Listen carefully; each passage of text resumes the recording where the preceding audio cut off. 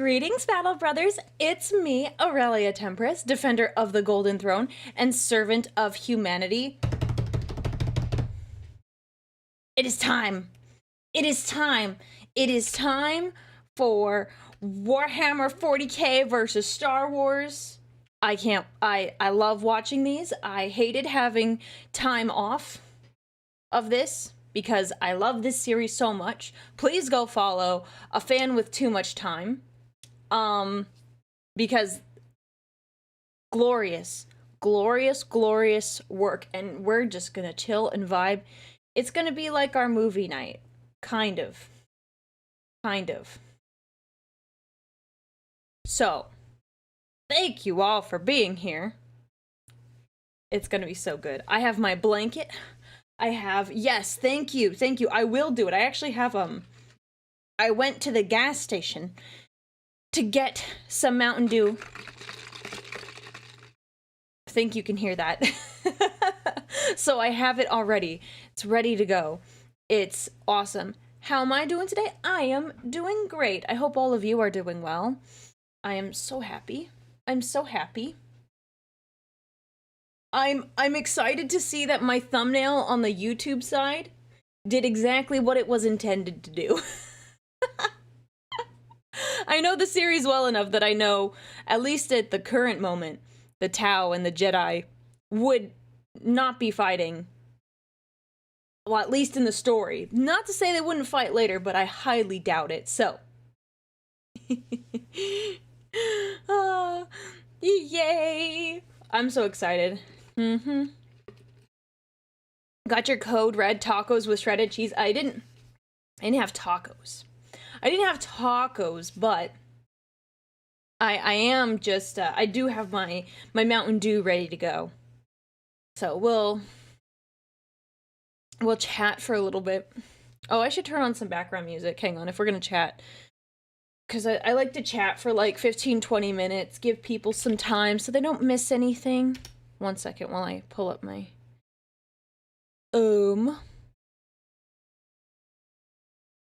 Dop. Music. Wait, I just looked it up the other day. Where is it? Hang on. I'm going into my history, because I could open a playlist, but the playlist will start... There we go.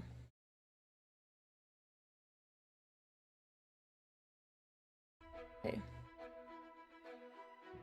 There we go. There we go. Good. Do. Okay.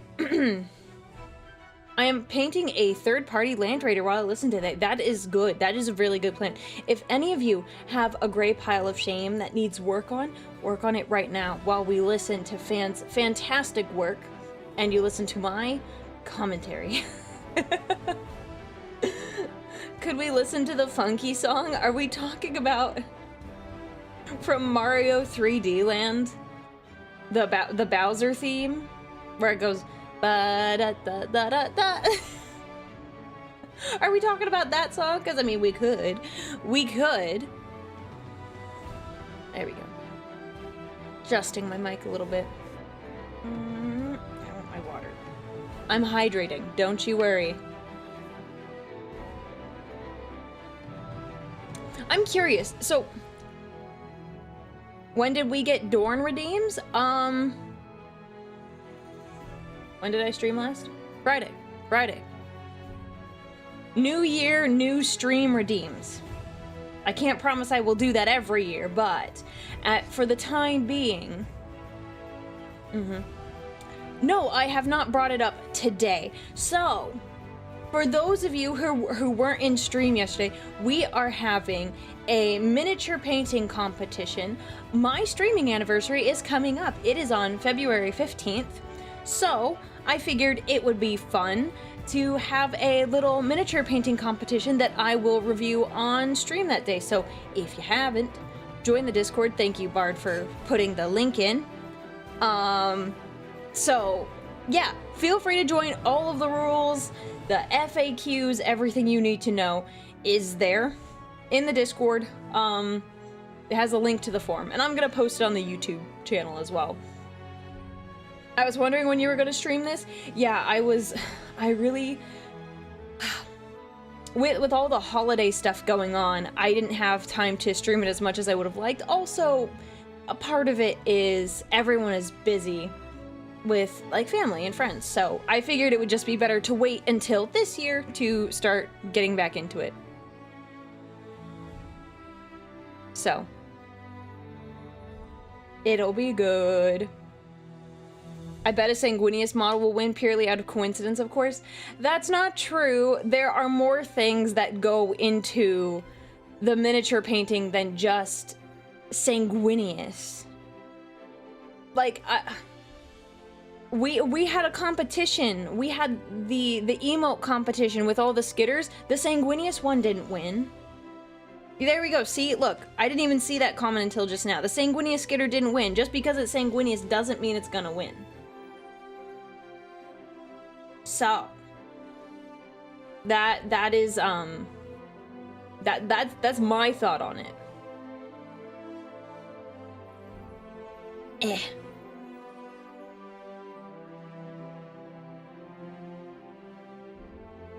What if it's Sanguinius but it's actually Alfarius? I will cry. I'll cry. Assure that win with a shirtless Sanguinius? No, it's not that. It's not gonna be that easy. It's not gonna be that easy. Although I don't think I'd be opposed. However, what I am saying is that sometimes things out of the blue will just surprise me. So hide an Alfarius inside of a Sanguinius model? That's gonna be tricky. That's tricky unless you make it a really, really small Alfarius. Judgment Master 22, thank you so much for following. It's a funny name. And Jazz Will, thank you so much for following as well. I hope you both are having a good day. This should be a enjoyable stream. Russian nesting Sanguinius, oh my gosh. Imagine Russian nesting dolls, but they're the different, like, it's Sanguinius is the big nesting doll, and then we have, like, Dante, and then we have Raldoron and Ascalon, and then maybe me. That would be so cute. Oh my gosh, that's so adorable. I used to, when I was younger, I had some family that traveled to Russia, and they brought back, like, Russian nesting dolls. And so I played with them a lot as a child. I had a favorite one too, because we got two different kinds. We had one that had about, like, I only remember one of them really. We had one that came with about, like, 8 figures, and then another one came with, like, 12 to 15. And I loved that one. It was great. I love that. Good afternoon, welcome in. We're gonna chat for a little bit, and then we will start our movie night. Cause I was looking at the episodes, and it looks like we'll watch, like, 2 episodes. Let's see. We have episode 17, that's the one we're starting on. And episode 17 is an hour and 45 minutes. I have not gone back and listened to all of fans' commentary. I should do that, but I have been binge watching. Not really binge watching. There's not that many episodes, but I have been watching there's an anime that I have been looking forward to the 2nd season, and it comes out tomorrow. So I have been rewatching the episodes because it's really cute. So I should listen to fans' commentary. Good afternoon. No, fine, I'll tell you the name of the anime. So please don't judge me too hard. Don't judge me too hard. I'm just a girl with simple desires. The anime is My Happy Marriage. It's really cute and sweet, and, like, the female, so I would say for most animes, and I think, like, books, and, like, to some extent a lot of people put themselves in the main character's shoes, but, like, And that anime, that's not the case. For me, the main character, she is just so sweet. Like, our personalities couldn't be more different. And I just love how cute she is. And I'm like, I want to protect her with my life. She's just so adorable and like, it's so cute. It's so cute. And I must say that almost that's a cute anime. Oh good, honestly, great. real for that. Life goals. Life goals. What? Yes. Why would you call it cringe?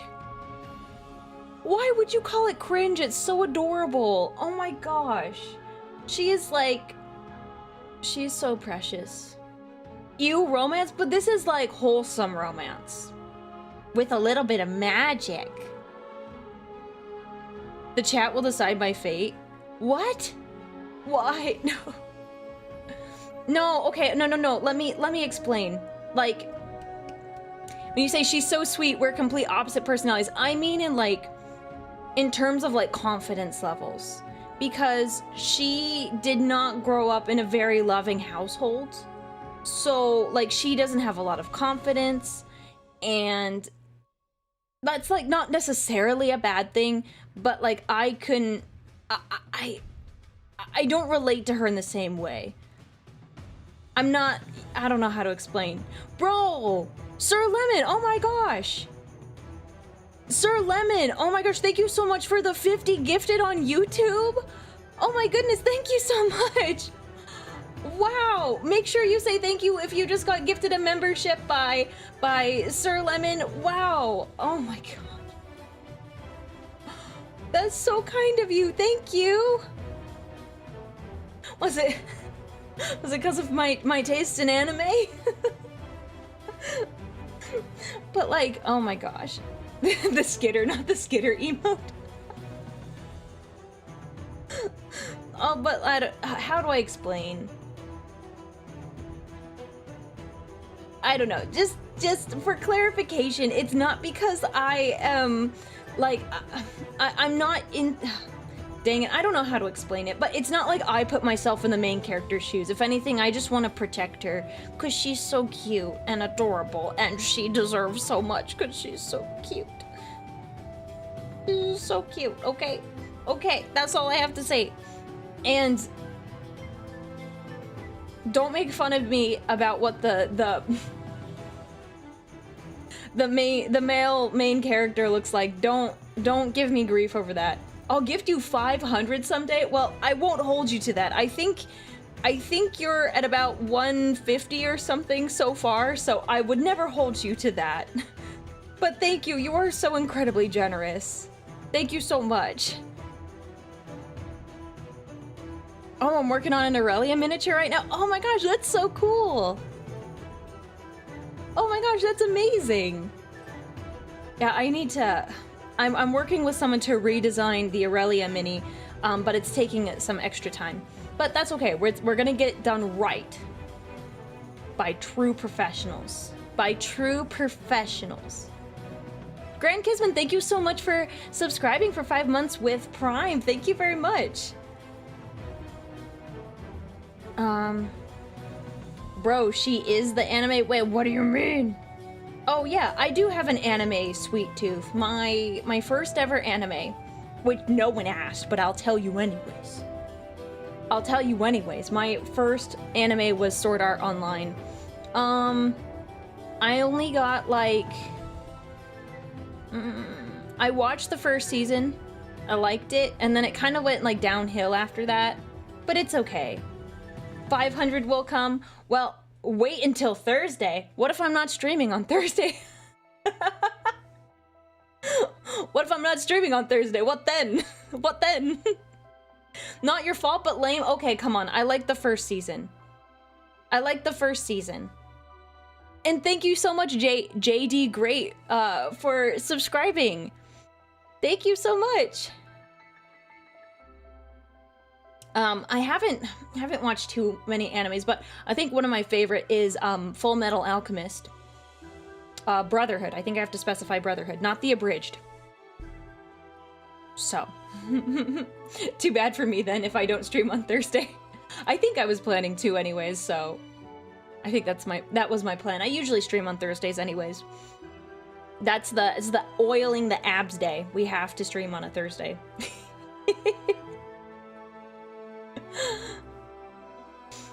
So yeah, I do. Aurelia has the same energy as Asuna. Let me tell you,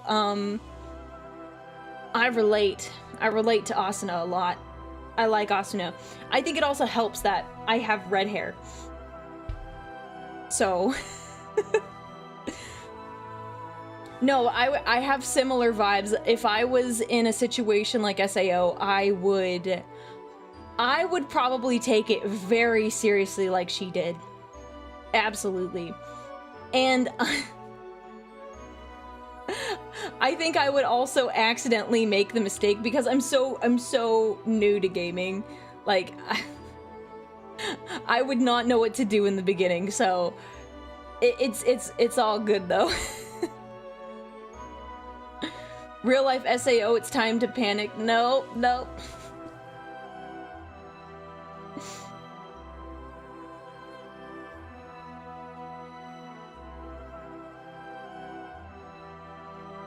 So, yeah, the SAO was my first one. I enjoyed it.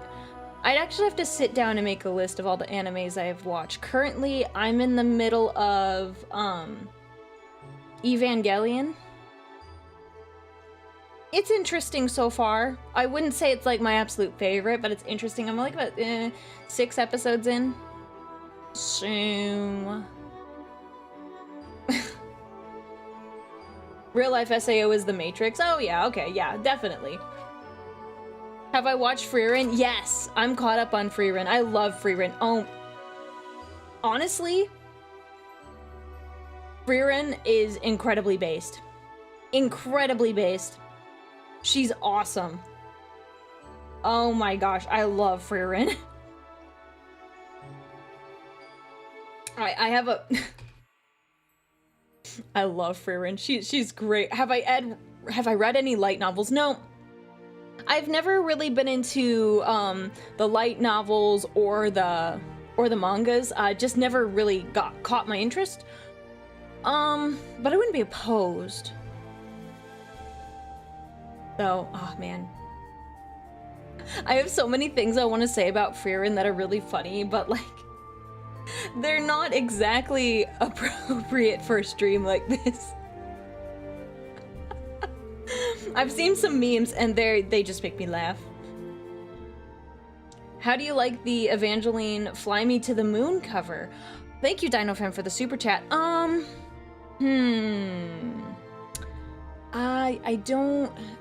only listened to like a little bit of it, mainly because it's at the very end with all the credits. And it's kind of like, I don't know if you remember what the end credits look like, but they make me a little uncomfy. So I just skip it. So I hear like the first line and that's about it. Thoughts on Overlord? I haven't seen that one. Assuming that's an anime title. Frieren certainly seems based, seen some scenes of it. You should look into it.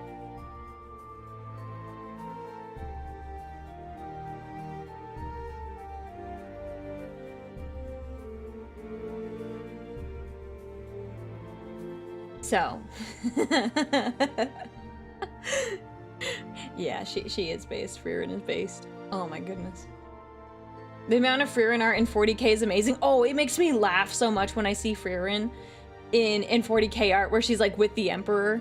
I also like how she looks in her like someone dressed her up as an Eldari, like in Eldari clothes, and I think it's so cool. Frieren is the best gremlin. Honestly, I love it. Yeah, I will say I do watch anime, but the number of anime I have watched is considerably low compared to like I think most people.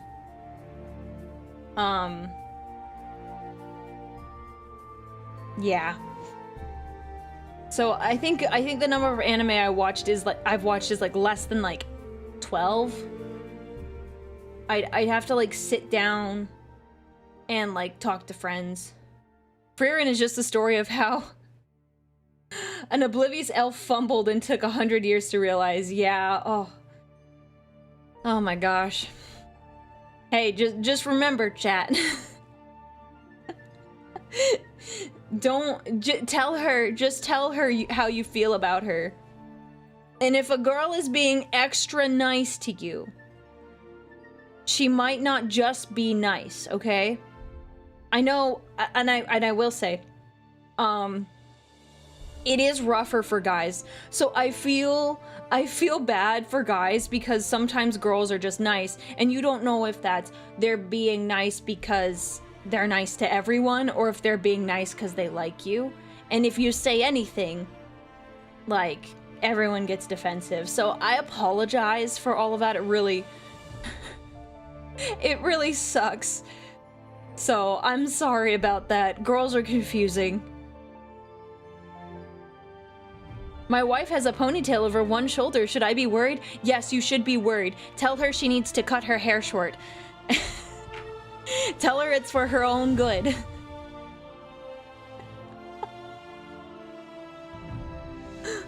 Oh.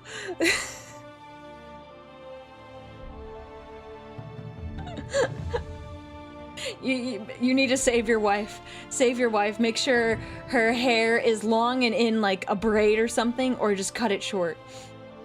Or alternatively, you should upgrade your life insurance policy. There's a good chance she will be used as motivation later.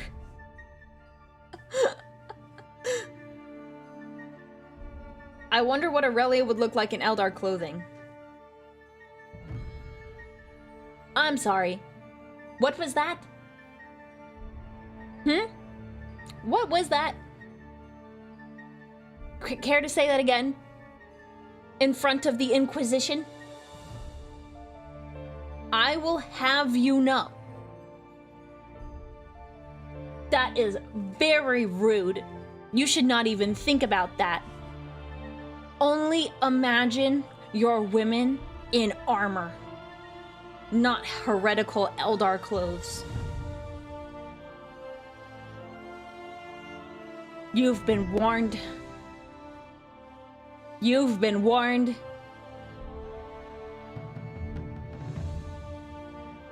If Gilliman did it, then it's not heresy. That's not actual canon.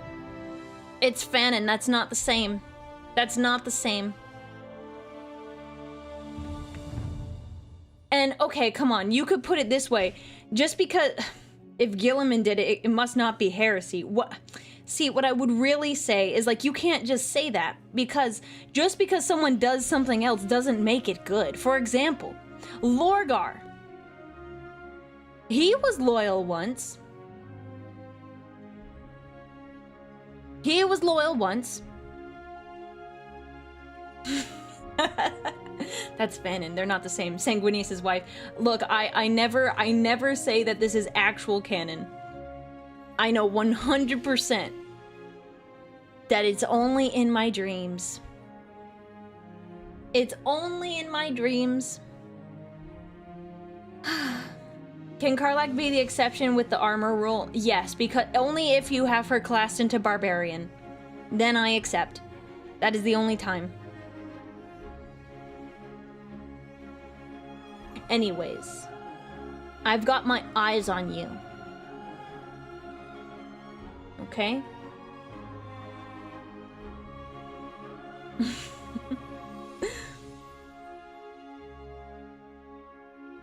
So, do we think... How long has it been? It's been about 25 minutes. Do you think it's time to start watching... To start watching our lovely Star Wars versus 40k?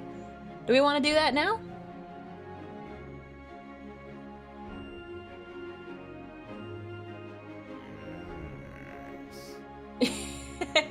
Excellent. Okay, I'm gonna return off some of our redeems here. Let me just double check that they are off. Like, unfortunately, we have to turn the memes off while we watch because I don't want it to distract from the wonderful work that Fan is doing. Wonderful. Okay. They are all turned off. Can I delay it a bit? No. You can listen to it. It's not like you need to watch a video. You can listen to it. Put it on your speaker. All right. Let us go.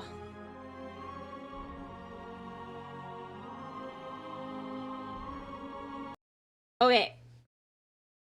I have pulled up the episodes. Oh, let me add a note. You do actually have a shower speaker. Perfect. Connect it to your phone.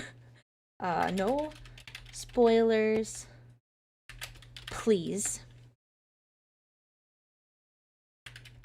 1 second. I'm gonna pin my message. No, I'm gonna pin mine because I'm using an emote. 1 second. Mine's gonna be cute.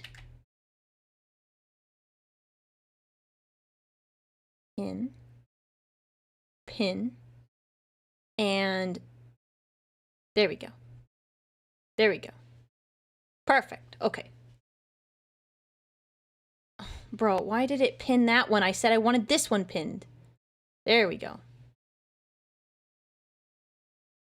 All right, let me make sure I get it on the YouTube side. Do I have that one? I don't know if I can use that emo. Okay, we'll use that one. Pin message.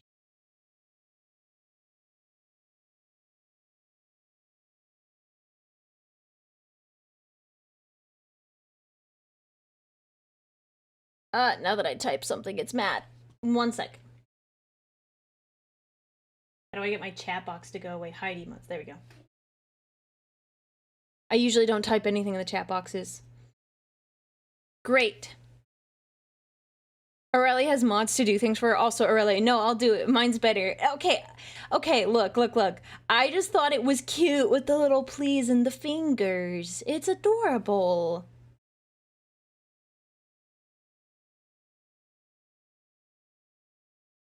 What will I put on my car if no spoilers allowed? You just can't put any messages in the chat. You can say the spoilers out loud. I'm not gonna hear you, so that's okay.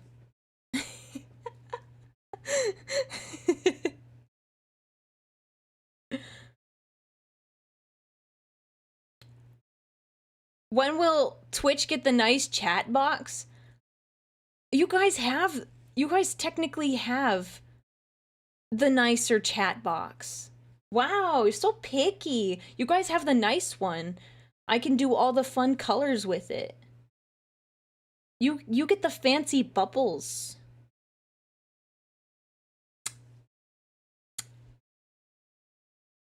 Anyways. Okay, are we ready? We're gonna watch. I'm so excited. I'm so excited.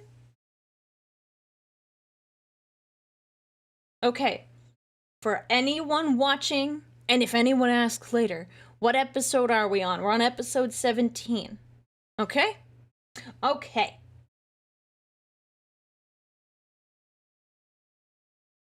Let's do it.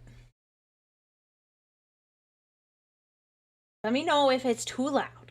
I'm keeping an eye on the volume, but it's always fun to figure out. Oh, loud, sorry.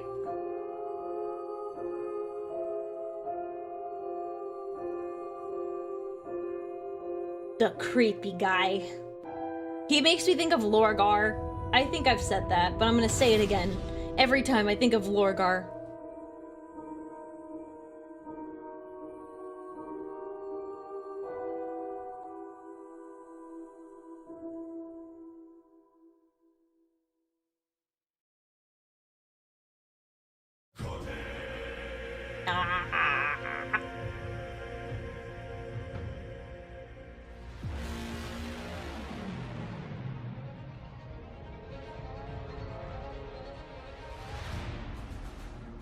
Bam, bam, bam.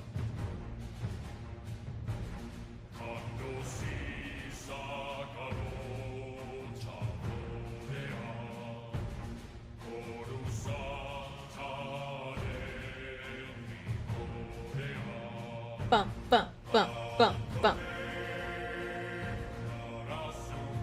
Echo hated this. He ducked, thinking he'd die as he watched one of the lethal, ricocheting projectiles of the enemy snipers bounce off a wall near him. He breathed out a sigh of relief a moment later when it imploded Boomer's skull instead of his own. The sensation was followed by a wash of That's brutal. Not only, I mean, it's fair to be relieved that you don't, like, you know, get killed in a battle, but, like, he's like, I'm relieved. It hit my friend, not me. Oh my gosh. Oh my gosh. Okay, we're starting out strong. shame so intense, he nearly stood and offered himself up to death. Instead, his self-loathing grew as he curled up tighter behind the Durasteel containers they had set out as cover. The thick things were holding, mostly, but one never knew when that would change. Worst of all, Echo felt utterly useless, like he was truly a cripple. The first thing he had done when the enemy attack had come was fall back to the last access point, running as fast as he could. He needed to get the lights under control. He needed to make sure they didn't shut down the elevator. Hang on, I'm sorry, that's cool. A fan made this. I wonder if this is like a VR chat or something like that. That's really neat. Or if it was just animated. That's really cool. I love that. Because I was looking at it, I was like, wait a second, this is like the fight that's going on right now. That's neat. Echo had succeeded, but now found himself so far back in the battle that his blaster pistol was all but useless at his range. His cover was also isolated, and the position— Oh my gosh, look at that. Oh, that's his eye. And that is— it was his head. Bro. Oh my gosh. Ew. Position had clearly been noticed, likely not devastated by heavier weapons thanks to its proximity to the access point in the wall behind him. In normal circumstances, this would have meant switching to his blaster rifle, like Boomer had. The clone grimaced, looking down at his mechanical arm, fitted not with a hand, but a variable access plug.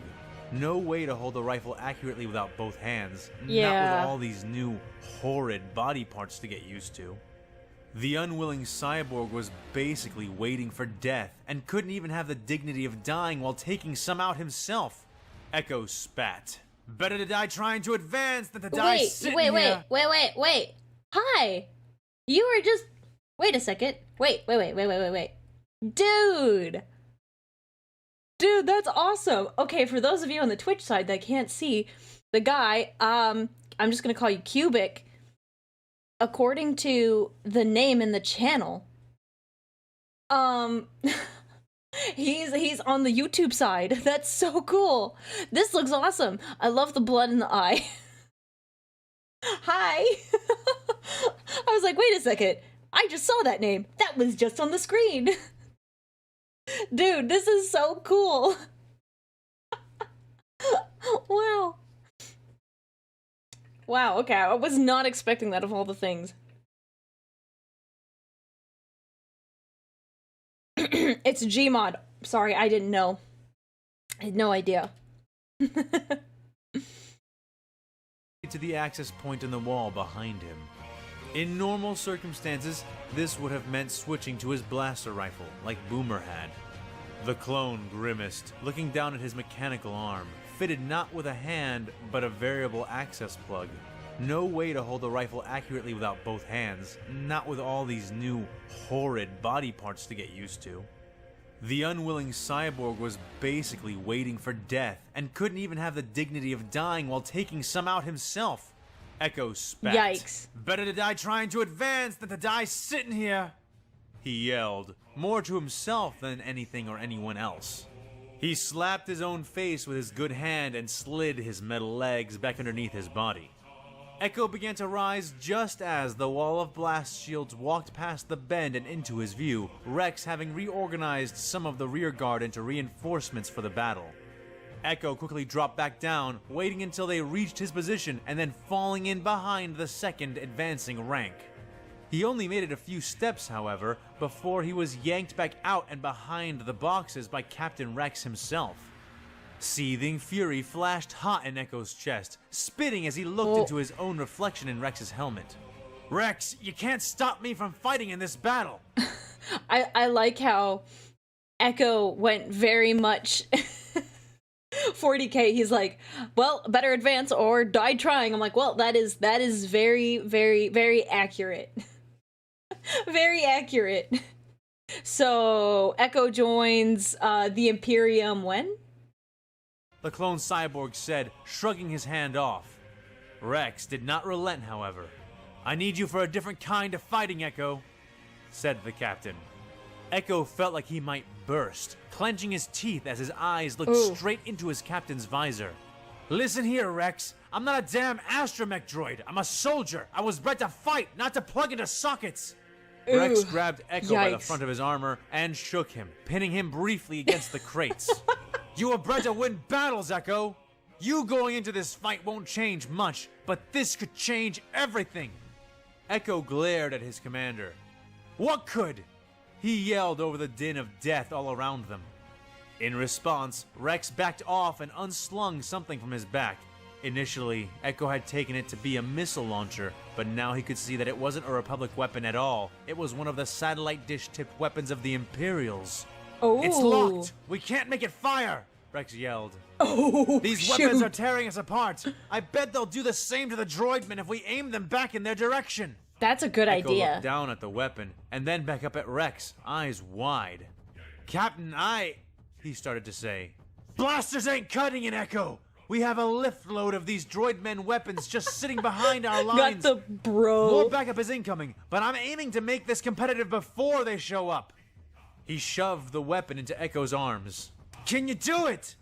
Echo looked down at it, seeing an access slot that he was certain he could adapt to. He jacked in, jamming his access plug into the alien socket. The clone went rigid in response, eyes shimmering gold for several seconds. Echo? Echo! Rex said, snapping his fingers in front of the clone. Let him work. As if in response, the weapon lit up, a soft keening filling the air around it. Echo blinked. Yeah, okay, I think that will do it, he said. I want the Rex machine wasted spirit no to time, rebel. Taking the weapon and peeking out from behind their cover. He squeezed the trigger and was blinded and shocked as the large Imperial gun poured out a beam of horrid light, silently roasting several Imperials before it veered up and away until the clone released the trigger. Ooh. Rex ducked, slamming his back next to Echo, panting hard. Damn good work, soldier, he said, slapping the cyborg's shoulder. Echo grinned in spite of himself, feeling an unexpected surge. He had not pulled the trigger, but had turned the weapon back against its masters. Maybe the damn plug arm wasn't so bad after all. Now, Rex added, how many more times do you think you can do that? That's gonna be brutal. Ahsoka hated this. She leaned back, the tentacles of her Montrals sore and thrumming as a lance of etheric death burned the air near her head. In response, she thrust her hands forward, pushing with all her might. The clinking, clanking ranks of the droid men rippled in reaction, but unlike the last time, the disruption only halted their advance for a handful of seconds and no more. Their feet gripped the floor panels either magnetically or by the function of clamps, drills, and other devices. In spite of that, she seized the moment, tossing out her longer lightsaber, defending herself with her Shoto saber while her mind guided the thrown weapon through the ranks of the enemy. That's so cool. The cutting, scything blade of her lightsaber went through half of their densely clustered lines like a honed edge through wheat. The other droidman, however, ducked down just beneath the cutting line of the weapon, honing in on its returning trajectory and opening fire. She felt ice drop into her veins for just a moment, dashing to the left as volleys of lethality which broke the ship around them chased after her.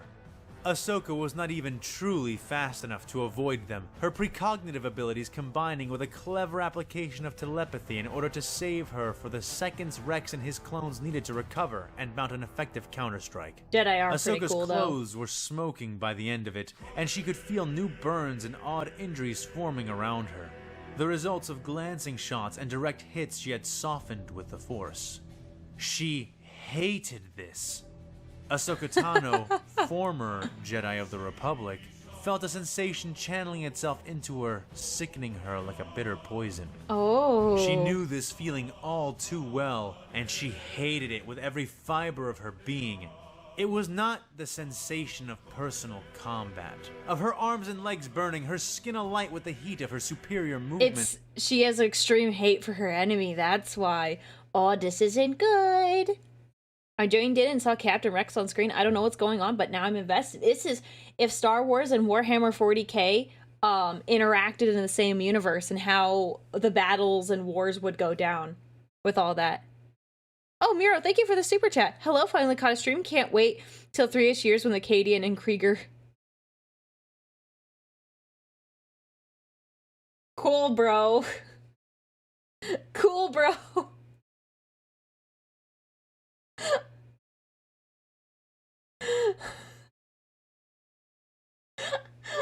You shouldn't say that, my guy. My guy, don't say that.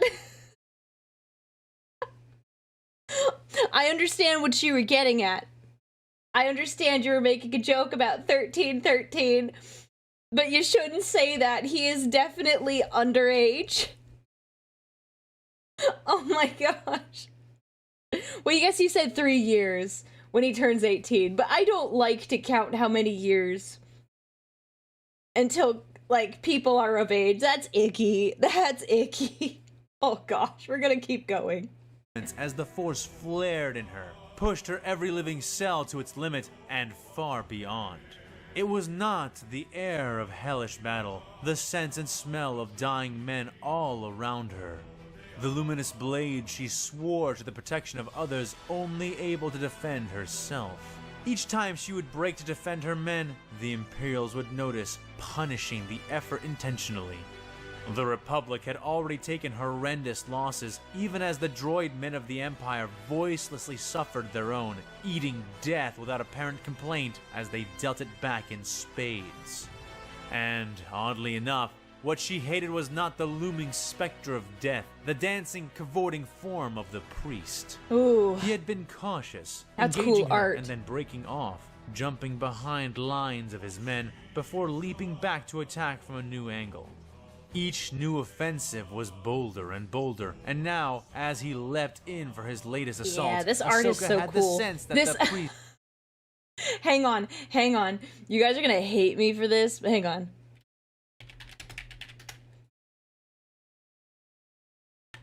I need to show you something. I can't unsee it. Now you have to see it. That'll work. Is there a better one? Yeah, no, that's better. Hang on. Hang on. Guys, you know what this reminds me of? You know what this reminds me of?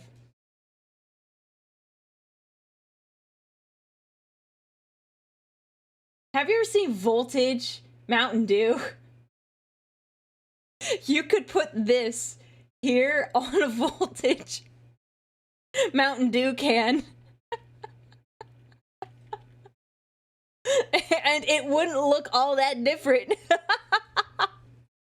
Can I get some Mountain Dew? Can I get a Warhammer and Mountain Dew partnership, please? Because I need to see this.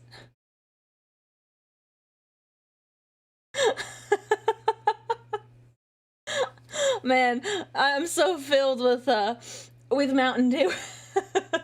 I'm sorry, but isn't it accurate though? Isn't it like really, really, like, I don't see a difference.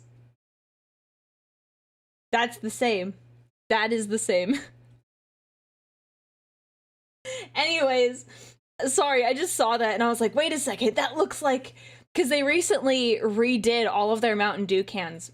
And I can't say they're all my favorite. I kind of like the classic style, but whatever. But that's exactly what it looks like to me. May the dew be with you. Yes. Thanks, I will never unsee it for the rest of my life. You're welcome. You are welcome. Priest would try for something decisive. He was faster than her, and stronger as well, his body unnaturally augmented, giving his movements the consistent speed of lightning strikes and his blows the force of a boarding ram. His Ooh. sparking, crackling staff illuminated the darkness, killing all it struck, tossing clones aside with metal-shattering force. Just one well-placed strike would be all it would take to end her, and Ahsoka knew it well. Yet she kept pace, dodging, evading, her precognition keeping her one step ahead, while her temporary touches of telepathy gave her the edge she needed to attack back. This was her true power, how the Jedi could defeat stronger opponents, both in the time of the Sith and in the present now. The Force was not her tool, it was her ally, and to it, barriers of mind, body, and time were illusions and nothing more. By that grace, she did not fear for her life as she spun in the air like a top, the priest imitating her in the opposite direction, both exchanging a dozen sparking blows over the course of less than a second. Oh, that's they landed, cool. Ahsoka Oh my poised, gosh. crouching, Shoto held offensively, offhand open as her wayward saber suddenly returned to her. The priest stood opposite her, standing on one foot, stave out before him. He smiled, exulting in the struggle, and she could not help but smirk back, her body pulsing with the beat of battle. No, what she hated about all this was not the fight, not even the reality that only one could walk away from this exchange, if either of them did at all. The bitter taste stung her again. The sense that this was orchestrated, that she was, even now, playing into something larger and unseen. Unseen by her, and by the man before her. She had felt it so many times during the Clone Wars, and now she felt it more strongly than ever. Why? Because these people, these invaders, were not invading. At least, that was not their mindset. She tasted of their thoughts, saw horrors flashing in all. At first, hours ago, she had been shocked into near trauma by the things she had begun to see clutched tightly around the mental holds of these men. Amputations without anesthetics, radiation poisoning treated but not cured, causing deaths that lasted decades. And that was just what they did to each other. She stepped on a droid man who had... I was like, yeah, they do that to each other. Actually, in the Twice Dead King Reign, they actually talk about that too. Kind of interesting. So they talk about how they expose each other to like radiation, like horrible levels of radiation, and they do it to each other, not like their enemies. So. Fallen behind her as he had reared to strike her with a radiation-bathed blade. Even now, she was forced to fend off the gamma waves coming off the fallen warrior with the force as she crushed his face with a stomp of her foot, killing him as he began to reach for her. His last thoughts had been of a creature. The being had been purple, beautiful and hideous all at once, with claws like some glistening jeweled crab, and a face made of both demonic and angelic components. She had reached out to the dying Imperial from his past, the last words of the horrid thing as it burnt on his blade, now cruelly mocking him in his final seconds. I'll get you. Oh my gosh!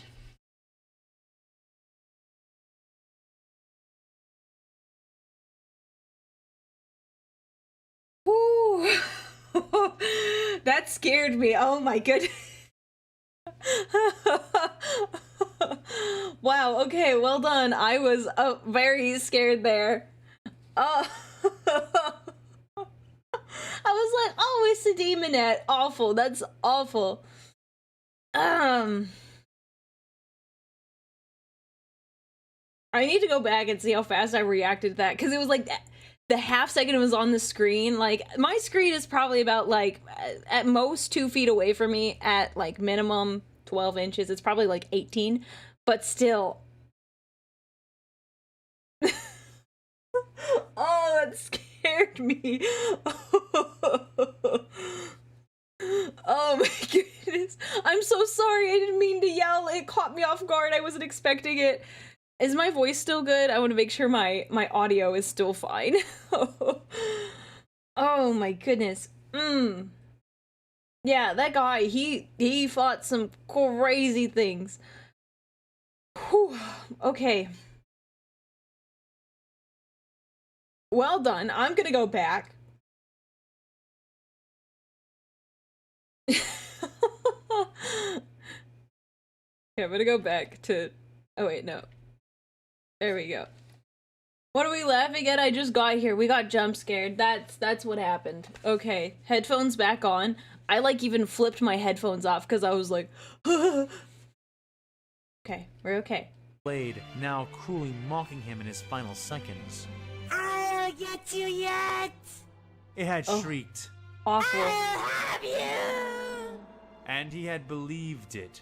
He had mistaken Ahsoka for that thing. To him, there was no difference between the demon in his memory and the warrior who dealt the killing blow. And yet, despite how she wished she could prove them wrong... it's because she has her little tails. She has her little head tails. Stop. Ahsoka could give them no mercy because they accepted none, and they offered less. Her Shoto's blue blade flickered disturbingly, Ahsoka's eyes darting to it as she brought her main hand saber into the fore of her stance. The priest noticed and charged with a speed that blurred his form, the swing of his staff like the arc of a fan's blade. She kicked back and rolled, feeling the tendrils of icy cold reach out from the impact of the staff on the floor. Lights flickered again and went out, though no one was relying on plain sight at this point. Ahsoka hopped up, feeling a static rush as she evaded the sweeping kick that the priest had rolled into. Acting without hesitation, the Jedi began countering the attack by trying to plant her own booted foot right into the priest's blind face. But more and more, she was learning that the bloody bandages covering his eyes were more of an aesthetic than any sign of actual impairment. Ooh. Still smiling, he bent impossibly. Aesthetics are contorting everything, back as he everyone. slid forward, his chin just clearing the heel of her kick as they sailed past each other. Ahsoka landed lightly, the priest less so. The Jedi was able to arrest her momentum with the Force, driving back in as if she weighed nothing. By contrast, the priest rebounded off the floor towards the wall, spinning like a top all the while. He kicked from the wall, and then the ceiling, bouncing back in a dizzying display of sparks. Oh, that's cool though. Wisps Okay. and puffs of ball lightning flickered to life and whirled around his dervishing body like guardian spirits chasing his wake. Ahsoka spun forward, becoming a brilliant corkscrew, gliding past blasts and shots of energy that could have ended her with a touch. The priest wheeled about like the blades of a fan, stave whipping out, blocking and blunting shots, while the ghosts of energy around him absorbed the rest. The two warriors met again at the center of the hallway, a blue lance of light soaring into a spinning blade of energy. Their weapons rebuffed each other in a rain of sparks and luminescence, and Ahsoka once more noticed her sabers, both of them now, flickering and fading from contact with the priest's weapon. His own stave was also smoking from the contact, but already the Jedi could see that her opponent was successfully draining her weapons of their power. He apparently knew this as well and pressed the attack, waving his stave wildly. Ooh. Every swing leading into the next, his dance of death becoming a truly impressive model of efficiency and momentum. She would have admired it had she not been busy surviving it, which was no lean feat. Yeah, no, Ahsoka definitely was not. forced to dodge him more often than not to preserve her lightsabers, and openings appeared only rarely in the cartwheeling form of the priest. She found herself kicking as often as striking with her blue blades, swiftly discovering that going on the offensive was even more dangerous than warding off his attacks. However, Ahsoka was a master duelist in a way that even the Jedi that's Masters of the cute. Order could never quite capture. Her own master had been Anakin Skywalker, and she had been to the realms of Mortis and beyond. Her experience was wide, her wisdom born of failure that the Jedi avoided as opposed to conquered. This cavorting blue man was but another novel obstacle in her long road. Bit by bit, she began to fall back into an evasive strategy, slowly starting to form a better plan in her mind. As much as it seemed that they were the only two on the battlefield, that was simply not the case, and Ahsoka was not. I can't see what the name was, but I think we just got a raid on the YouTube side. Welcome in, raiders. My name is Aurelia Tempris. I'm a Warhammer Vtuber and variety streamer. Today, we are watching Star Wars versus Warhammer 40k. It's going to be a lot of fun. I couldn't see because it's like a little white box, so I couldn't read the name of who raided. But welcome in, raiders. What were you up to today? I hope you had a good stream. Oh, okay, there we go. Now I see. I hope you had a good stream. What were you up to? I have a little bit of a delay on the YouTube side, so it takes a second for things to come through.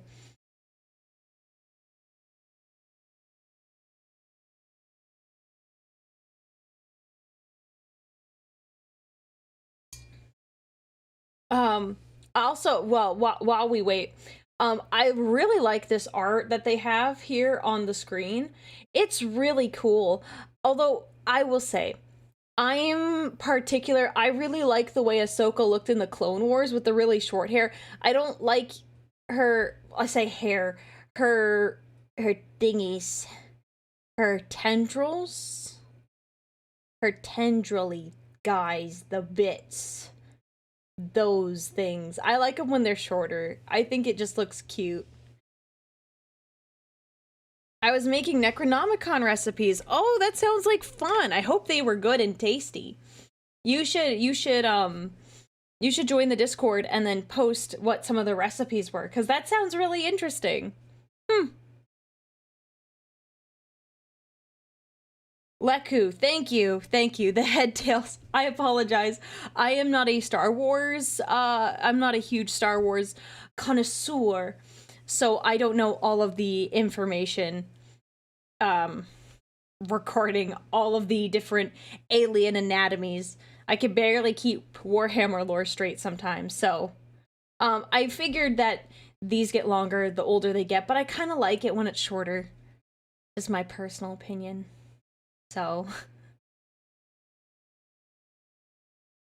yeah. Anyways, thank you so much for the raid. You should definitely post those recipes in the Discord. I'm interested to see what you cooked up. So we're gonna get back to this, but thank you so much for raiding in, and thank you for joining us today. Boom. Suffering tunnel vision.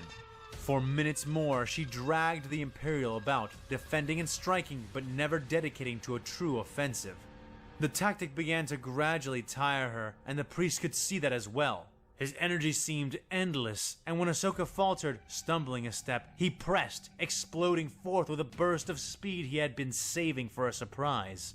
Launching himself into the air in a head-over-heels spin, stave out and leading, he sang the litanies of silence in loud fervor as the blow came down.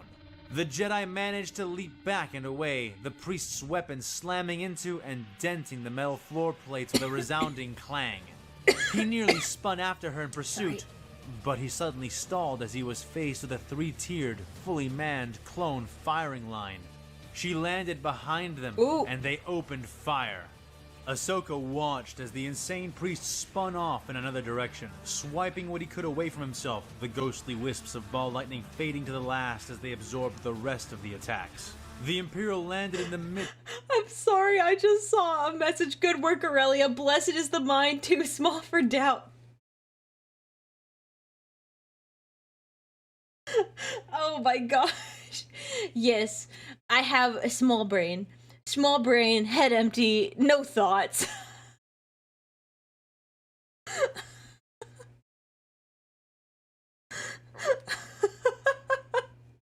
Head empty, no thoughts. Midst of his remaining forces, a cluster of Imperial soldiers who stood, guns out and forming a semicircle against one of the walls. The clones were raining death onto them, and the droid men clustered together, using their bodies to shield the priest. The Jedi was only mildly shocked to see Rex and the others hefting and using the Imperial's own weapons.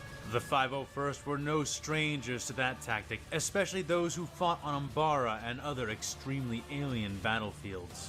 In the end, weapons were weapons, as long as you could fire them. Hold! she ordered loudly, and the clones did so, closing in around the surviving Imperials, offering no escape. Ahsoka looked around. Mounds of the dead lay all about them, and it was clear to her that, despite having had the numbers advantage in the fight, it would not have been enough to carry the day on its own. She had Rex and the clever tactics of the clones to thank for that. Just like Jango before them, they were naturally given to using a variety of weapons, though she could see signs that not all who had taken up an Imperial weapon had met with a better fate. The smoking, skeletal remains of several clones who had been attempting to man some kind of heavier weapon attested grimly to that. Ooh. She had noticed the reversal in the flow of battle far before her opponent had. Thus, Ahsoka had not pursued him with the intention of killing, but simply holding him, minimizing the danger to herself as her clone troopers formed up. The remaining droidmen were no longer firing, standing in a double-ringed circle around their priest, hands out wide, using themselves as human shields for the man at their center. Ahsoka stepped forward, deactivating her flickering sabers. "Surrender! The battle is lost. You will be treated fairly as prisoners of war, but you must surrender," she said to them. The droidmen did not flinch, falter, or show any outward signs of fear. She could feel it. They were ready to die. The I was gonna priest, say. however, scowled, his face a mask of self-loathing. He blamed himself, Ahsoka would realize. He mourned his failure and the loss of his faithful. The Jedi grit her teeth. This was what the dark side wanted, what the Sith wanted. War, death without quarter or mercy or negotiation. How could she wage war on the dark side and its hidden hands when war was all that gave it strength? It had to stop, somewhere. We are not monsters.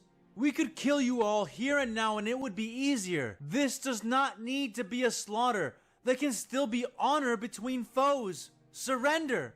Please surrender. She almost begged them. The priest oriented his head towards her, almost seeming to consider the offer, though there was a resignation in his features that told Ahsoka that, in his mind, this was simply not an option. Nope. That the more tempting she made it, the less of an option it was. He opened his mouth to refuse her, but Ahsoka, knowing too well what would come after, preempted him. "Rex, set blasters to stun and take them," she ordered. The clones obeyed her instantly, loosing wide rings of stunning energy which caught and dropped the droidmen in waves. Still, their meat shield served its purpose, and bought the priest time to leap out from the crossfire before it could reach him. He spun, howling in fury, bounding off the ceiling and towards Ahsoka. The attack was futile, however, You're gonna as have he to could do it, not honey. avoid the many wide rings which walled off the approach to her. He fell towards her in a tumble, Ahsoka spinning on her heel and kicking the Electro Priest firmly in the jaw, using his own considerable momentum to knock the augmented man unconscious and sending him sprawling. Ahsoka lowered her leg and looked around the room, seeing the other droidmen going down, some taking multiple shots before becoming inert. "Find them. And, for the droidmen, have the medics disconnect their arms and legs, if they are artificial. We don't know how much of themselves they've turned into weapons, Yeah. but we don't want any nasty surprises. Be quick with the stun blast, but don't kill any of them," Ahsoka said to Rex. "Right, Commander," he said, issuing orders to do as she had instructed to his men. Meanwhile, Ahsoka strode up to where the priest lay, activating her main hand lightsaber and snipping off the cord which connected his power-draining stave to the cybernetics embedded into his back and waist. The hum of the staff died, and she cautiously kicked it away. Soon, the priest was bound, the advance team reporting back that the bridge was vacant and now under their control, and Echo was sent ahead on his way to search the bridge systems for the bomb's control program. Not all was going well, however, and the medics were finding it hard to disable just the limbs of the droidmen, all of which had been replaced by various lethal cybernetics. When confronted with the issue, Ahsoka sighed heavily and handed over her Shoto to the leading combat medic. Face drawn, she warned him. "Take this and use it when you have no choice. But be careful. I just want them helpless, not to cripple them further. Make sure you don't damage them so badly we can't replace their cybernetics with our own. This is meant to be mercy, trooper, not a dissection." Having gotten his word to obey, she turned to the fascinating. waking Imperial priest. Rex stood nearby, eyeing the dangerous man with obvious distrust and apprehension. Ahsoka knew how he felt. But she was dedicated to not falling to their level, at least not as much as she could help it. She flinched as she heard her Shoto activate behind her, and began to speak. I'm going to escort this one back to one of the boarding pods. I'd like to ship him out to Coruscant with some of our own ahead of anything else, she said. Rex nodded slowly. He is one of their leaders. I can see why you would want that. Want me to come with you? He asked. Ahsoka thought for a moment, but shook her head. I'll meet you back on the bridge once I'm done with this. Oh, there's Keep gonna me be updated, problems for her. she said, walking towards the man, 8 troopers forming up on her right and left. The blue-skinned priest was sitting against the wall, hands bound by several binder cuffs behind his back. Sightlessly, he glared in her vague direction, grinding his teeth audibly. Come on, she said to him. The man ignored her, simply grinding his teeth louder. Ahsoka sighed and looked to the trooper to her right, raising her eyebrows twice and gesturing towards the priest with her chin. Kinda In response, childish. 2 clones walked forward, taking either side of the Imperial and hoisting him up to his feet by his arms. Ahsoka watched and was glad to see that he chose to stand on his own, grateful that they would not have to carry him all the way back to the pod. All right, let's go, she said. I want the Obi-Wan fight. Please give it to me.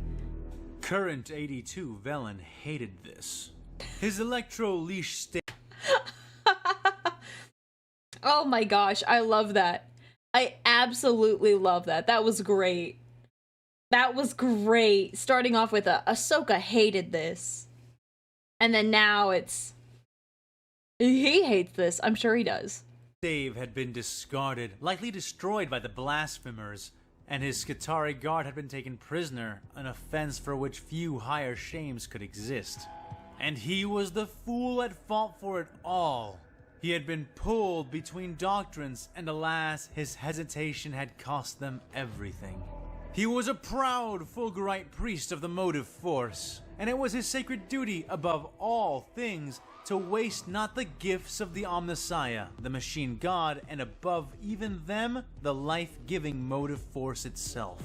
Nothing moved that was not willed to movement by the divinity and grace of the motive force, and to kill its animations, even when in the forms of daemons or xenos, was nearly heretical. That was why he tore the life from them, preserving as much as possible, and giving them blessed deaths, returning their animating energies to places better suited to serve the will of the Trinity. Yet he had pursued the Xenos witchling with such fervor that he had been rendered blind to the evolving situation around him. The enemy replica had begun to loot the honored dead, somehow taking up the weapons of the fallen Skitarii and turning them against his own forces. This, combined with their frustratingly competent combat doctrines and their higher numbers, had ensured his loss, and the witchling had played to it, fighting a defensive battle until his forces were so badly outnumbered that all she need do was hide behind her stolen guns. But it would not have been so had it not been for his blindness. Too narrow was his view, and now he paid a price he had never imagined he'd ever have to face. He was chained, his hands cuffed behind his back, marching between a formation of 4 replicae, the Jedi walking before him. But C-82 was far from helpless. Yeah. Just as his short-sightedness had been his undoing, He's gonna cause some problems. I can just tell. He's gonna cause some problems. Will you be watching more episodes today? Oh, this one episode today or more? I'll be watching, well, I'll watch this one. I'll probably watch 18. Depends on how often I decide to interrupt and make my own comments. I'm probably gonna watch 17 and 18 today. If I watch any more, I would be surprised. I would be surprised. Jedi embody the idea of warrior monks. Yeah, I kind of like that, ALJ. And Ahsoka is kind of naive. She doesn't know this, but when you're fighting the Warhammer universe,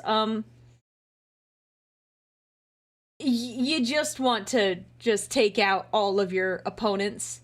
They are very, very stubborn, and they will find a way to hurt you.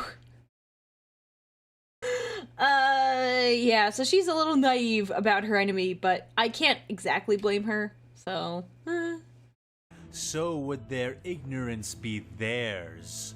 While his stave was severed, his body retained the reaped energies he had harvested from the battle beforehand, and he was brimming with it even now. Yeah. C-82 was a living weapon, and the key to his salvation would be dependent on knowing when and where to trigger his power. For the moment, he had to wait, traveling as their prisoner back down the ragged hallways of the ship. Far too many of the replicae lingered nearby. Any sounds of combat would draw them quickly, and without further war gear, his capacity and variety of deadly applications of energy were greatly limited. He had to wait until he was sure help would not come, or not come in time. Yeah. Can you speak? Asked the witchling. C-82 would not have believed she was speaking to him, but she was clearly speaking Low Gothic, or some variant. It was highly cool. accented, but no more than that spoken on Lyrac or Treason's Folly, he considered. On the one hand, it could be seen as a sinful waste of energy, no matter how small, to converse with a Xenos. However, this was certainly a night of Jedi, and being that it was, the potential to gain intel was massive. Oftentimes, interrogators let slip more than they had intended their enemy to know, always suspecting that their prisoners would remain prisoners indefinitely. I can, he said cautiously.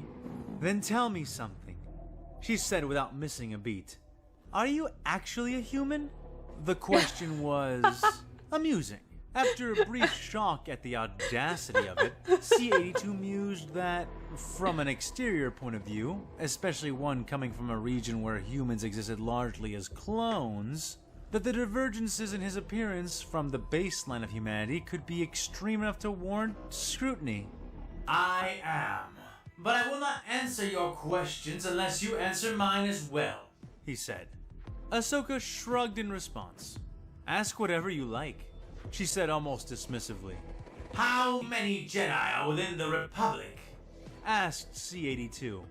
Ahsoka laughed the question and shrugged again. Somewhere between 1,000 and 1,000,000, she said. He memorized that, monitoring her electrostatic field with his senses and, so far as he could tell, detecting no changes that signaled that she was lying to him. The data was vague and dubious, but it was a start. Yeah. He said nothing after that, waiting for her, and the alien seemed shocked that he had not complained about his answer. Are you an actual religious priest? She asked next. I am, he responded. Who do the Jedi serve? He asked right back. They're like, okay, I guess we're just gonna go back and forth and share answers. Okay. Ahsoka put her hands behind her head as she considered this, looking up at the passing ceiling lights for a time before answering. Well, I guess there are two answers to that. The answer that is true and the answer that is real, she said. Explain, he demanded. Ahsoka sighed, taking a moment to organize her thoughts. Well, the true answer is that the Jedi Order acts to serve the will of the Force. The Force is like a sentient energy field. What is she doing? Why is she explaining everything? She could have just said, we serve the Force. And leave it at that. You don't have any... I am a huge proponent for being honest. I think honesty is... it is generally the best thing. Obviously, there are instances where it is less ideal. However, honesty. Be honest overall. A great character trait to have. But why? You do not have to tell this man anything. I know you want him to talk, but like... yeah, you're going to tell him about the Force, and they're gonna manipulate the crap out of that. Oh my gosh. That moves through us, between us, and gives all things that breathe life, she started to say. Yes, the warp. We understand that you believe this already. But what is the real answer? C-82 cut in. He was less than interested in I guess he humoring already her knows. It doesn't matter, blasphemous I guess. beliefs. All he needed was to know what was true. From the way she spoke, she sounded as if she meant that the Jedi should serve the will of the warp. But who did they really serve in its place? Well, the real answer is that the Jedi serve the Republic, the Supreme Chancellor more precisely. Commander, do you really think it's wise to tell him so much? Based. Asked one of the troopers beside her. Based trooper. She shrugged at him, Based evidently trooper. unconcerned. He knows. I don't think I've told him anything you can't find on the HoloNet already. Besides, we'd all benefit from understanding each other a bit better, she said. That seemed to placate the replicate, and a moment later the witchling continued. So, what are you a priest of? She asked. I am a priest of the Fulgurite Order of the Divine Motive Force, said C-82. Where is your capital located? He started to... He's not, oh, sorry, I just knocked my desk. He's not even being subtle. He's like, where's your capital? We want to bomb, like, we want to know where that place is immediately. Ask. Wait, Ahsoka said, cutting him off and turning around, now walking backwards as she looked at him. You haven't answered my question yet, she said, crossing her arms. I did, the priest said. You said you are a priest of the Fulgurite Order of the Divine Motive Force, correct? She asked my him. gosh, she's misunderstanding. He nodded his head in response. Was this Xenos an imbecile? Could she not hear the answer she had just spoken? She shrugged and frowned, seemingly extremely unimpressed with his answer. You may as well have said you're the priest of the Dancing Order of the Divine Nonsense, because none of those words meant anything to me. What in the galaxy is the motive force? Why is there an order for it? And does any of that have anything to do with why you are blue? She said, turning back around. Oh my gosh, Ahsoka, you can't just ask people why they're blue. Come on, it's the Warhammer, not even Warhammer, Star Wars, they got blue people. Oh my gosh, you can't just ask people why they're blue. Round with a sigh. Well, whatever. Ask your question, I suppose, she mumbled a moment later. C-82 remained silent for a moment. He knew he should just press on, just ask his question and continue to chip away intel from her responses. He knew that if he even began the fruitless task of explaining his beliefs to a Xenos witchling, he would spend the rest of their time speaking and hearing little or nothing. He knew this. He knew this! And yet... To understand, witchling, you must listen and listen closely. I shall not repeat myself. I shall not tolerate interruption, and I will not stomach blasphemy. Do you understand? He said through clenched teeth. She spun back to face him, to his surprise, arms less tightly crossed as she raised an eyebrow in his direction, walking backwards once more. Fine, she said. You have my full attention, imp. Gnashing his teeth, C-82 took in a deep breath. She called him an and began imp. to speak. Wow. In the beginning of all things, at the start of all worlds, there was but one force. The motive force. The motive and force. from its generosity sprang the well of all life, blessed and foul.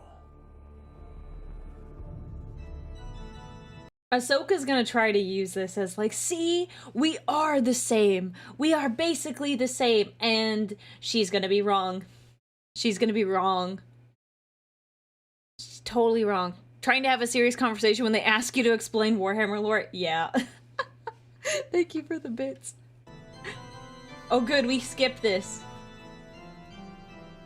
So that's why you hate droids? But it couldn't have been as bad as you're describing, said Ahsoka, aghast at the last description the priest had detailed. Oh, but it was and worse. Worlds were shattered. she cracked him open. She's like, she got him talking about the thing he loves the most. It is mere collateral damage. Such were the inhumanities wrought by the abominations of man's hubris. From our networks, our structures which had stood to shade us from cruel reality, we were forced to tear free those most essential components, and thus free ourselves from the Armageddon we nearly unleashed once before. She nodded, absorbing the information. Wait, what's an Armageddon? She asked. The priest paused and considered the question. Armageddon was a very Terran word. It means doomsday, the end of all things. I think the root of the word comes from a location on the Earth, he said. She chuckled at that, having tried and failed to suppress it. You find doomsday amusing, Xenos? What? C82 asked, raising his own Interesting. electude eyebrow in response. No, it's just... your homeworld's name is Dirt. I mean, is that just me misunderstanding the translation? She asked. If Wow. C82 could blush, he would have. It is a humble name. We are a humble people, he said in indignant protest. He says that as they have giant gold statues on their ships.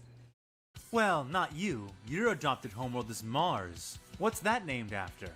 She asked. C82 raised his chin in pride of his distant red oath world. Mars was the name of an ancient and powerful war deity of the old Earth. The peoples of antiquity would look up into the sky and see a red star glowing there. They named it for their war god, believing it to be his red eye looking hungrily down upon them. In truth, it was our world, he said. Humble people indeed, Ahsoka muttered. Did you just mock me, Xenos? He asked. No, not at all. So you were speaking of how mankind managed to survive that and go on without the help of your technology, she said to him. No, not without our technology, Xeno. Technology. Our technology is an extension of us. It is as much a part of our race as our blood and bones. We cut away the cancer of abominable intelligence only, and learn to adapt our technology for use without it. We paid a great price in this transaction, but we had hoped that at the end of that long road we would find peace, he said, voice ending on a sorrowful note. What happened? Ahsoka asked after a few moments had drifted by. Did you find it? Peace, I mean. No. The old priest sighed, and with it he suddenly felt so heavy. He could feel, for the first time in his entire life, the grafts in his skin, the metal, the silver, and the copper woven through his bones. He was a testament to what they had found. No, he said bitterly. We found that in the grim darkness of our greatest folly, only war awaited us. Only ever war. Ahsoka was silent then, and in that silence, the priest became aware of something, heard something. A soft chirping, an audible data stream of binaric chant. Magos, extraction attempt is imminent. Prepare for rescue. He felt his heart suddenly begin to increase in pace, tingling cascading through his many augmentations. His bones ached with the vibrations of the energy he stored even then within himself, and prepared silently to release them. His time had come. Nice. None of the 8 clones, nor Jedi who was watching him, seemed to hear or understand what the noise was, likely taking it as nothing more than static damage from some distant part of the ship. The Jedi, who had identified herself to him as Ahsoka Tano during their discussion, seemed lost in thought, still absorbing his words. She had listened patiently, and perhaps in the end he had told her more than he had intended. But she was gonna go was anyway. A preacher of his faith, and he could not help but spread the word of the Trinity. Few things were as important. And he had to admit, he had found what he felt to be an oddly receptive mind in her. So what came next would be a shame indeed. He prepared himself, waiting for that moment, the very instant that Ahsoka's connection to the warp would begin to warn of the incoming danger. Her chin tipped up, electrostatic field flaring as she began to prepare for action. In response, he released a heinously large discharge of power, frying the 4 clones around him, destroying the binder cuffs that held his wrists, and blowing the Jedi away in a cloud of smoke and sparks.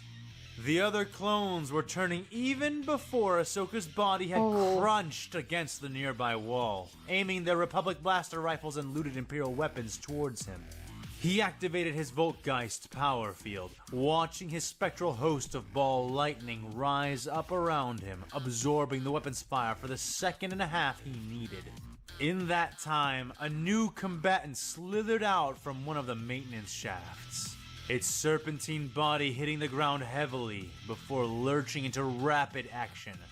The Silax-class battle robot looked like a mix between a mythological hydra and a seething swarm of mechadendrites. The skull which housed its primary sensor nodules reared up from the swarm of serpent-like tendrils of steel, taking only a fraction of a second to process the enemies near it before lunging into them. It slithered and slipped between the firing clones, so smooth and fluid in its motions that it had already turned 2 troopers into flensed piles of meat and armor. Ew. Before those which remained realized they were under attack, and by then it was too late. The harsh bark of a bolter firing answered their sudden returning fire, the battle robot evading 2 shots and eating 5 more. The Silax sustained the fire without any visible damage as it blew the clones apart like a child shooting water balloons with a dart gun. In moments, they were all, to the last, dead as the steel beneath them. C-82 deactivated his defensive field, preserving what power he had left, and eyed the slithering mass of inhuman death that now watched him from its side of the hallway 4 meters away. He felt an unease Where's even Ahsoka? though Witchling had been unable to menace him with fill the air, clenching his fists in reaction to it. It wasn't until Magos Letherin kicked open another maintenance hatch and rolled out himself that C-82 began to relax again. The member of the Legio Cybernetica had been the reason for C-82's final stand at the turbo lift, having bought him time to escape without the notice of the Republic. C-82 had not expected that he would still be on board, much less that he would try to rescue the Electro Priest, but he was nonetheless grateful for the assistance. The Blue Priest was, however, not happy that his rescue had been facilitated by the near-tech heresy that was the Celiax battle robot. Even then, he could feel the machine regarding him with its tilted skull, calculating, predicting, thinking. But, for today, at least, it was on their side. Its master hauled himself out onto the hallway, wrestling with the control rig he wore. The device rested heavily and cumbersome over his shoulders, holding a large panel composed of uncountable keys and dials in bizarre assortments before his torso.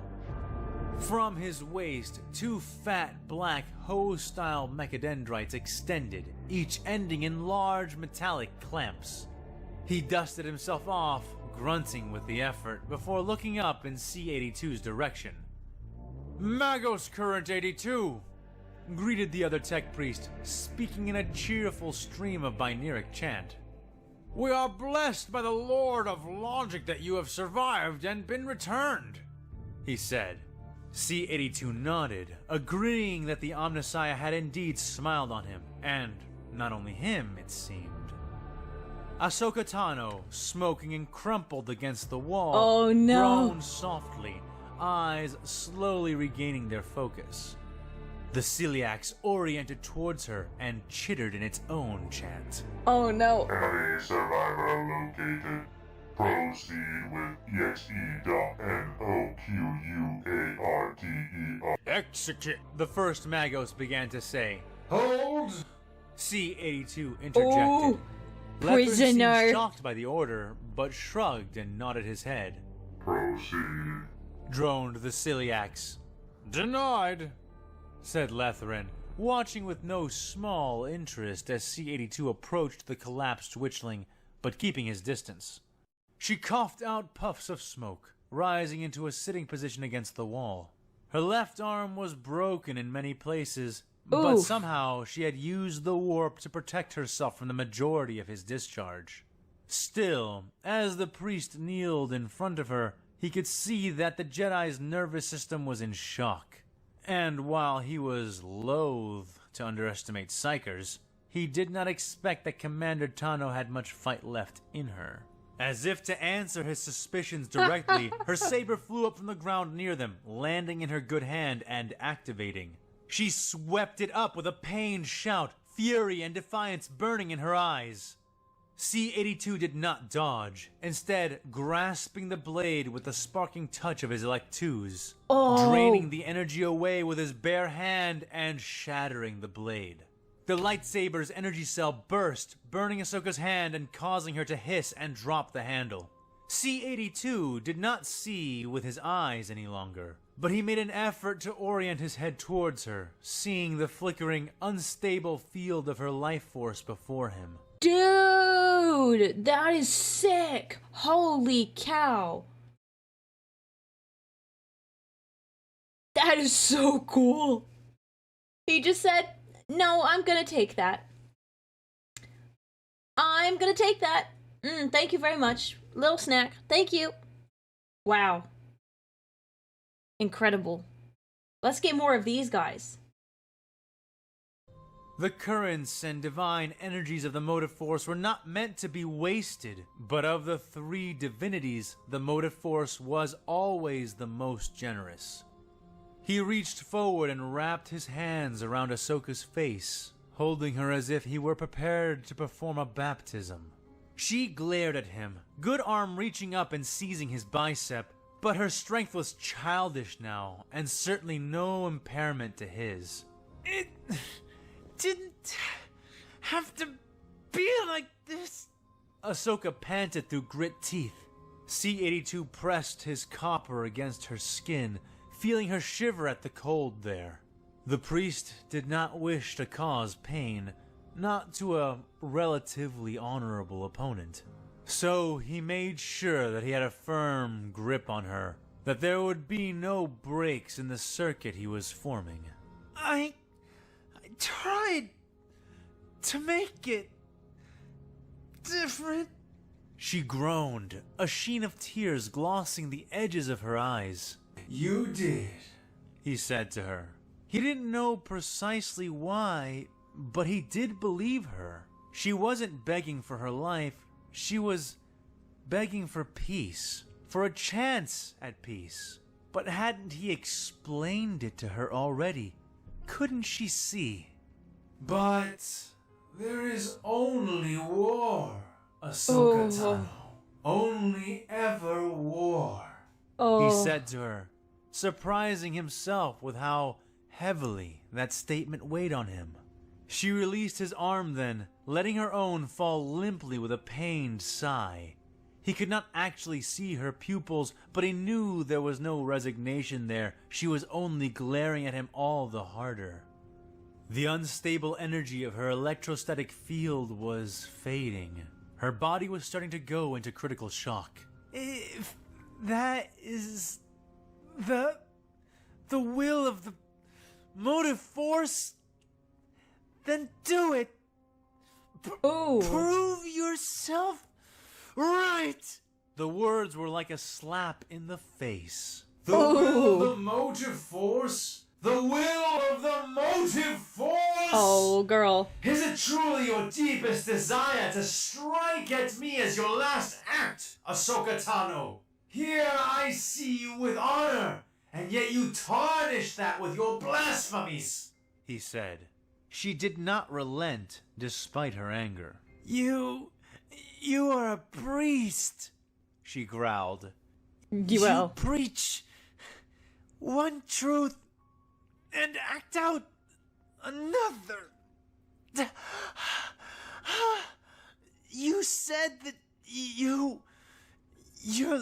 largest concern is to execute the will of the Force, she gasped angrily. So do its will. Show me why there's only war.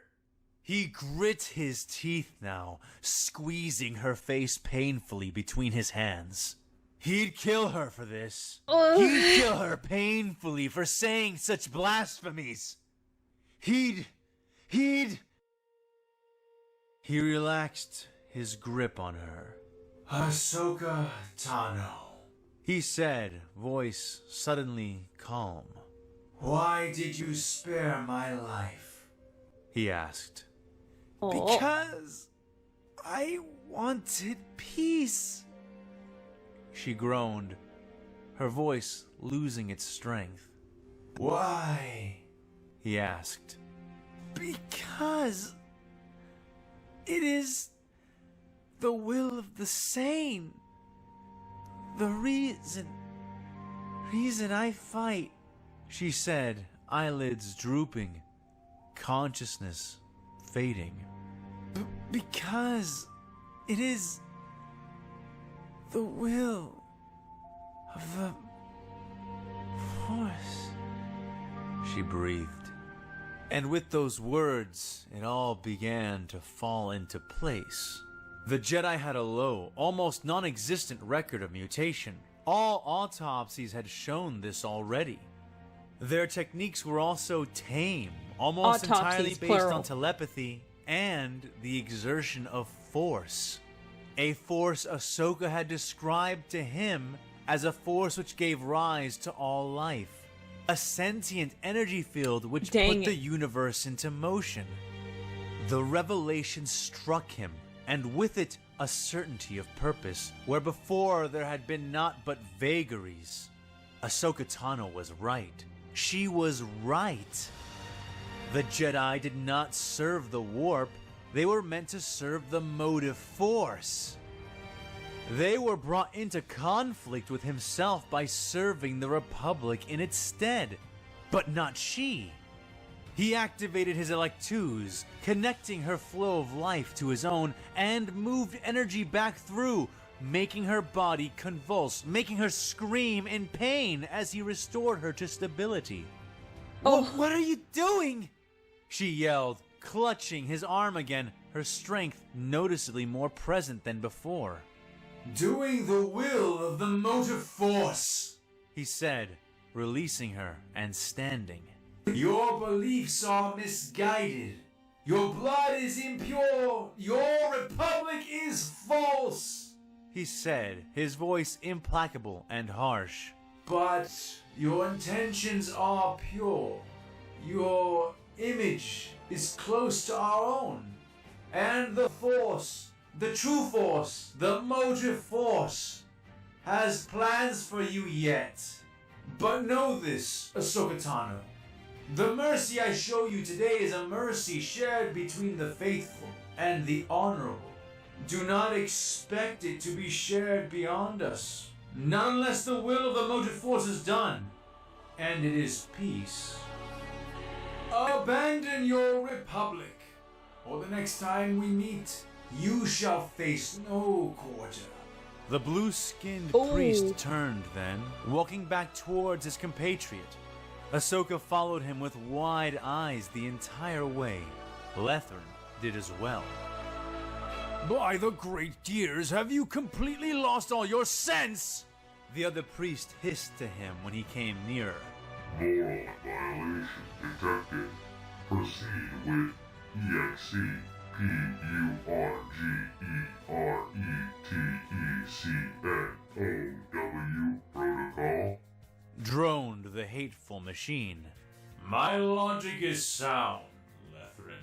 Said C-82, passing them both and leading the way down the corridor. The Electro Priest knew it would only be a matter of minutes, maybe seconds, before more replicae arrived. Reluctantly, Lethrin followed, the Silax behind him. Then explain it! Lethrin called after him. Execute E-X-E-P-U-R-G-E-H-E-R-E-T-I-C-N-O-W. The spelling. Repeated the robot in his wake. It is simple genetics, Lethrin. This Xenos displays a powerful variety of general weaknesses expressed through excuses of honor and faith. It is quite convincing, and she is likely to retain her position following this event. Said the Blue Priest as he ran. The other two were having a great deal of trouble keeping up. So what?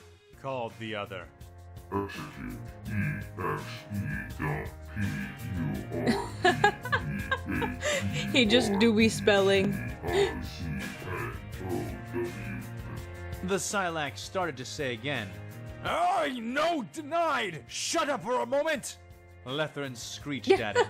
If we kill all the weakest generals at first opportunity, we will strengthen the enemy. They have an entire galaxy to pull from and no shortage of troops.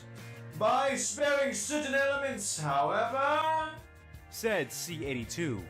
Lethrin's gray face slackened from the anger that had held it before, a false understanding dawning on him. Oh, I see. We effectively breed weakness into their command, and we can mask it as beneficence. Like reverse eugenics on a political model. Oh, I do like that current. It is deliciously insidious. I only wish I had been told ahead of time. I am due for a cardiac reconstructing, and the excitement is hardly what the Medicaid called for. Oh my gosh. Called back. C-82, however, had ceased to listen the moment he was sure that the other priest had been placated. Many thoughts were opening up within his mind. This was truly a Ooh, that different stretched galaxy, skin, and though. certain things were becoming clear now. Chaos, the forces of insanity, had not yet reached this place, or at least not in any kind of profusion. What's more, it was clear to him now, from the human shape of the many Xenos he had already encountered, and the human natives of these worlds, that the motive force had enacted a powerful design in this galaxy.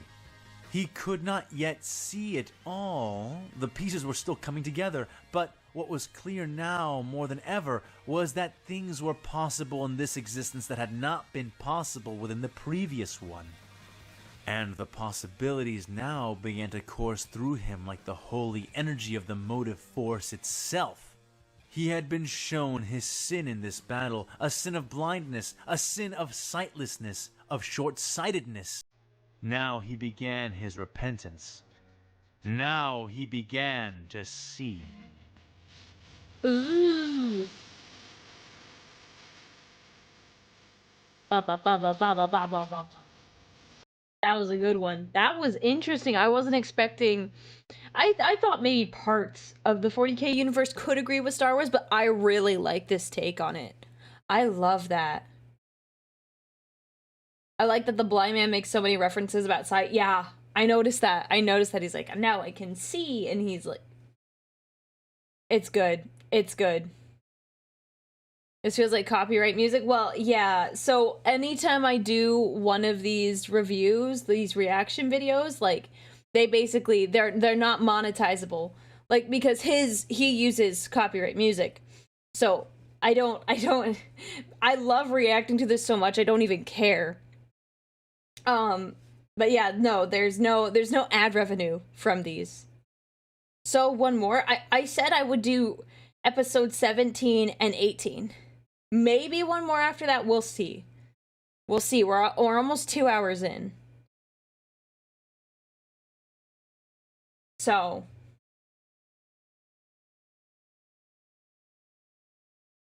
episode 18. This was just 17? Yes. Yes, I'm a chatty girl. I'm chatty.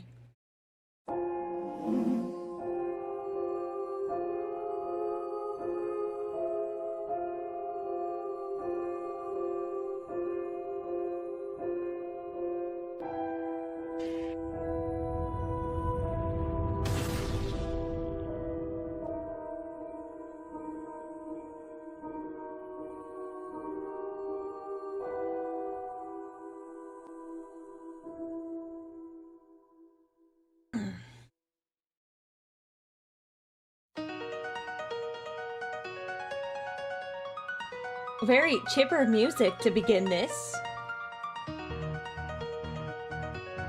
Can someone... I'm sorry, I'm a sucker for piano music. Can someone look up where this piano is from? I like it. I want it. It's a vibe. I'm going back and listening to it.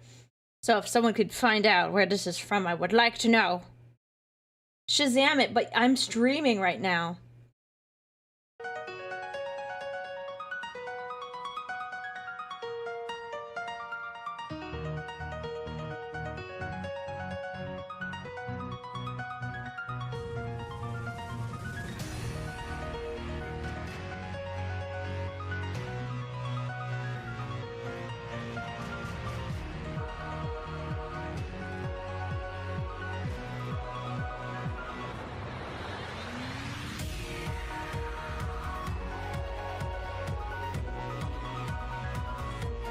It's credited at the end. Cool, thank you. Saffron and Delis stomped down, the force of his falling foot sufficient to crush Ceramite into powder. The Jedi beneath him, a young human woman with black hair and pale skin, threw her hands up, shielding herself with her arms eyes wide with helpless panic. "Olena!" yelled another. Is this the fight? Is this the fight? Oh my gosh. Oh yes, yes, I've been waiting for this. Another one of the Psyker warriors, thrusting his hand forward, shoving her, sending her skidding away just before the armored foot of the Space Marine fell onto her frail body. Saffron turned be to glowing. face the interloper, a brazen man with defiant blue eyes which burned brightly with the reflected light of his azure blade.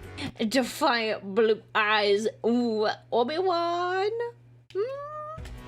The librarian grinned at the man, raising a hand crackling with power. But drawing it back a fraction of an instant later, the limb barely avoiding the touch of 3 more sabers as the Jedi Knights regrouped after his last scattering attack. He kicked off from the ground, reversing the pull of the ship's artificial gravity with his mind, adding to the speed created by his superhuman muscles and powered armor.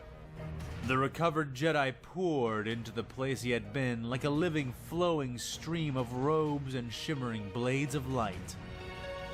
They bounded after him, leaping with eerie silence, each one a Calambian shadowcat bearing their luminescent fangs as they gave chase.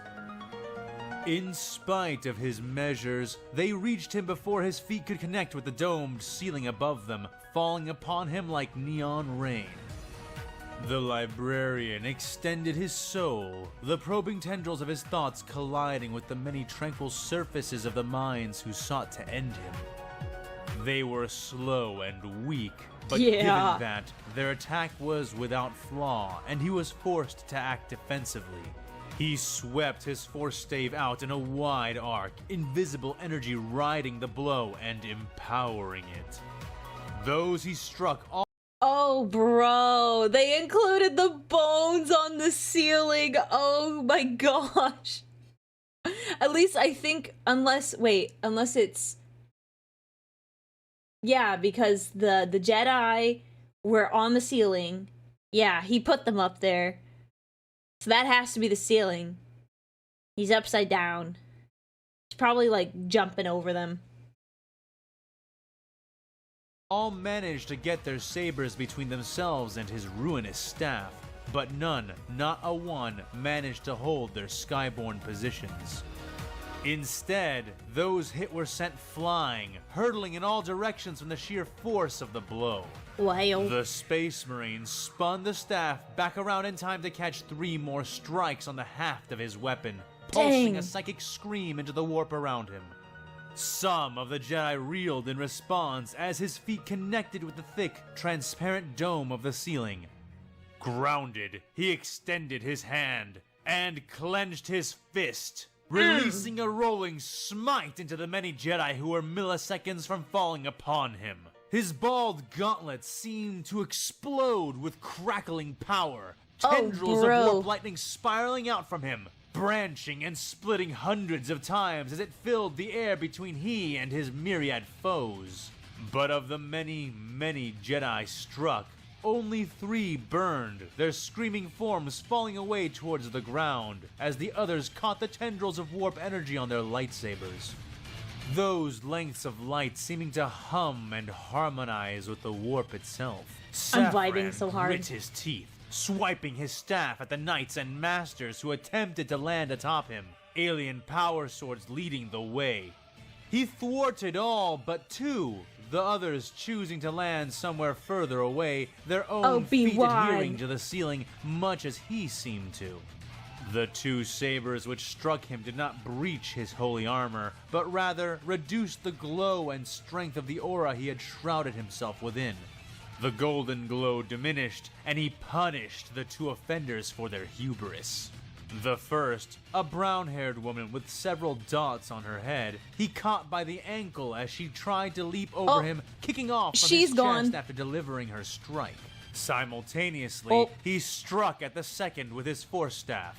The woman in his hand screamed as he crushed her bones in his gauntleted fist, keeping hold of the ruin of her leg as he belted the other with attacks from his weapon. The second offender, a silver-eyed man with a silver cast to his skin, revealed his inhuman nature almost at once. I guess it wasn't His limbs Obi-Wan. waved oddly, weaving with his movements like the rolling motions of an alien ocean. He avoided the first 2 strikes and parried the next 2 attacks with his red-hued purple blade. The odd, impish Xenos warrior smiled widely at the Astartes, rolling back into a more standard combat stance and fanning his own fingers, gesturing the Imperial Psyker to bring forth what he had.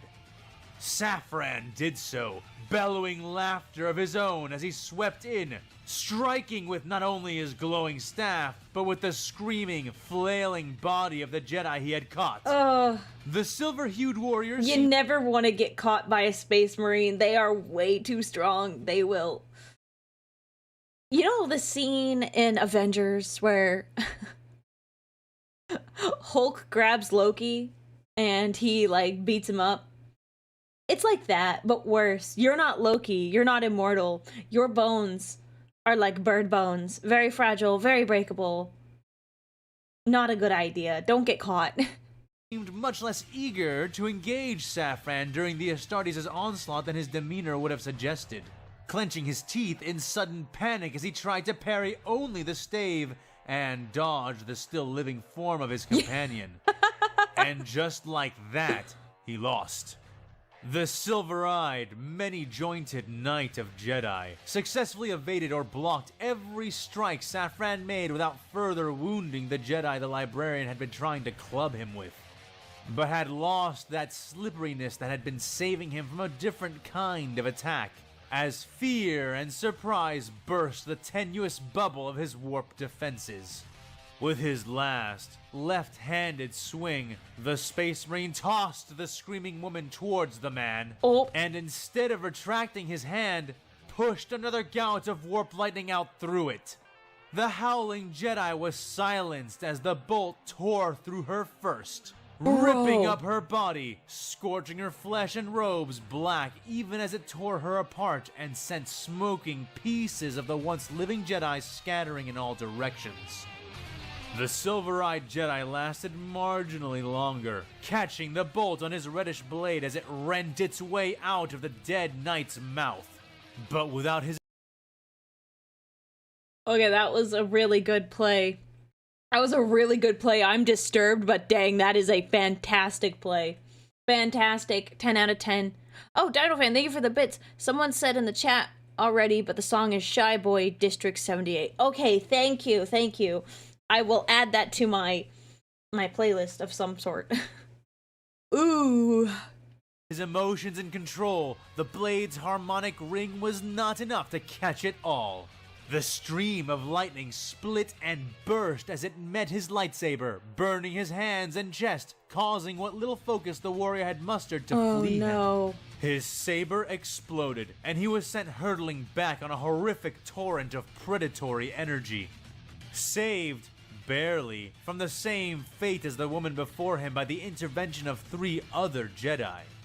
2 leapt into the path of the bolt, catching it on their own humming swords of light, while the 3rd caught the man, now falling, and kept him from colliding harshly with the ground.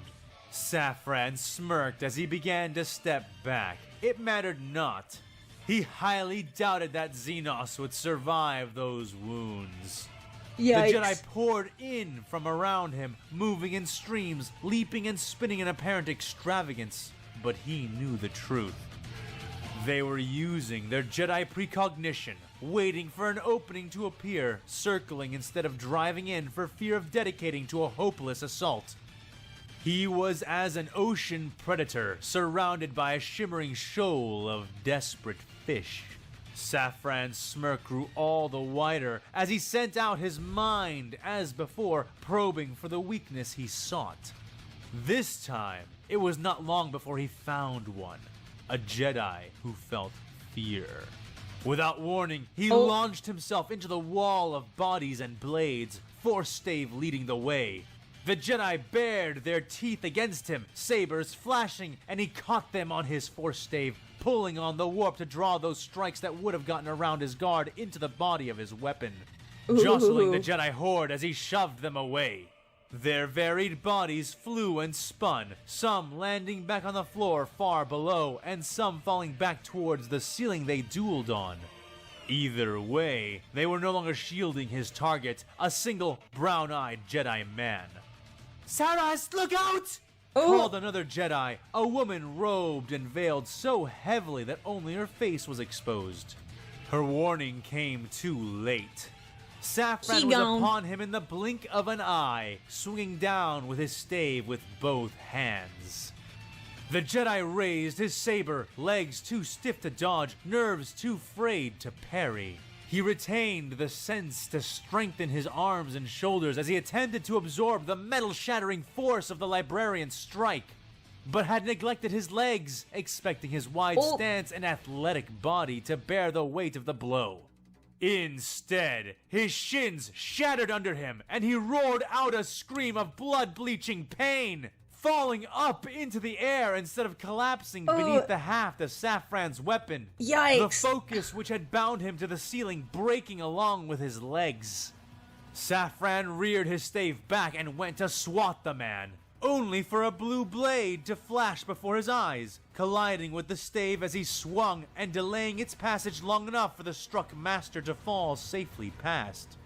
The librarian glared as his eyes followed the blade back to its owner, as the man called Saras fell, legs flagging in the air painfully, keening the whole way down.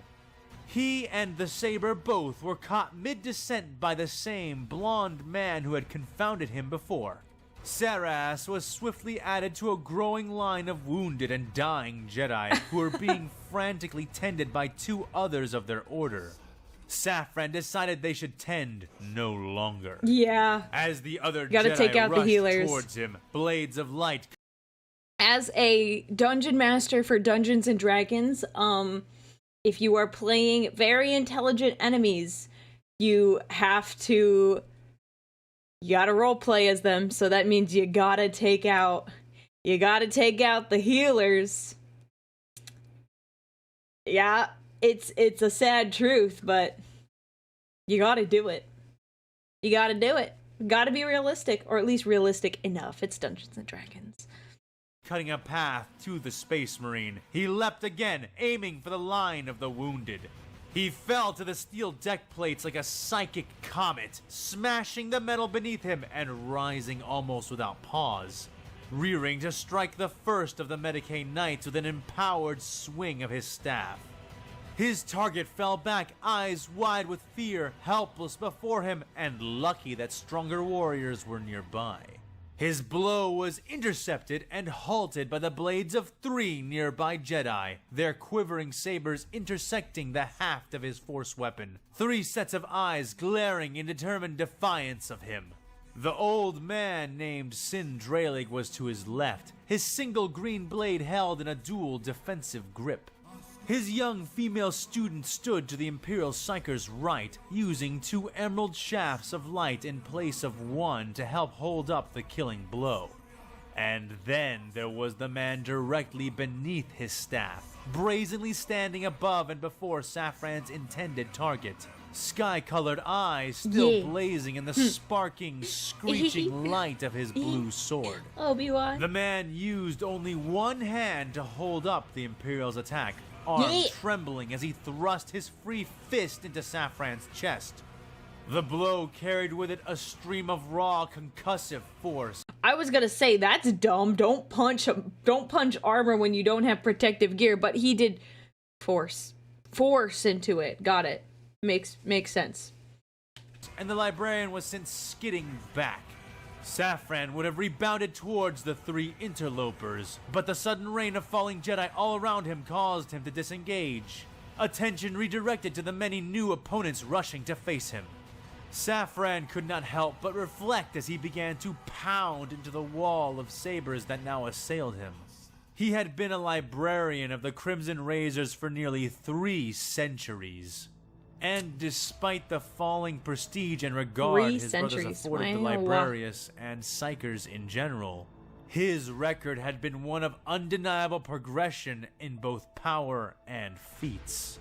Now he stood as an epistolary of his chapter, and in his long years of service he had been gifted with the privilege of battling and besting many foes in the Emperor's name. In fact, it had become an intellectual hobby of his to study his enemies and, when combat was joined, compare them to one another. So it was with the veritable swarm of Jedi he now faced. The brilliant, crackling stave he bore was little more than a glowing blur which danced across and around his body. So many radiant blades attempted to fall upon him again and again, and it was not but his motion and the maneuvering of his weapon that kept him a step or 2 ahead of death's luminous reach. Their numbers and the nature of their weapons made them challenging opponents, like Eldar in many ways. Their movements were quick, flowing, and martial. Yeah, I guess if we were gonna put any 40k race into a who is most likely to be a Jedi from 40k, it would probably be the Eldar. That's pretty accurate. Their combat forms nearly artistic, causing them to dance and leap about like performers on a stage. Harlequins. Yet, the Eldar wore Wraithbone battle suits and dedicated their minds and souls to the varied arts of killing and war. Okay, I'm sorry, but if I had a Jedi sword, I like the way this one looks. As a very classic, and I honestly I like this chick's vibe. I like the arm guards. I like her little circlet, the lovely braid, and I adore the way. Like, who needs a cross guard on a lightsaber? You don't. You technically don't. It's purely ornamental, but I love it. I love it. This, yes. Love it. This one is cool too, but I kind of like how small this one is. These Jedi wore nothing but robes, relying solely on the warp to augment their strength and speed. Had he been facing this many howling banshees, or this many Tyranid warriors, or even this many Kroot shapers, he would not have stood a chance, not without great use of his cunning. But the fact that he was even contending with this many of their number spoke to how unprepared they were for the kind of war he sought to bring them. To add to that, their strikes were fundamentally flawed. Most aimed at disarming or delimbing him in place of pursuing lethal blows. Some of the warriors before him seemed to not suffer from this handicap, but they were in the minority. It would have been infuriating, like fighting a foe who could I want not to find this art piece. This is kind of cool to see all these like different like Jedi concepts. These are cool. I don't know if all of these are canon because I haven't seen her before. I think not all of these are canon. We got Yoda here. I've seen this guy. This guy looks like that one actor. I don't remember his name, but he looks like... Oh, is he the guy that's like Prince Caspian in Aslan? He kind of looks like that guy, but I don't know if he's actually in a show. You can have a functioning crossguard on lightsabers. Well, it's awesome. It's awesome. And I think I took a test one time to figure out like what color my lightsaber would be. It'd be blue. And it makes sense. It makes sense. They had like a little description, and I forgot exactly what it was, but it kind of fit me pretty well. And thank you, ALJ, for the super chat, by the way. not take you seriously were it not backfiring so spectacularly. Oh, Slow. This guy's got pauldrons, like little baby pauldrons. I love it. I love it. I'm sorry. Okay, I'm gonna stop now. Less determined and less lethal, the only things they had left in their favor was their weaponization of the warp and the burning touch of their unique weapons. The varied aliens of the Jedi attempted to grab him, shove him, and bowl him over with the warp, and many times he did not require the use of his own powers to negate those effects. His suit of tailored powered armor proving sufficient by one means or another to nullify all but the most hard-fought efforts. He had taken this to mean that their psyker arts were woefully underdeveloped. However, as the battle dragged on, he soon saw that this was not quite the case. Being an epistolary of his librarius, Safran knew his endurance was easily twice that of a typical librarian, and that he could project his psychic might in impressive, if specific, ways. Yet even he was feeling the use of his powers weighing on him, his exertions costing his body more and more with each deployment of the warp. Aggravating this, when he reached out to crush the jumping and dodging forms of the Jedi, smiting them with bolts of power or some other psychic aggression, he found the Republic Psykers to be slippery, somehow sliding past the effects of his powers more often than not. His glowing body began to fade as sabers struck his few openings, forcing him to divert his power from the projection of might to the defense of his sacred armor. Again and again they harried him, issuing forth columns of pure force, which he resisted each time he could. Yet, as sweat gathered on his brow, the ones attacking seemed no more drained for the effort they had put forward. Their warp arts were not weaker, but fundamentally different. Bellowing out a wordless challenge, Safran swung right, catching one of the leaping Jedi in mid-flight, breaking his ribs and sending the warrior hurtling away. "Uvil!" yelled Master Sindralig. The elderly warrior leapt, spinning over the librarian to draw his attention away from the collapsed knight. As he passed overhead, he delivered a silken stroke to the Space Marine's head with his saber, the motion as gentle and smooth as the act of dragging a feather through the air. It was a master stroke, passing neither too quickly or too slowly, falling at just the right moment to connect. Yet, the blade never touched Safran or his armor, skidding across a barrier of blinding light, an armor-mounted refraction field which the epistolary woke with a simple thought command. Oh, cool. Sin grimaced, but remained serene as he landed, the Marine spinning to meet the Master with his staff. The other Jedi backed away somewhat, getting out of the Master's way as they reoriented their attacks to flank Safran while Sin engaged him directly. Let me just In belch response, fire. the librarian drew in his power and sent out his thoughts, allowing his soul to temporarily permeate the metal of the floor panels around and behind him.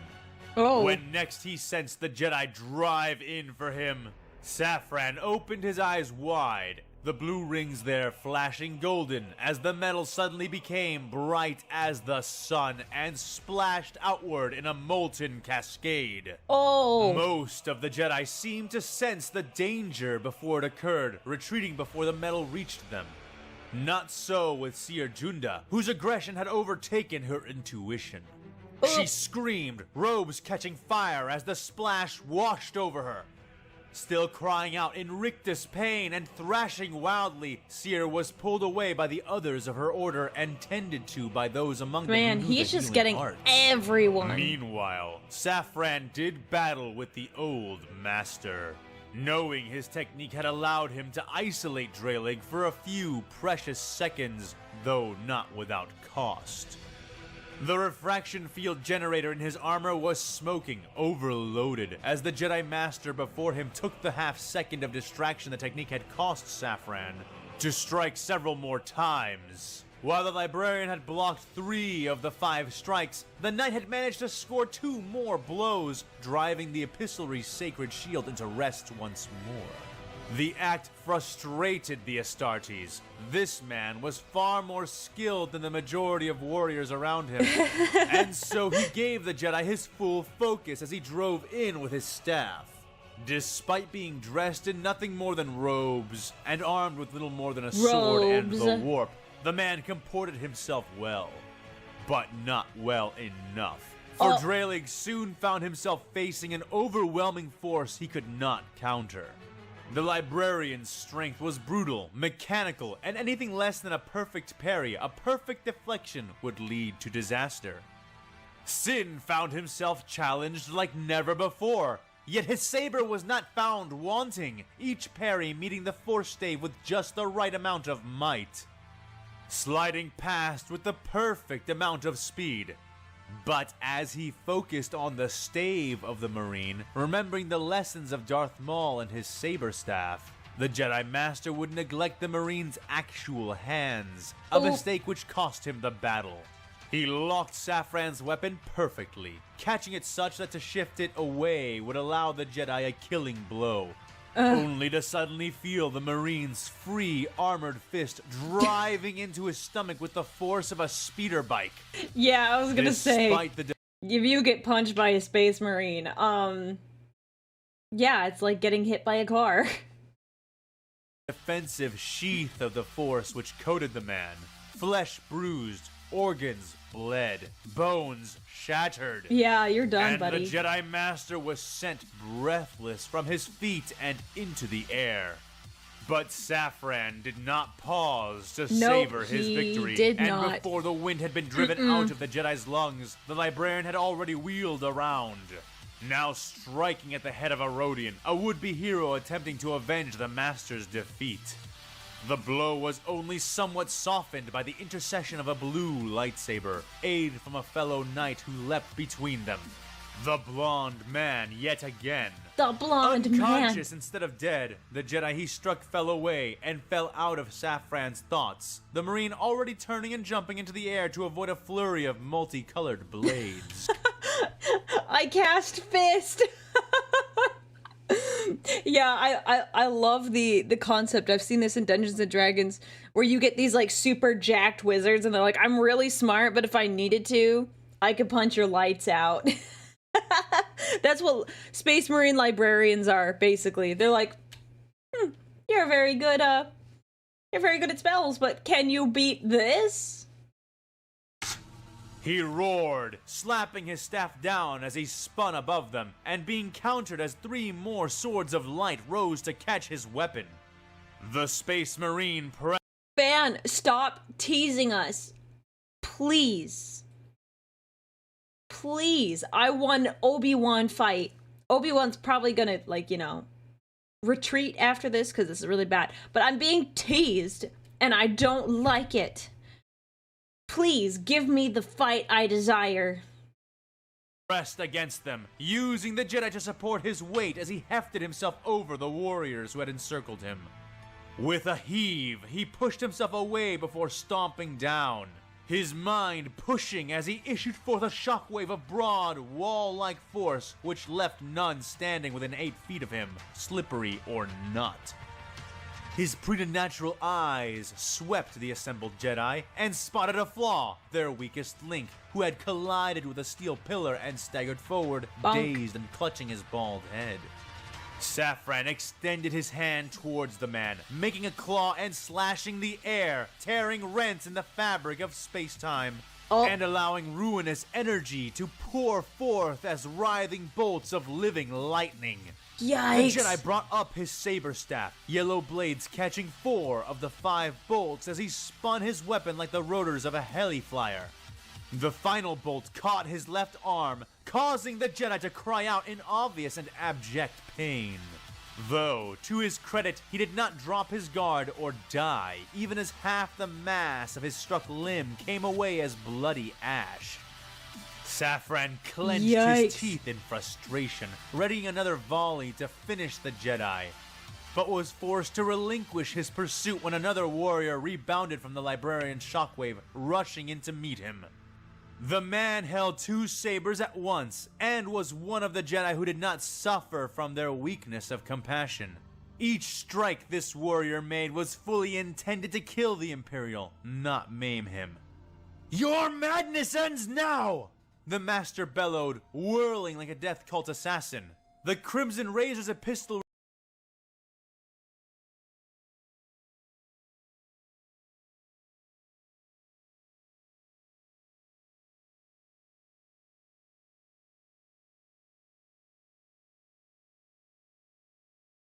Dang it, sorry. Muted myself. I was taking a sip of my water and sometimes it's loud. Okay, I got it. I was muted. I'm sorry. I was making a comment. I said, imagine fighting a space marine librarian and then you walk up with no shirt and 2 lightsabers. Imagine that. I found the Jedi artwork from earlier. Ooh, cool.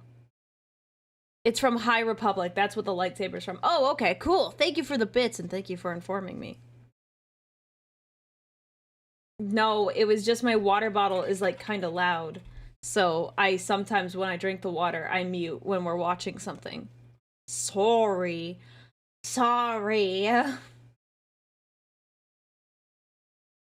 refocused, intent on not allowing the same mistake as before to foul his technique. This time, as the Jedi Knights charged him from all sides, with Master Malicos leading from the front, Saffron chose a different tactic. He drank in the warp once more, siphoning it into his body and mind, flushing himself with it. His already prodigious strength and speed increased to absurd levels, something he displayed as the Jedi all closed in.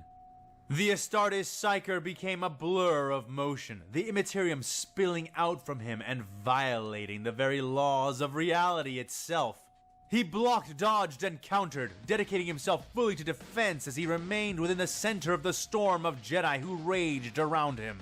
He knew he could not last, knew he had put himself into a grinder, and that he could exist no more than a few seconds under such a prolonged assault. But he only needed a few seconds. Catching one of Malicos' sabers on his staff, he slid the blade of light down along the weapon and into the path of another Jedi. Neither one of them was quick enough to avoid what would happen next. Jedi Knight Travis screamed, his arm coming away in a jagged cut as Master Malicos' lightsaber was maneuvered into him.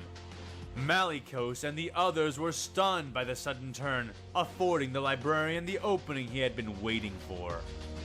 Saffron released his staff from his left hand. I like this face here. He's like, ah! I'm sorry, that just makes me laugh. Wiping it out wide with his right arm while his left arm extended out to grasp one of the leaping warriors by the collar. His right-handed swing screamed through the air before it connected with Master Malicos, but was parried again. This time, however, the Jedi was caught utterly off balance, throwing the Psyker swordsman he had struck back several feet and leaving him gasping for breath as he cradled the arm he'd used, the limb now broken. The one he had caught in his left hand made to take off his arm, but Saffron never paused to give her the time to act. throwing the Forceborn warrior into the metal ground and swinging down his stave to crush her flat against it. She was saved from an insect's fate as an airborne blue sword of light intercepted the librarian's strike and managed to resist and divert his strength away to one side. Yet even so, the Jedi on the ground was clearly not fit to fight any longer, and as such, was forgotten less than a second later. It's so funny. I don't... Every time a Jedi... And, like, some of them go. That is true. Some of them don't make it. But it's funny, a lot of them will be like, they are about to die. And then it's like, last minute, oh, didn't actually. Not yet. Not yet. Man's got to deal with a lot. As Safran continued his ceaseless assault and counter-striking. The golden glow completely faded from him. The power needed for it expended as two more sabers glanced off his back, reflected by the power of the librarian's mind alone. Safran could feel acrid sweat stinging his eyes and running down his face, could taste it. He had not been made to dance this long in many, many cycles, and while the Jedi were sorry foes for him individually, they were just challenging enough to make him wary. Very few of their number remained after 5 minutes, and fewer still after 7. But it was at the 8-minute mark that Safran truly realized that something was horribly amiss. Oh no. Frustratingly, the answer to what exactly that was managed to elude his cunning for a shamefully long time. He was winning. He could feel that, see that, and yet, somehow, he was losing the sense that he had control of this fight. But why? From where was this sensation coming? It's because he's not managing to take them all out. It's because they're injured and they're slowly retreating. I bet you that's what's happening. The Space Marine reared up before stomping down his leg, quaking the entire orrery and shaking most of its occupants to the ground as his soul struck the metal of the ship, ringing it like a bell. The disturbance sent the remaining Jedi stumbling, a stagger he hoped to turn into a massacre, bursting the metal around those who surrounded him with a pained flex of his thoughts, molten metal spilling out from where they stood. Infuriatingly, only one was caught this way, the others leaping away ahead of the sprays, and the single struck Jedi also leapt away and pulsed, releasing a wave of force from their body which freed them from the searing grip of the molten steel. Though none of them had died from that attack, the others were slow to approach, likely wary after seeing their stricken compatriot limping away, or, more accurately, the many deep burns which raked over their smoking body. Taking that moment to backtrack and look around, Safran scanned his enhanced eyes from side to side. The groaning, slumped forms of the Jedi he had been battling lay scattered about the enormous room, some lying where they dropped, others leaning or sitting against pillars or walls. And he saw for the first time that nearly all of them had managed to remain alive. The epiphany sent shards of ice into the veins of the venerable warrior. He briefly wondered if it was possible that he had been holding back, restraining himself without realizing it. The thought was laughable. When it came to dealing death, Safran barely understood the meaning of restraint. Growling like a canid, he shoved forward his palm in an exertion of power, blowing away the scant few combatants which yet remained before him. Two were taken into the walls by the sudden outpouring of force, and fell with heavy thunks, crushed but breathing, to the metal deck. In that instant, as he looked over who remained, both his mind and eyes simultaneously understood the true threat he had been facing, and that the battle would only earnestly begin now. In his memory, he could see it, the factor, the difference between the Jedi who had survived here and the Jedi he had murdered in the past. A single blue blade. Yeah! It's Obi-Wan. He's carrying the team. He's like saving all of them. Each time he had made to kill one of the Jedi, there had been a chance it would appear, saving his victim from certain death by interceding. I noticed that. I noticed it. I was looking at him, I was like, man, he's not getting any killing blows. He doesn't get the opportunity to. And it was like, a blue blade? Oh my goodness, who is that? In the last possible moment. Saffron had wounded, he had maimed, and indeed, many would yet succumb to the damage he had dealt. But few lay still, never to rise again, as he had been denied by the blue blade his rightful glory. And there, before him, not in his memory, but in the sight of his true eyes, stood the bearer of that blade. A Jedi Knight, a human man. He had seen him time and time again, but only now took true notice. The Jedi looked grim, yet not unkind. His azure eyes were fierce, but his posture remained defensive. And unlike most of his kin, he wore armor and a soldier's determination. Despite having intercepted many of Saffron's own blows, he had never chosen to engage the Astartes himself earnestly. He had, the librarian realized, been allowing the knights around him to wear their opponent down, while he busied himself with denying Saffron the death he sought to unleash on them. Yeah. The old Marine Very felt himself smart. almost blush. What an I'm sorry. Marine and blush in the same sentence. He's like, hang on, he's like, oh, oh my goodness, oh my goodness. Oh wow, oh my goodness, you are just so good at fighting me. Ah. Oh. Could you, like, please let me take out your friends?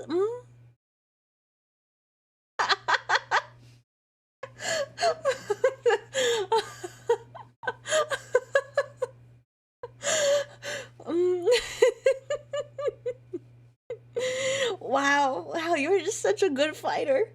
I really like your lightsaber. It matches your eyes. Oh.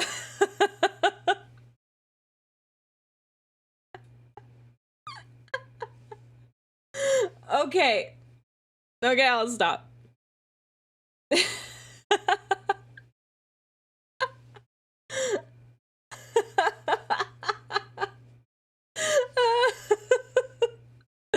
That was too good, though. That was too good, though. Him blushing. Oh my gosh. I need to know why he's blushing. Because I never expected to hear that. Ever. Ever. I don't care. You could clip that. It's funny. An oversight. The last felt himself almost blush. What an oversight. The last pack of Psyker warriors had contained nothing like this man. And so Saffron had failed to truly see him and what he represented. The jibes he would receive from the Marines of the Skywatch, should he ever be unlucky enough to encounter any who knew of this, would be never-ending. However, He's like, well, I didn't really see you until now. Just, wow. I'm sorry, it sounds very like romance novel, the way I don't know how to explain it, but it's like I could never forget you. Now that I've seen you, I can't forget you. Like that sort of vibe.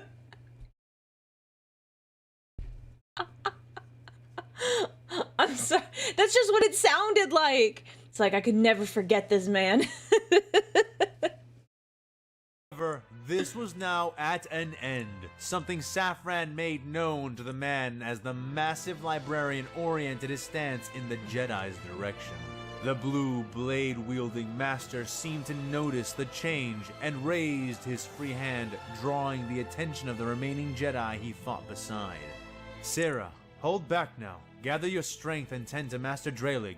He said. You can't be serious. The knight named Sarah said, panting hard, her arms drooping as she tried to hold a combat stance, her twin sabers of green humming beneath her. The Marine grinned at the two Psyker warriors and began to stride forward, heavy, smoking boots thunking loudly against the floor. I am, and I have no time to argue. You are exhausted and you are not yet Master Drelig's equal. Go to him, make sure he lives to finish your training, said the blue-eyed master. Oh. Sarah hesitated, saying nothing, but reluctant to admit defeat after having made it so far. Saffron did not slow.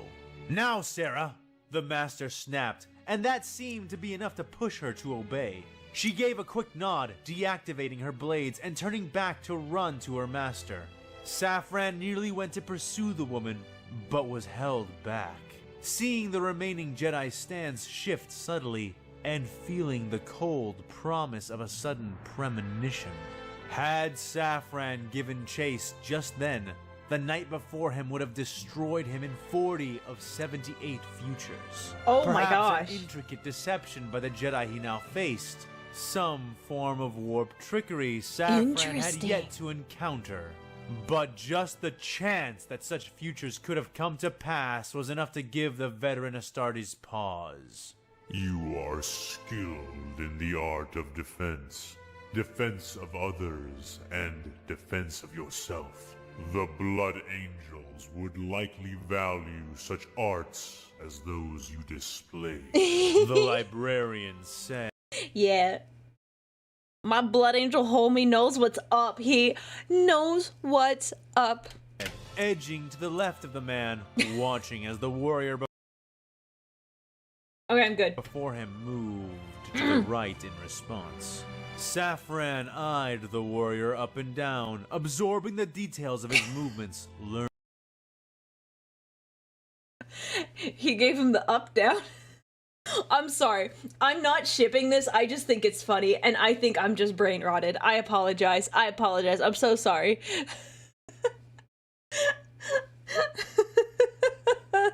I'm sorry.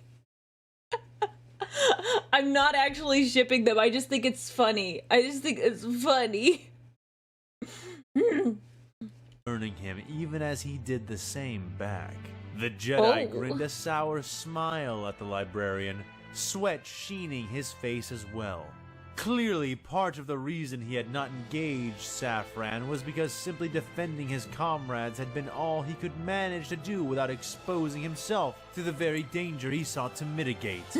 Had the man borne the benefits of powered armor, had he been a space marine himself, his potential would have been catastrophic. As of now, it was just enough to make Saffron eager for the contest that was about to begin.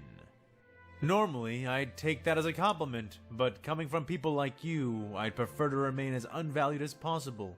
No offense, the Jedi said in response. Hey there. Leave my happy marriage out of this. It was... It has nothing to do with this.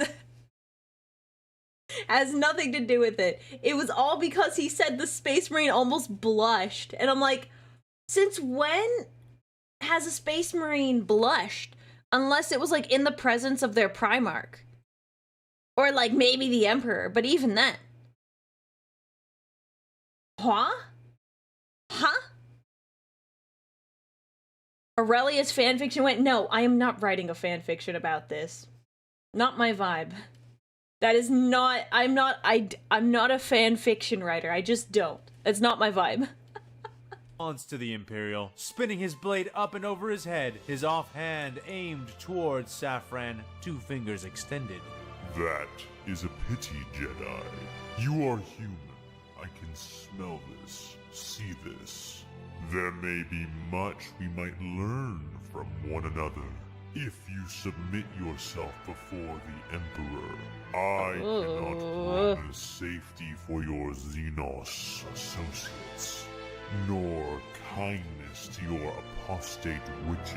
I'm sorry, look at his staff. This looks like art that fan got done. Look at this staff. Oh my goodness, that is gorgeous. I love it. I love that so much.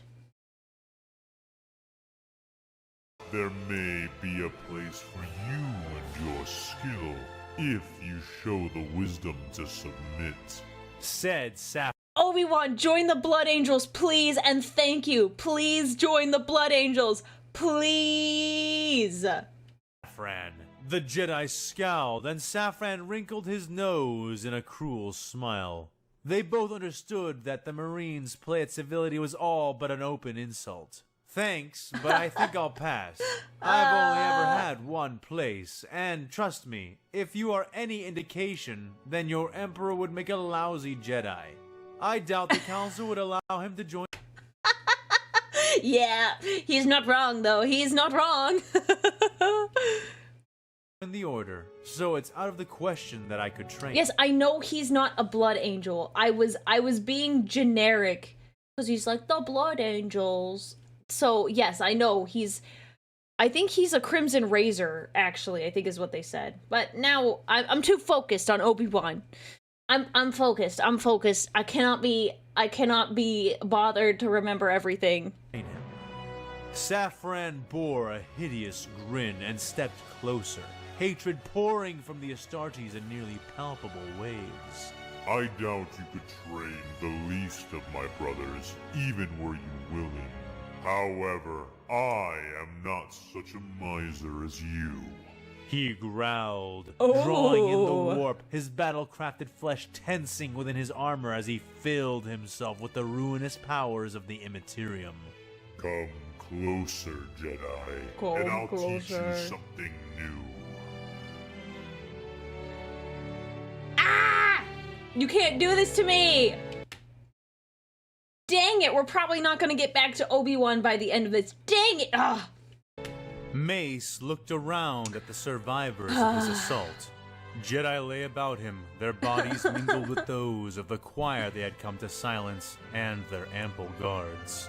Most of his order yet lived, but those who remained had suffered terribly at the hands of the Imperials. Here, Master Windu had discovered that, to the Imperium, those skilled in the use of the Force were little better than communications relays and weapons.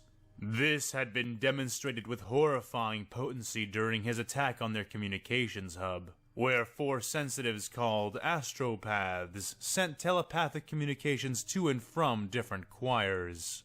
The astropaths of the Imperium had not been civilians or non-combatants, however, and the moment Mace and his warriors entered the room, they turned their wretched minds upon the Jedi, confounding them, invading their souls, and sickening their thoughts, making them vulnerable to the average soldiers who had been ready and waiting to defend their astropaths.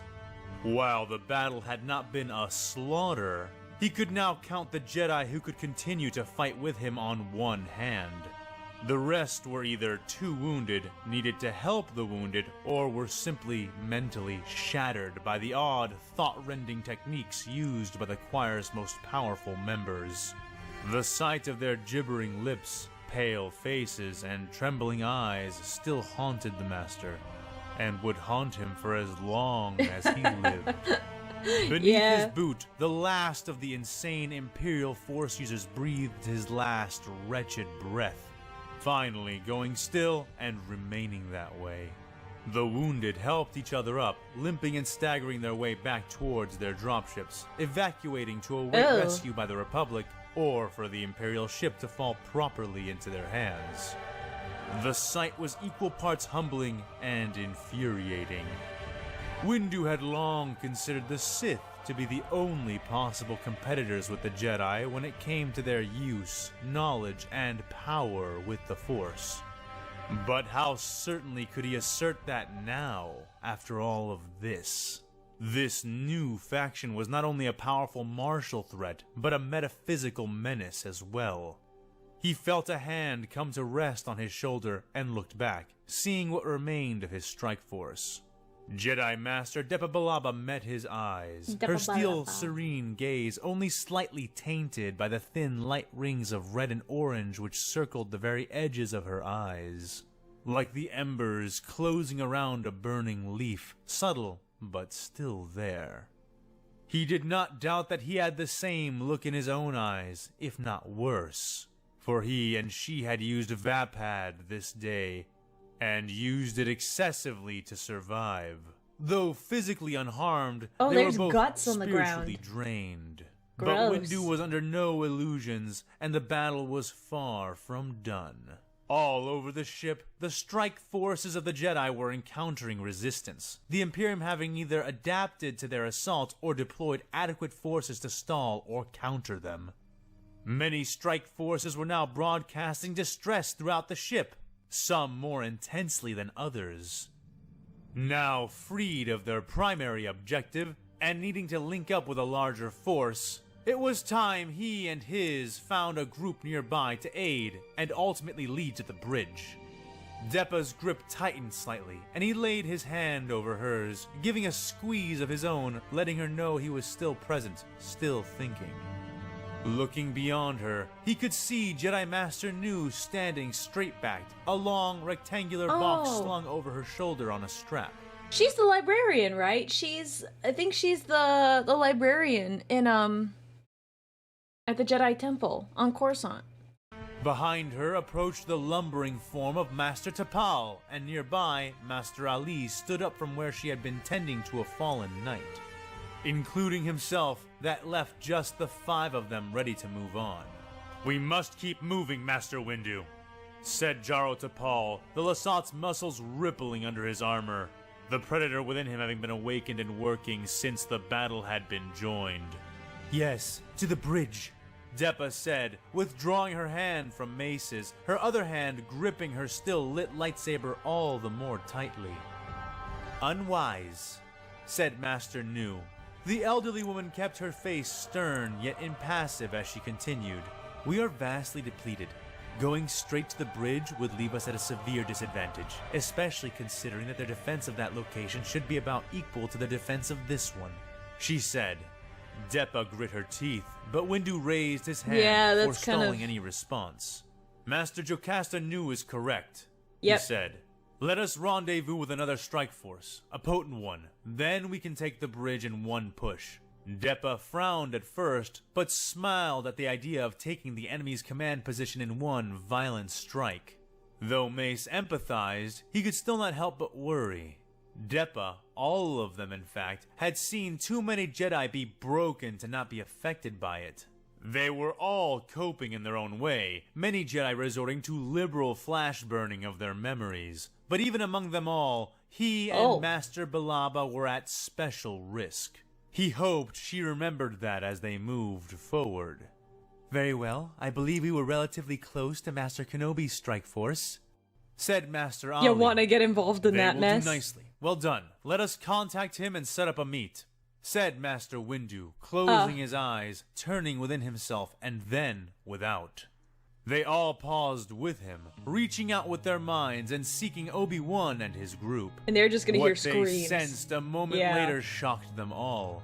Those lightsabers which had not been ignited now sprang to life, and the Masters opened their eyes. "What do we do?" asked Master Ali. Bad. "The answer is as clear as the path laid before us. We go to them, we confront whatever menace this is, and we fight," said Master Tapal. Jocasta and Depa both looked towards Mace, who only hesitated for a fraction of a second before giving a stiff nod. As Master Tapal said, "Let us go, now, before it is too late."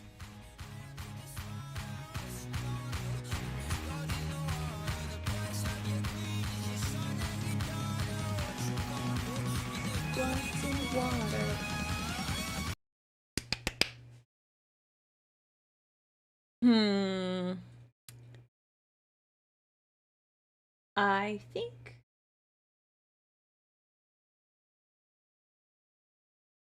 I think we could do one more. What do you think? One more?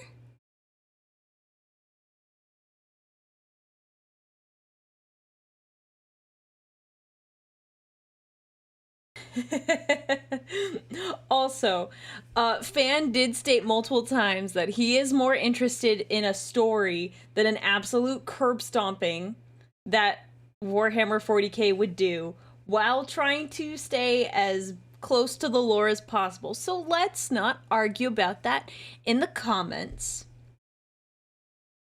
Because frankly, and I think it's probably because you haven't seen a lot of the episodes yet, the Imperium has created some problems for people. So we'll just leave it at that. I would not like no disparaging of Fan's work. I do not like that. Because he has done us a fantastic service by making us 74 episodes so far. And that, like, that's like a fraction of the time that he spent. No, let's not even get into the debates on it, okay? Let's be respectful. I will not stand for... I recommend going back and listening to everything.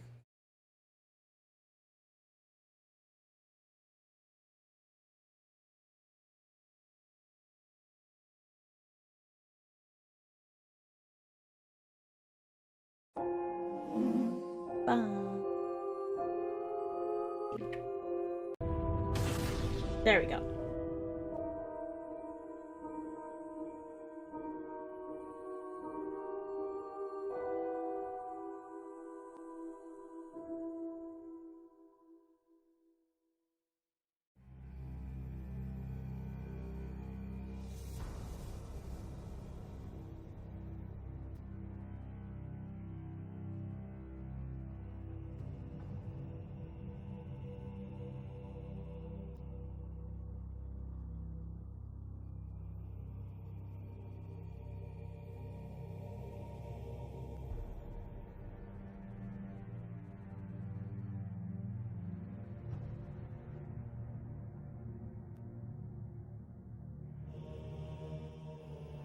Dun dun.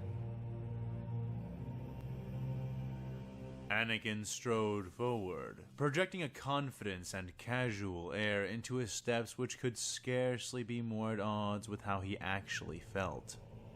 To the left, right, above, and even below, again and again he could feel the dragging, clawing sensation of naked attention being paid to him and the men around him, tugging subtly against the skein of his tightly wound telepathic senses.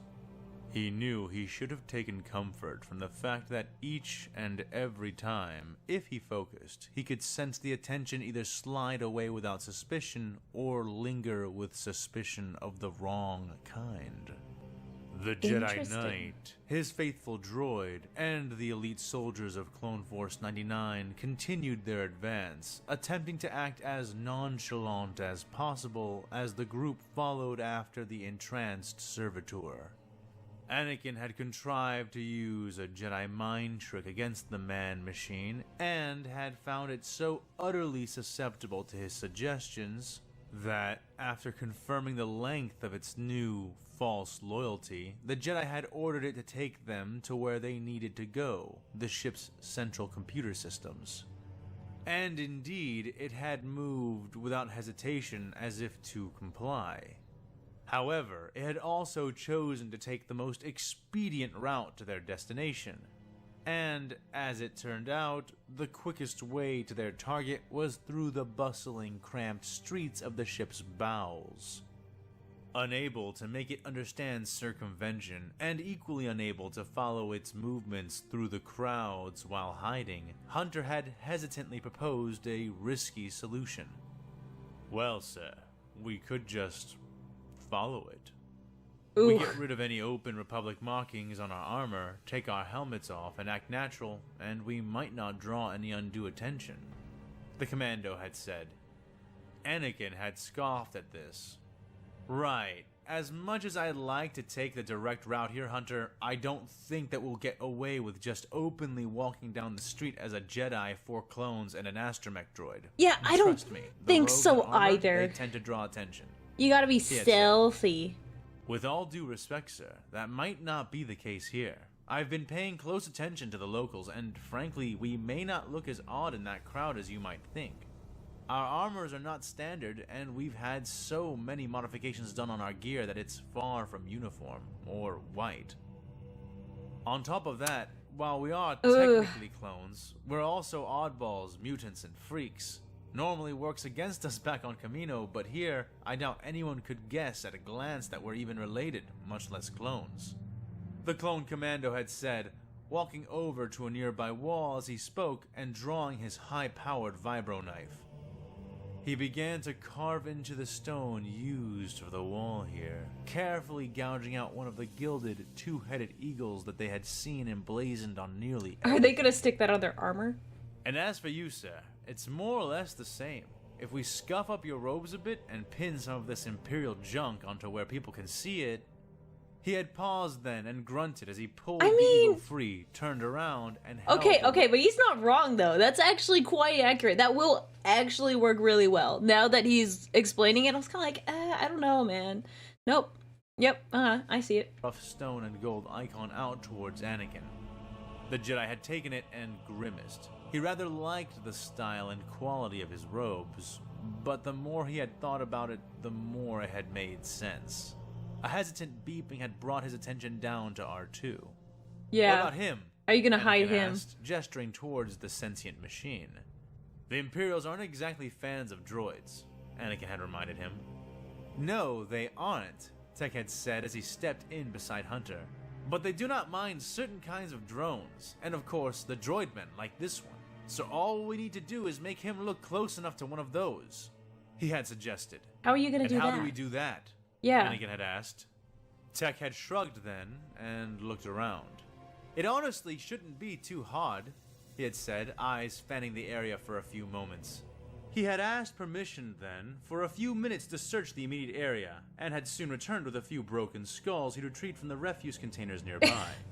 2 were not real skulls, but rather extremely convincing plaster replications, ornaments of some kind which had been broken and discarded.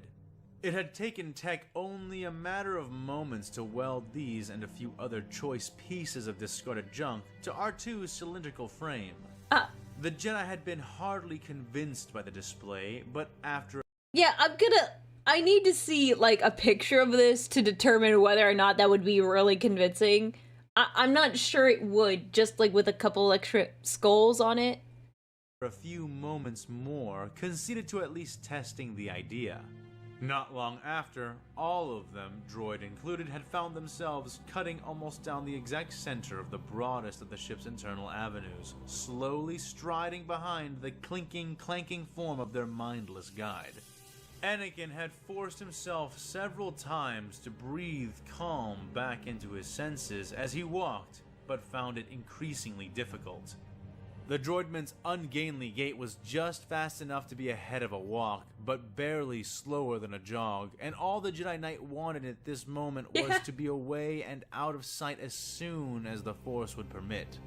Luckily, Hunter had been right, with none of them drawing the kinds of stares or suspicions that screamed, "Oh look! There's the enemy and one of their generals, walking casually through our ship!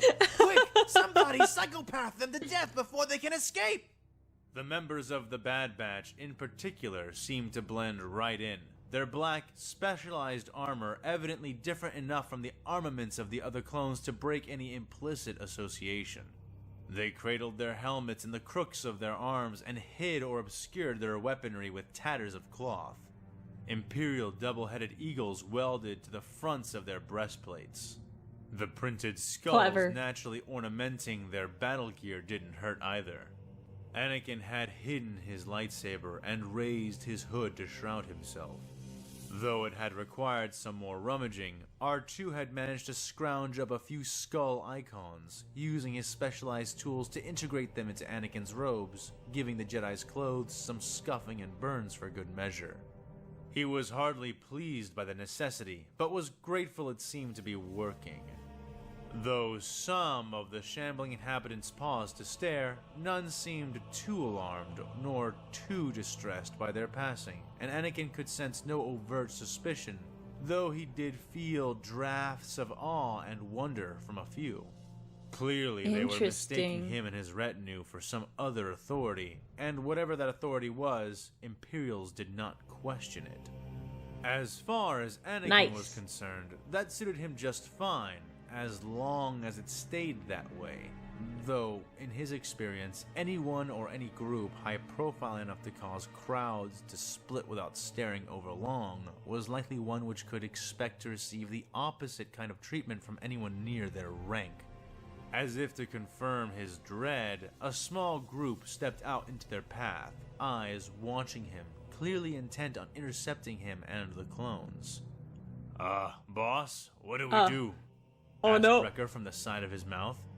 Shh, let me do the talking, said Anakin, walking ahead of the others slightly and waving his hand behind the servitor. Stop when you reach the woman in the armor, the Jedi whispered to it. The servitor gave no sign that it had heard him, but it did as it was instructed, halting before the three who stood in their path.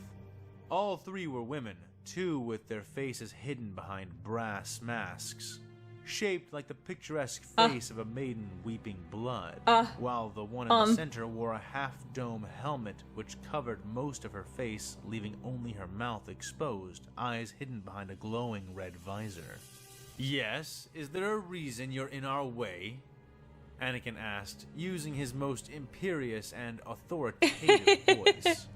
The woman merely stared at him for a time, and then at the others. All three of the women held shotguns, large and square in their armored fists. Though the weapons were not aimed and leveled, he had no doubt they could be in mere moments or less.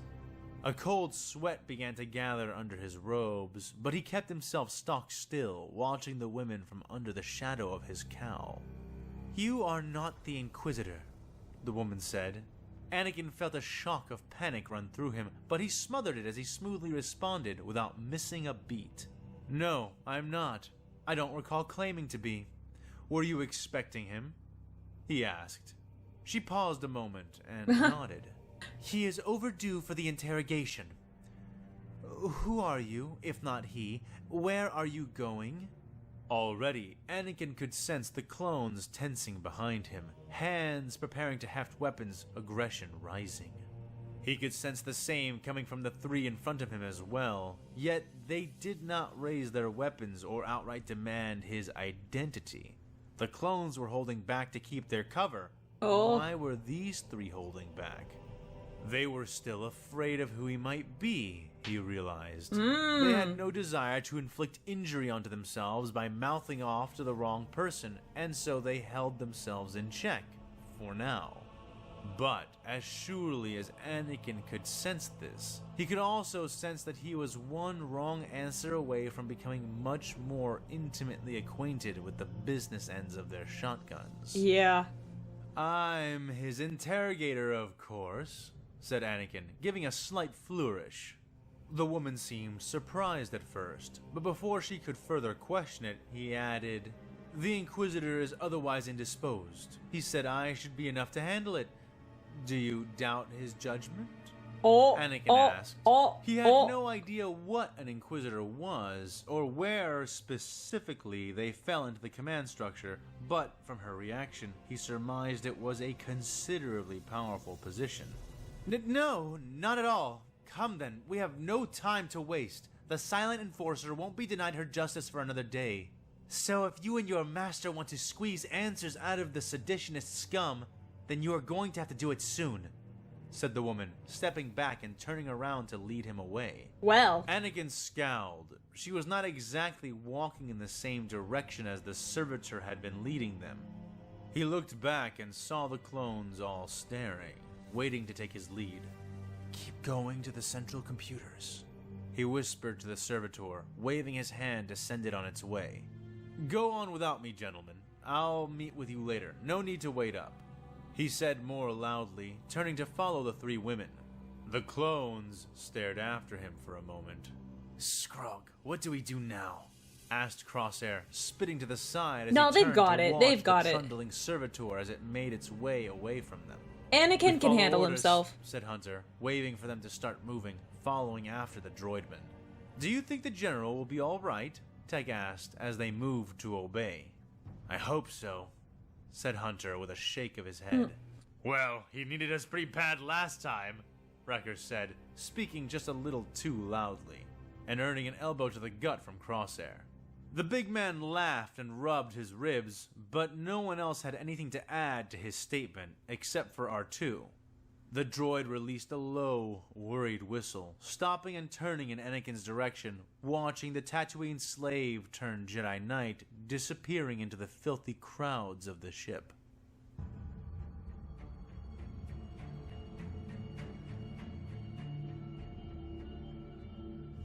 Anakin followed the three women in silence. He stayed behind them and swayed slightly as he walked, keeping himself just out of the corner of their eyes as they made their way to where the interrogation was meant to be held. More than anything, he was afraid that his disguise would not hold up under prolonged scrutiny, and so worked to keep himself from being casually observed. They had been walking for a long while when they reached a set of vaulted doors, which led into an absolutely massive turbolift. A droid man was fused into the wall near the controls. Oh, yeah. And after hearing an elaborate passcode, the mindless man began to tap and type away, shutting the huge doors and starting the lift as it descended down. Anakin looked to the left and to the right. The space was large enough to carry 10 LAT gunships end to end across, and 7 from front to back. Oh, wow. But the 4 of them were the only ones present within. Is it much farther? Asked Anakin. No, 5 minutes out after we reach the block. He is already being held in the interrogation room, though we still need the enforcer to open the door. The head of the 3 said. And is she there already? He probed further.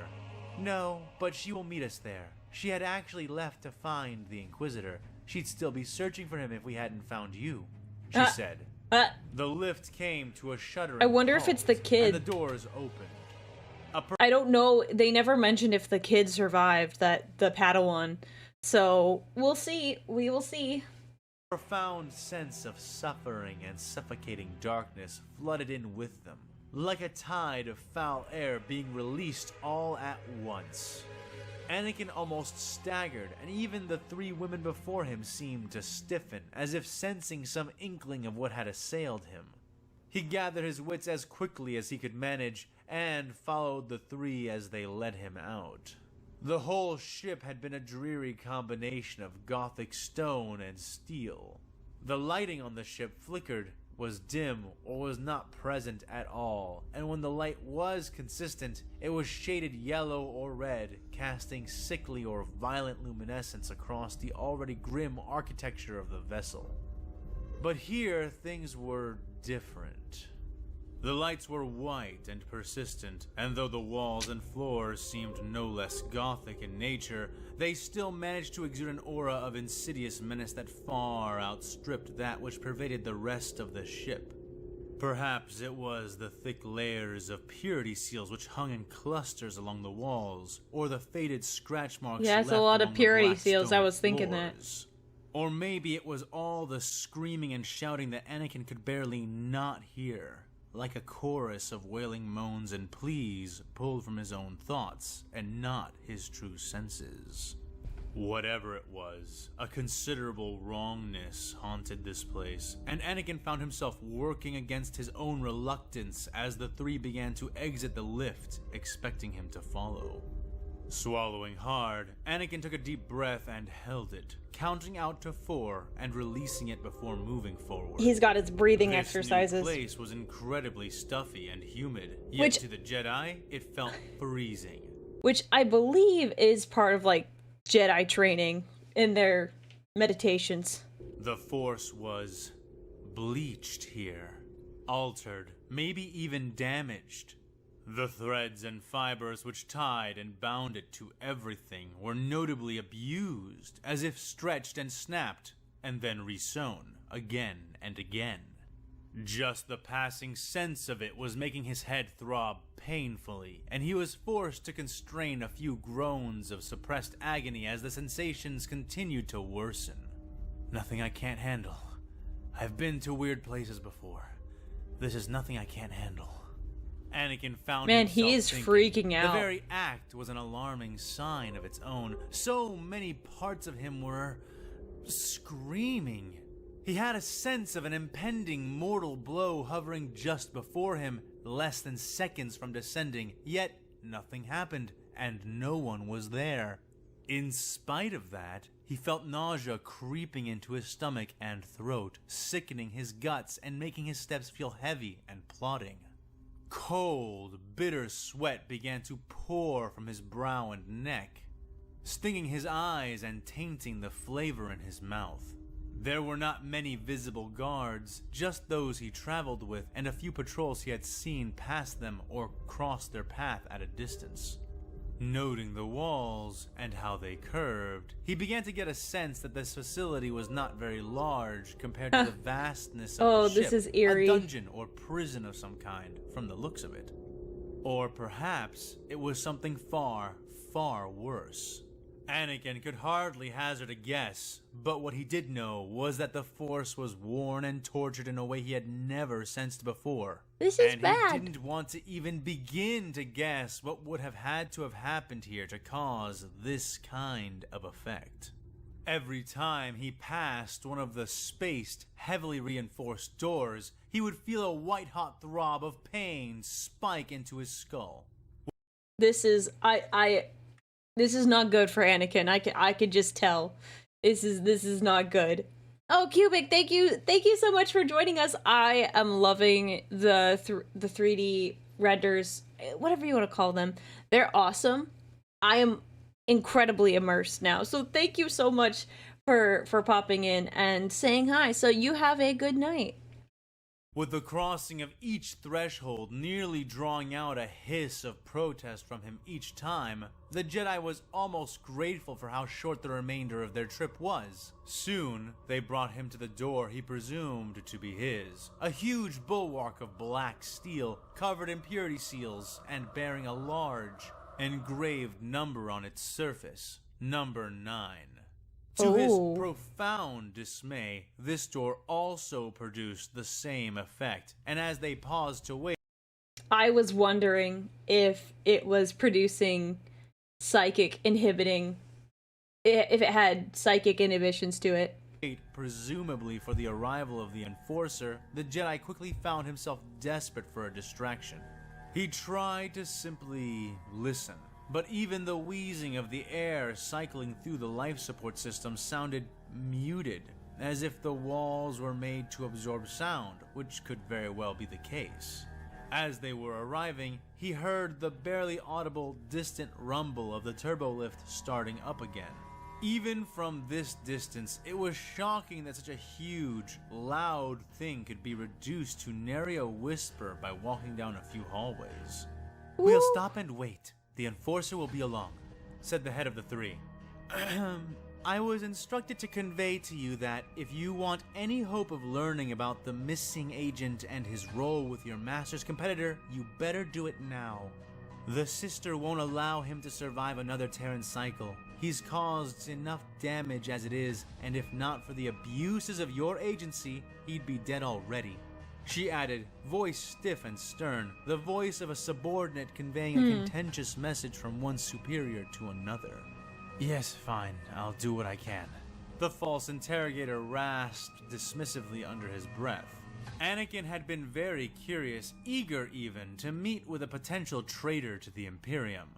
There was an old saying, the enemy of my enemy is my friend. While he was not so sure Chaos is not your friend. Chaos is not your friend. Chaos is not your friend, bro. No, no, no. No, no, no. No. True that statement would be in and of itself, he did figure that it sounded true enough to test out. Now, however, all he wanted to do was to crawl back into the lift they had entered from, and then to be away from this horrendous place.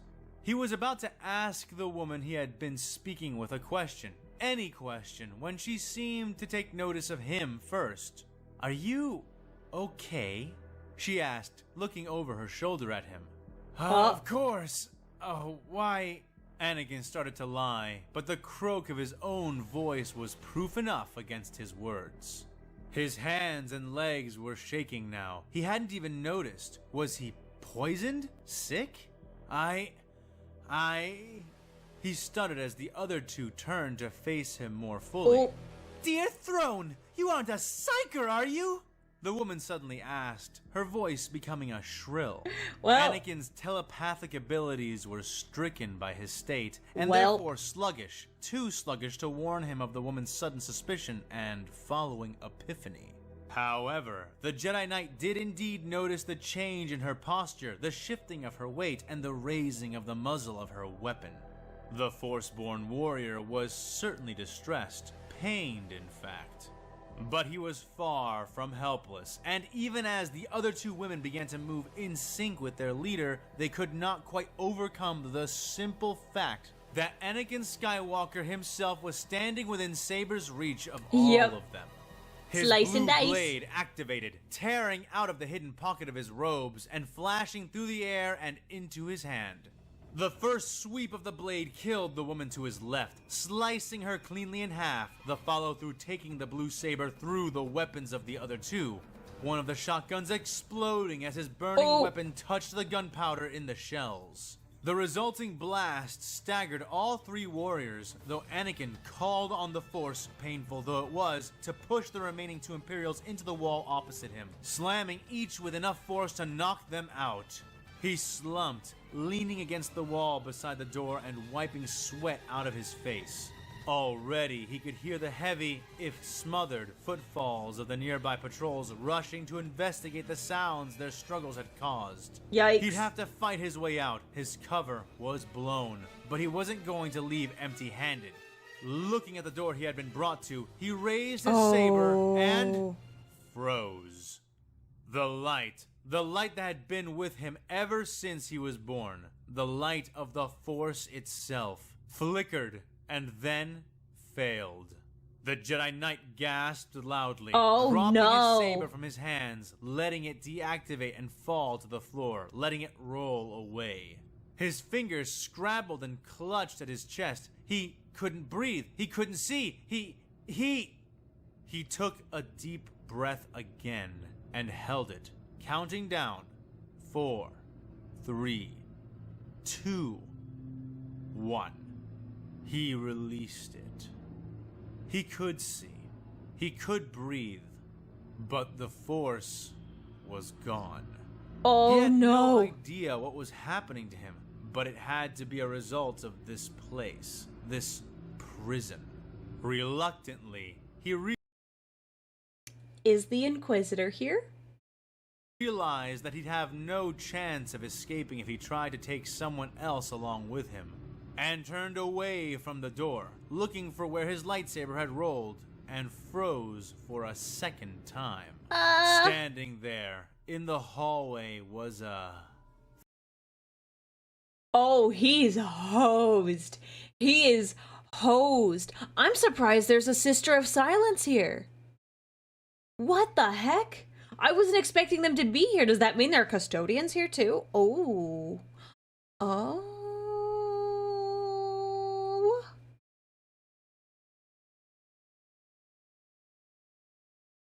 If a Sister of Silence is here, that means a custodian could be here. That could be great. thing. Anakin's eyes couldn't place it at first, couldn't quite comprehend it, despite its more or less mundane shape and baseline appearance. It was wearing powered armor, or at least something similar, and was holding a long two-handed sword. Oh, it was no. tall, but not as tall as a space marine. It was a woman, but not like the women he had seen before. No. It looked human, but it wasn't. It couldn't be. She was unhelmed, bald save for a single topknot of long white hair, braided into a thick rope which reached down to the back of her shins. Her face was smooth. Okay, I'm sorry. Braided hair to her shins. Let me tell you, having hair down to your shins, that's a lot of hair. But to have it braided and then reach down that far, that means she has insanely long hair. Wow. Almost as pale as her hair and adorned with blue eyes that never seemed to blink and pierced the soul. Even through the thick plates of her fitted armor, one could see that she was molded into the lithe form of a dancer, despite how casually she handled the brutal blade in her hands.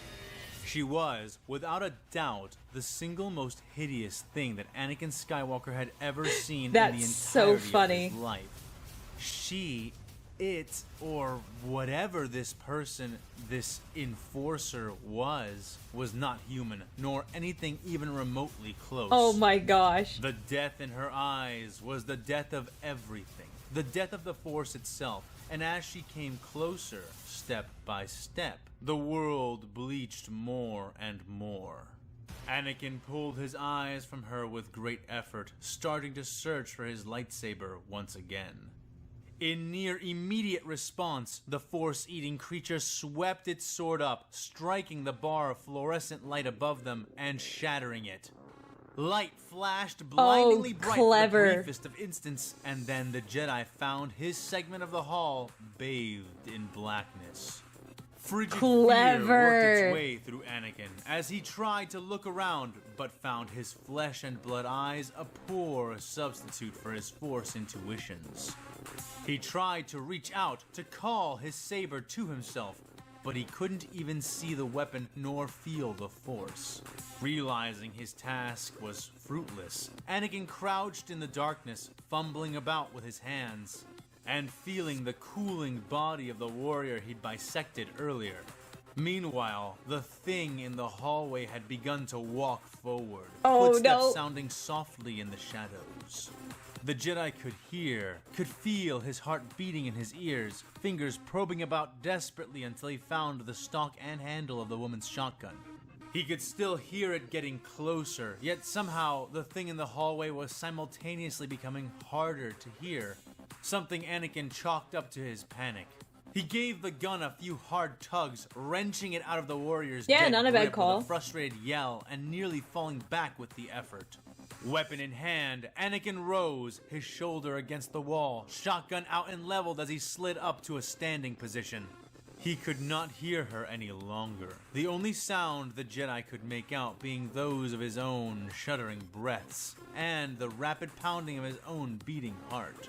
He was sweating still, but now he felt so cold, so severed from the Force, that his bones were aching. Saliva gathered in his mouth rapidly, his body, his very cells, seeming to forget how to function without the constant company of the Force. Despite this, he kept control of his breathing, and kept his mind and thoughts under control enough to know what he was doing. Anakin waited. He listened, and after a few brief moments of silence, he took a step back. He stepped right into the silent monster, and had half suspected that he would. Spraying bitter sweat with emotion, he rolled forward, avoiding the wide flat of the thing's blade. But his hood and robe did not. Caught on the superhuman strength of servo actuators, the Jedi was thrown aside, thick robe torn away by the action, and left tangled on the large sword of this new, monstrous Imperial. To his credit, the Jedi kept his feet, staggering for only a moment before he lifted and fired the shotgun. The blast was inaccurate, and the kickback nearly took the gun right out of Anakin's hands, leaving him briefly fumbling with the weapon. Meanwhile, the blast and following glints of shrapnel striking armor lit the space for just long enough for the enemy's approaching form to be visible. The Jedi Knight kicked, catching the new warrior in the chest, but failing to stop her advance or stagger her back. Instead, she rushed in through the blow, Anakin yowling in pain as he stomped into her unyielding form. and was instead himself carried back and pinned to the wall. Oh, He kept shoot! Oh, shoot! Oh, okay, Anakin, after this, you gotta hit the gym. You gotta hit the gym, bro, and maybe do some... Well, I mean, you probably don't know how to, like, cut it off because this is the first time you're experiencing it, but maybe you should do some training that is, where you don't have to rely on the Force. Dang! His leg braced against her, trying to push back as he brought the gun up again for another shot. He blasted, but not before she had come even closer, forcing his knee to bend and grabbing the muzzle of his gun, yanking it out to the right just before he fired. The shotgun discharged out to the side, showing Anakin another flash of his assailant's face, dead eyes burrowing into his. But soon he did not need the light of his gunfire to see those pale blue spheres of hers. Still pinned to the wall by the pressure on his curled leg, Anakin watched as the sword the woman wielded came to life, sparking along the blade and illuminating its surface with the incandescence of a deadly power field. She held it, single-handed, up nearly against his throat. His free hand had grabbed her wrist, his right hand still clutching the shotgun, she herself having an arm that was similarly occupied. She tore the gun out of his hand, and he raised his palm. "I am one with the Force," Anakin muttered, The Force cannot help you right now, sorry. focusing hard, attempting to pierce the penumbra of fear which had ensnared him. Trying with all his might to touch the Force, to use it, to wield it. It will not He listen. watched the woman's deathly eyes widen somewhat, watched her top knot sway in a wind that did not exist, and then watched her respond by using her recently freed hand to grab his neck. He choked, faltering as her ceramite fingers closed around his airway, his own hand instinctively grabbing at her wrist, trying to pry her off. But she was implacable, answering his resistance by slamming his head back against the wall, once, twice, and then a third time. Anakin's vision was spinning. He could feel— Oh, this is rough. Also, I saw someone say, so Aurelia would be Anakin easy. Well, first off, I'm not a Sister of Silence. Obviously. 'Cause I yap all the time. I think I could. If he had his Force powers, it would be a lot harder, but I still think I could. Yeah, I'm a psyker, but I don't have a null ability. This would probably be a similar fight. If I would be having a rough time if I had to fight a Sister of Silence. For being perfectly honest, that it would be difficult. feel foam and spittle gathering at the corners of his mouth. It wasn't just that she was strangling him, but now that she was touching him directly, he felt as if his mind were an oyster caught in a crushing pincer, mere moments from splitting open. He couldn't breathe, he couldn't think. He needed help, but this time, as darkness closed in around him, Anakin found no clones charging to the rescue or sudden shouted war cry of help. Honestly, he was saying, guys, go. And I was like, you don't take one of them with you, like, just in case? Like, Wrecker? Like, take Wrecker with you, or even take Hunter. Like, I was thinking that when they were leaving, I was like, you wouldn't take at least one of them with you? I think at least 2 of them can handle it on their own, and you had 4. You should have taken at least 1. I thought it was dumb. Help being. No, I'm not an Eldar. What are you talking about? What are you talking about? I'm not an Eldar. I'm an abhuman. Abhuman. On the way. All he found, all he saw as his mind faded away into unconsciousness were those empty, monstrous blue eyes staring, unblinking, unfaltering into his own. See, I thought Anakin could take care of himself, but if I had known that there was going to be a Sister of Silence around, I would have said, "Oh no, you better get him some help." Like twin voids expanding in a cruel sky, they devoured him. Nom nom and nom. Anakin Skywalker knew no more. No, they're probably gonna interrogate him. Meanwhile, R2 watched on from the shadows, telescoping eye peeking out from around the corner as they dragged his friend's limp, unconscious body into the room, the door shutting behind the Imperial guards a moment later. Outside the now closing door, the silent woman who had beaten Anakin signed something with her hands to another pair of guards. It had been somewhat difficult to track his Jedi companion down to this place, and he had been forced to rely more than once on the Imperials merely overlooking him, something he hated to do.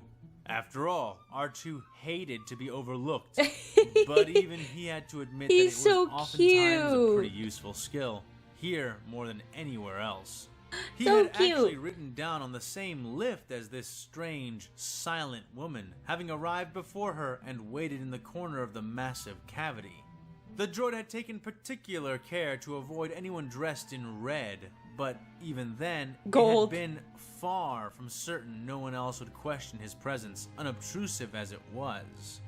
Yet it truly did seem that, for most he passed, anything as complex as he was beyond their realm of authorized thought, and they mostly attempted to ignore him as he went by.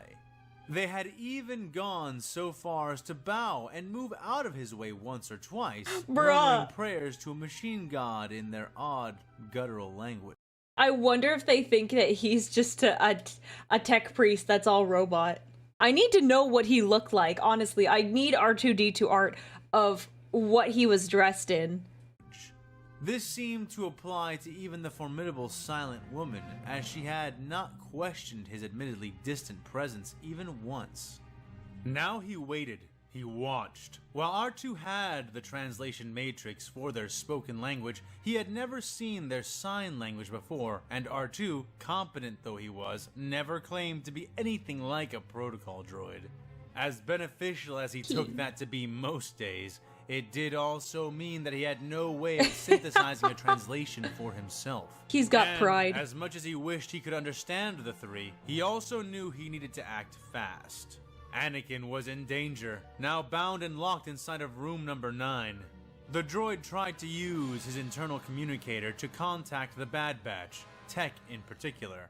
R2 had little doubt that the brainy clone could begin deciphering the hand signs, and, in either event, he was also the only one liable to understand R2's message quickly. Yet, when the droid tried to contact them, he got nothing back but static. Oh His no! processors initiated cooling cycles as he considered what might have happened to the clone commandos, but dismissed the logic, thinking instead that it was more likely that this place, this small, strange prison, was somehow jamming his communication attempts. That left him with two options. He could leave and try to track down the Bad Batch by one means or another and bring them to Anakin's rescue, or he could save them all a lot of time and effort and simply do it himself. Yeah, Locating R2-D2! Anakin's lost lightsaber nearby, R2 resolved to handle the situation personally. Yes! Reaching out a clamp and, silently as he could, retrieving the weapon and storing it within his chassis. Wow. As if in reaction, the three women turned and began moving in his direction, coming at a jog. R2 straightened himself back around the corner, photoreceptors spinning as he panicked for a brief moment. Where to go? Where to hide? He heard footsteps just beyond the bend and straightened, the going trash rigid can and shutting off his light indicators. Milliseconds later, the silent woman turned the bend, rushing past him and towards the lift. The other two came shortly after, though one of them paused, slowing and coming to a stop in front of R2. The woman, who had some blood smudged against her lips, centered her visored eyes on the droid. R2 had to shut down his synthetic response units to prevent himself from trembling, feeling her scrutiny intensify as she stepped closer and then kicked the hatch to his chassis lightly with her foot. Theodora, what are you doing? We have to go find the Inquisitor, now! Said the other woman from down the hall. I know. I just need to throw something away. It's dragging me down. How the bloody hell do you open this trash bin? Was her response. He's a trash can. Oh gosh. Howling as she kicked R2 again, nearly knocking loose one of the hastily applied skulls of his disguise. The savvy droid took the opportunity to swing his body up and parallel, popping open his chassis once more. He desperately hoped she did not notice the tools, mechanical arms, and, of course, Anakin's lightsaber all stuffed within the now visible confines. He needn't have worried. The woman hastily stuffed the broken remnants of her shotgun into the cavity, cramming them in painfully before manually kicking closed his chassis hatch and running off to catch up to the others. R2 waited until he could hear the lift start up again, and then released a low, relieved whistle. Then, with a shake of his rotating dome, he steeled himself and looked down the now empty hallway. You got it, After a R2. few minutes, the guards that had been inside exited, walking away in the opposite direction, giving him his chance. Thinking of his imprisoned friend and his beloved owner back on Coruscant, the little droid trundled forward and approached the mechanical controls of the massive black door. He had faith that he'd be able to adapt to one of its ports. This concerns me. This piece of art that we're seeing here, I'm concerned. But felt more than a little trepidation as he came closer. After all, from what he understood, this room had already housed one inhabitant. And as R2 reached up and began to manipulate the door's controls, he truly could not help but wonder, what kind of creature was considered a criminal by an empire that would make the cruelest hut green with envy? Yeah. The thought was troubling, but he held on to it.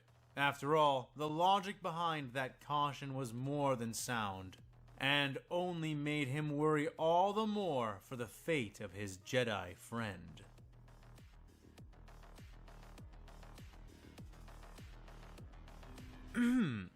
To my most esteemed and illustrious War Master, Lord Tyrannus Macarion II, I am most pleased to report the success of my inquiries, my lord, and am further pleased to confirm your suspicions.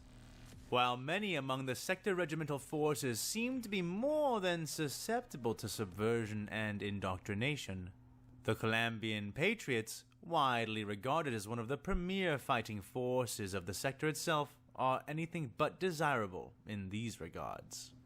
Your decision, therefore, to group them with the other non-compliant regiments that came from outside the sector was a prudent one. Soon, the losses suffered by those forces shall either ensure their irrelevance or, most ideally, fate them to extinction. Additionally, their martyrdom will further increase the fires that you shall use to soften the loyalty of both the fighting men and officer castes. Interesting. Preparing them for the hammering that is to follow. Still, I do appreciate that only 70% of the Calambian fighting forces within our own command could be transported down to New Cadia, and that the rest will have to be dealt They called it New Cadia. Oh my gosh.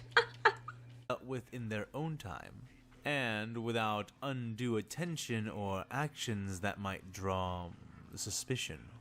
To help appraise you on future actions, my lord, I have taken the liberty of compiling several excerpts from the record known as the Triumph of Pride, which details the induction of Calambia into the Imperium during the Great Crusade. While it is to be expected that a great many things have changed within their culture in the intervening millennia, I have found this record vital in understanding the Calambians, both in how to utilize them and in how to unmake them. It also goes a long way to explaining precisely why the Calambians are unlikely to break away and join our cause fully. Please view it and judge its merits at your leisure. With abundant regards, Pious Gorthank. Abundant regards. Abundant. Not just regards. Abundant regards. Adjunct to the War Master.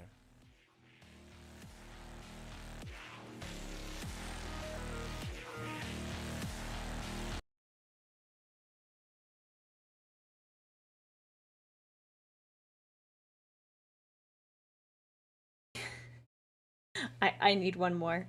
I need one more in me. I know, we're gonna do one more. We're doing one more. One more. Because this one's probably gonna be...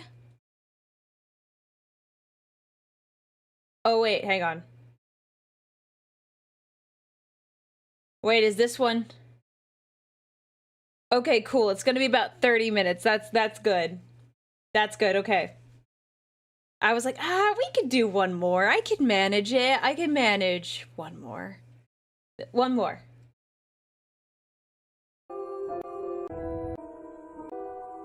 Eh.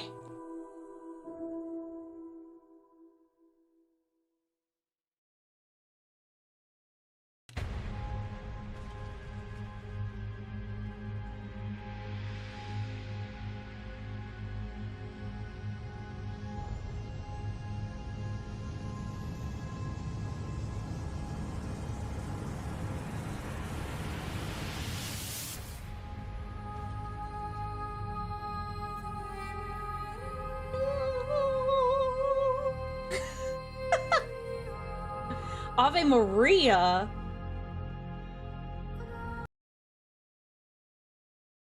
Oh, death, where is your sting? Isn't that like a biblical reference? I guess it's... Oh, it's 40k. What am I saying? Of course. Of course.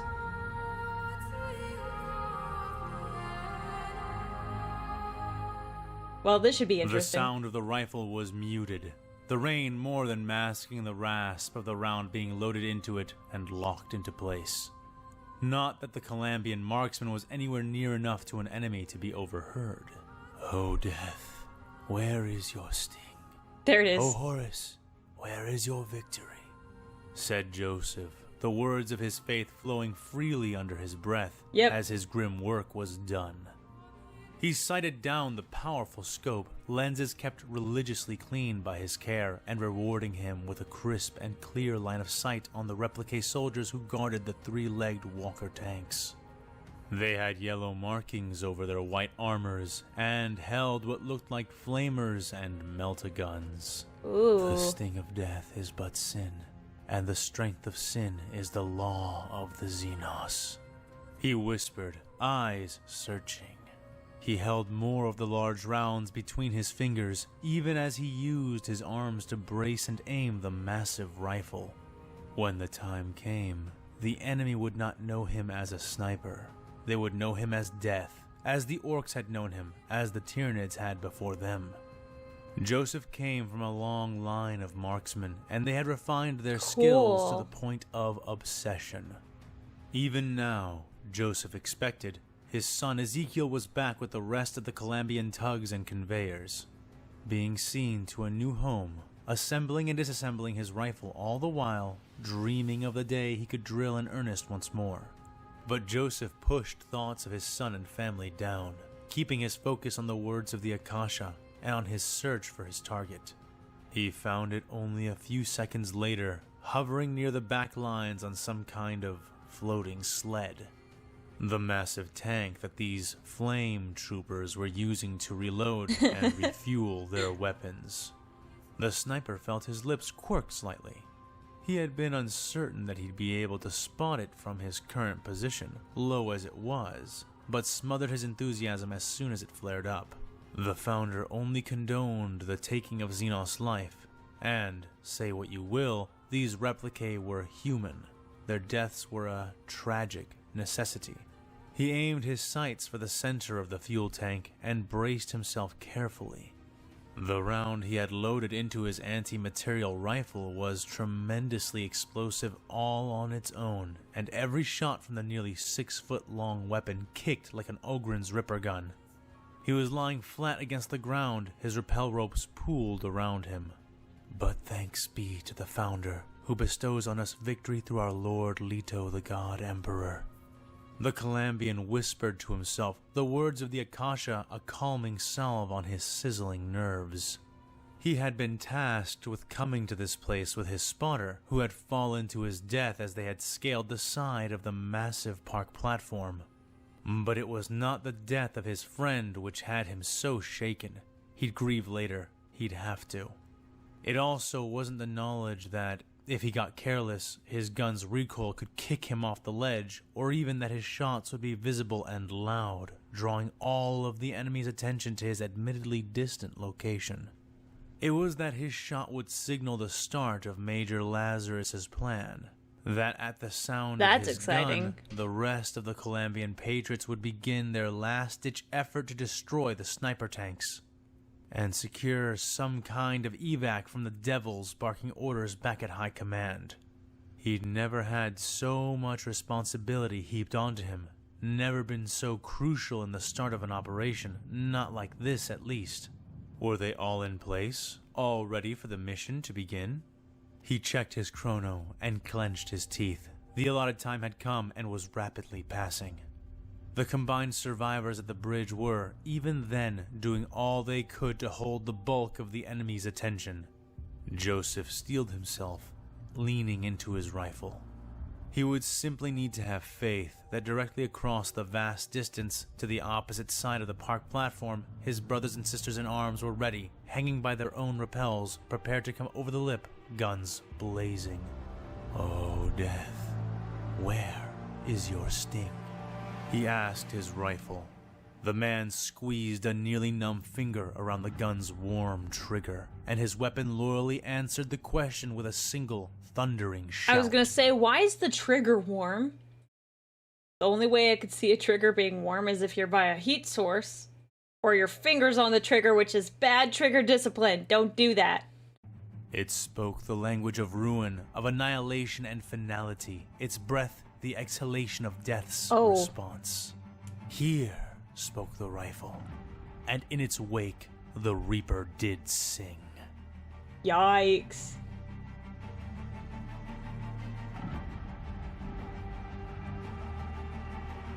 Death was everywhere, raining in and around them in all its various forms. The Replique soldiers had blown down most of the Imperial barricades, but had found their intended massacre stifled by the deep trenches the Kriegers had edged out of the false earth of the park. Cadians, Kriegers, and all others who had managed to survive this long, crowded shoulder to shoulder with comrades and corpses, guns bristling from their jagged trench lines.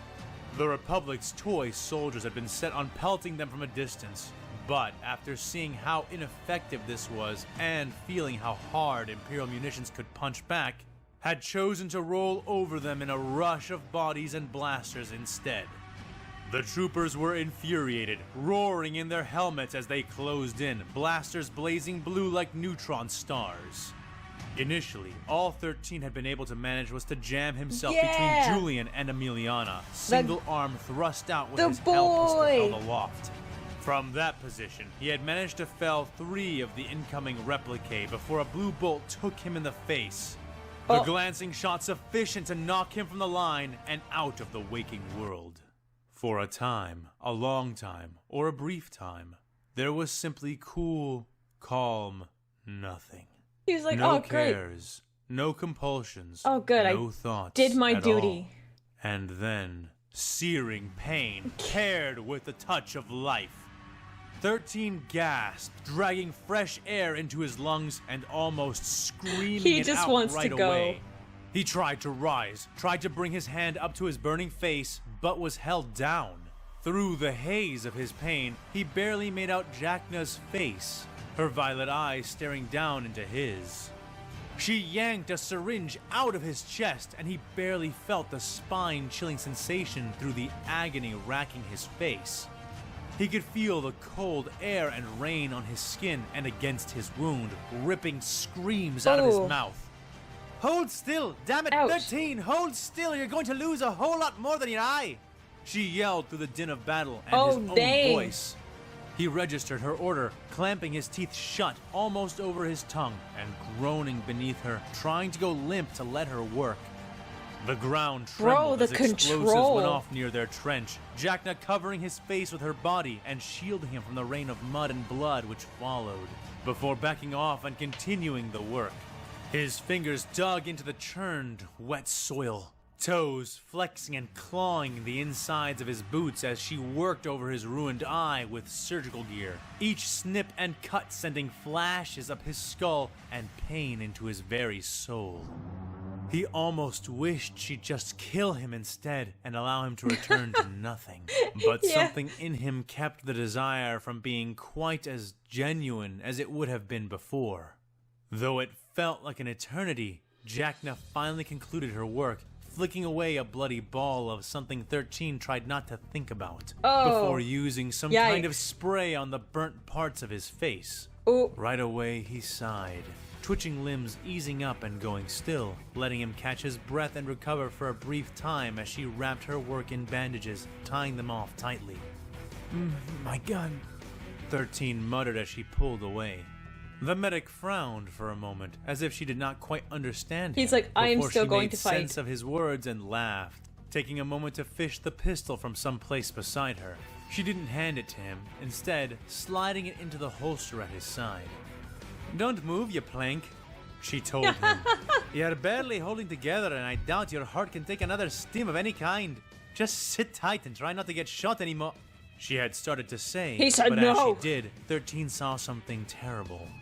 Above her, he could see the lip of their trench, and standing there, having just arrived, was a replique of the Republic. Get him! Get him! Get him! Get him! And preparing to fire. He reacted without thinking, grabbing Jackna by the arm and throwing her away as he rolled. The enemy trooper fired, catching the medic's left arm instead of her back. The shot hit dead on, and the woman screamed as the unguarded limb was blown clean off. Oh, she curled around the stump of her lost arm, going still shortly after, and 13 knew not if she had died from shock or merely lost consciousness. And he had no time to find out. He rolled in the mud, fumbling to draw his returned firearm, but not managing to pull it free before the Republic trooper had sighted him and fired. The trooper only scored a near miss, as its shoulder and most of the back of its head were blown into a red rain by a close-quarters blast from Julian's shotgun. 13 was grateful, but there was not even a moment for a brief thanks as more of the replique arrived at the lip, firing down all along the line. Julian discharged his shotgun into another clone looming over them, and 13, pistol now in his hands again, covered him by lancing 2 holes in another soldier that was attempting the very same thing on Julian. When a third warrior emerged from the raining gloom of their trench line, the Cadian greeted it with an empty shotgun, pitched right into its face. 13 finished that one as well, putting 3 holes in its chest, but not before it tossed a present of its own into their trench. A grenade. Julian dove to the ground, scrambling for it and grasping it with cold hands. He rose and reared high to pitch the damn thing when it went off, still clutched in his hand. Julian's body seemed to pop, smearing that's awful. His blood, bones, and armor across the trench, and only narrowly avoiding 13, who was already on the ground. His head was ringing from the pressure of the blast, and he could barely make out what was happening around him with his one remaining eye. Was Emiliana still alive? Was anyone? He groaned, feeling the rain washing the mud and blood off of his face and bandages as he rose to his feet, feeling more than hearing the thump beside him as someone jumped down into the trench. The Imperial spun, ducking and narrowly avoiding the swung butt of a clone rifle, planting his knees into the ground as he pressed the steel end of his hell pistol into the replique's chest, and fired, creating holes in the enemy soldier. But it was not the only one. 13 spun again, pressing himself against the side of the trench and barely avoiding a cascading line of death issued by a minigun-wielding replique. The plasma weapon spat out a volley of fast bolts, scything down the trench and killing more guardsmen. 13 waited for the blaster fire to pass before leaning out, extending his one good arm to fire, and pulled the trigger. Yet his shot sailed through empty air without connecting, sent wide as another clone dove down into the trench, catching his arm and wrestling 13 down to the ground. The Krieger kicked and struggled, grunting and gritting his teeth as the clone elbowed him in the face and forced open his hand. 13 panted, kneeing the replique's armored torso again and again, but getting nowhere and feeling a pit open in his stomach as his gun was forced from his fingers.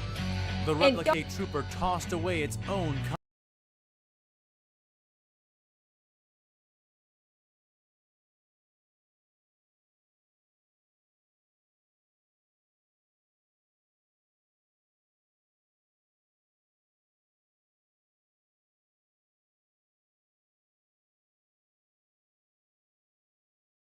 Bro, I swear, it's when I press the spacebar button, OBS mutes me, and I'm like, what the heck?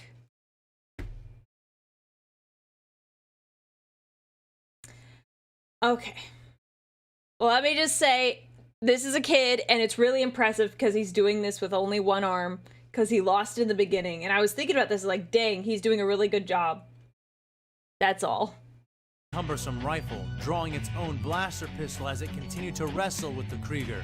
13 fought hard, but was one-armed and wounded, leaving him in a distinct disadvantage that the See, Republic there you go, soldier one was arm. quick to make use of.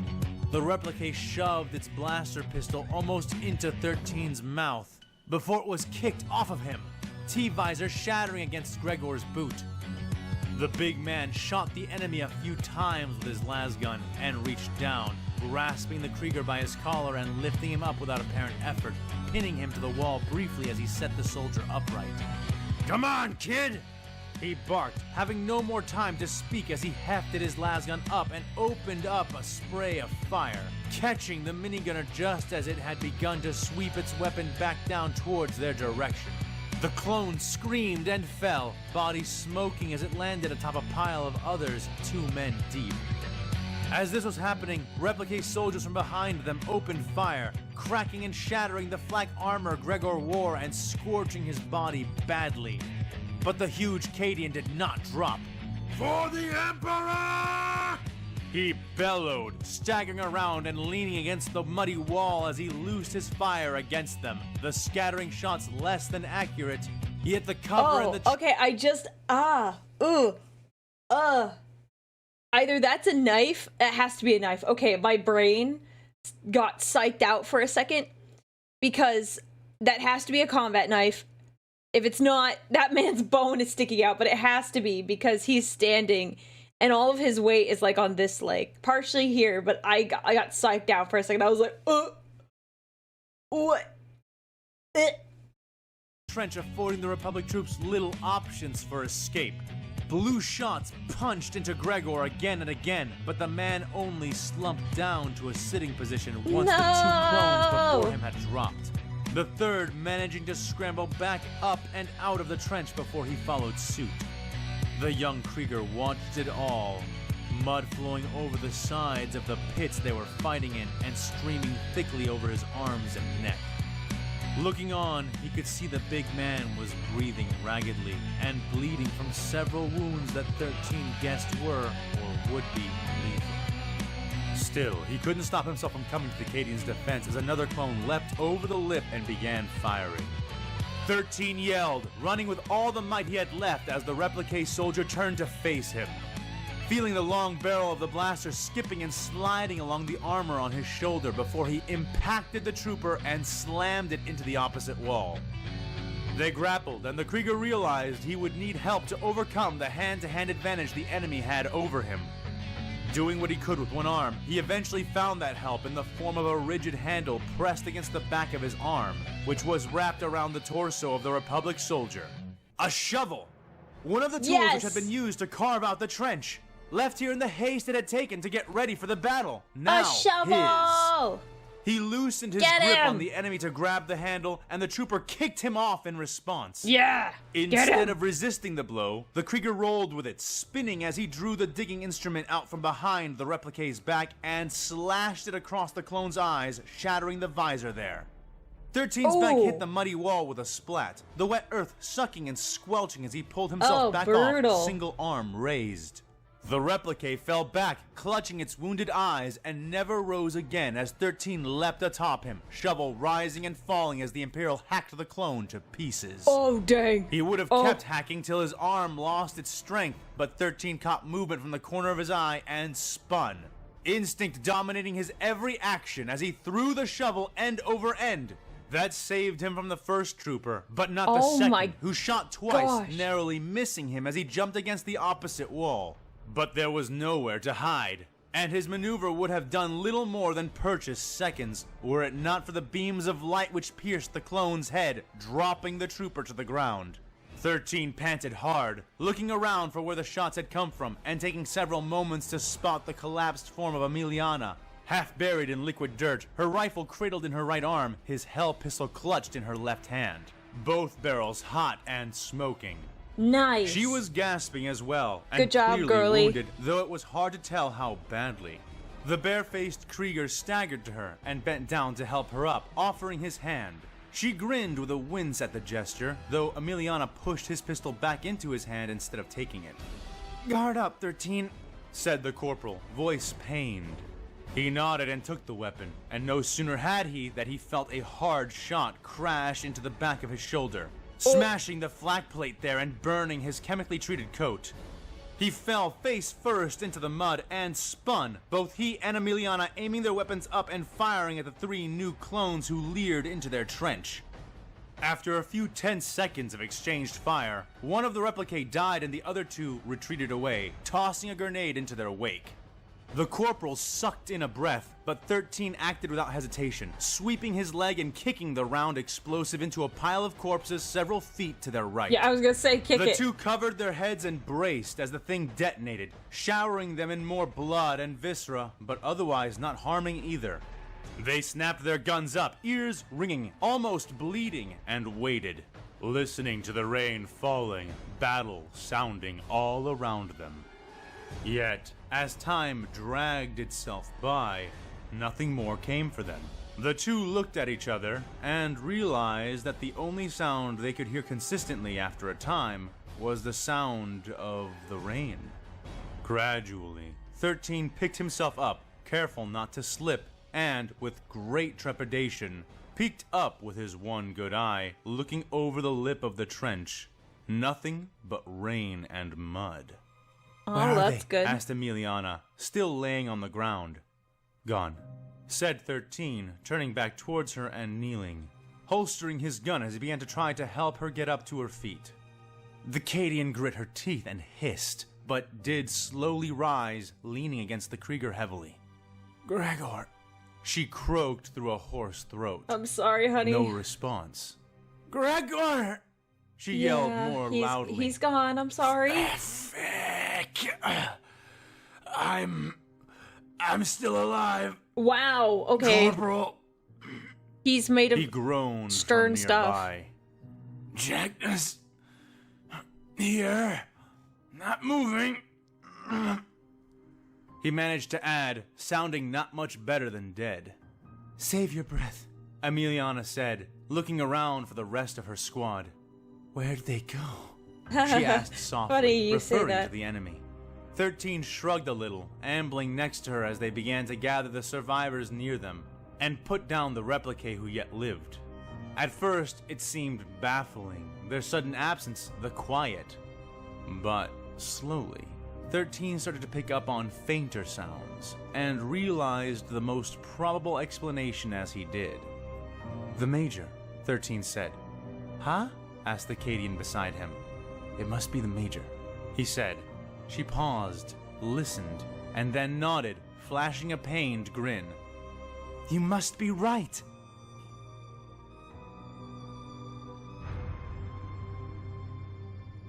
Lazarus would rather go round 2 with Rejulia, or request a transfer from Indricta than be where he was now.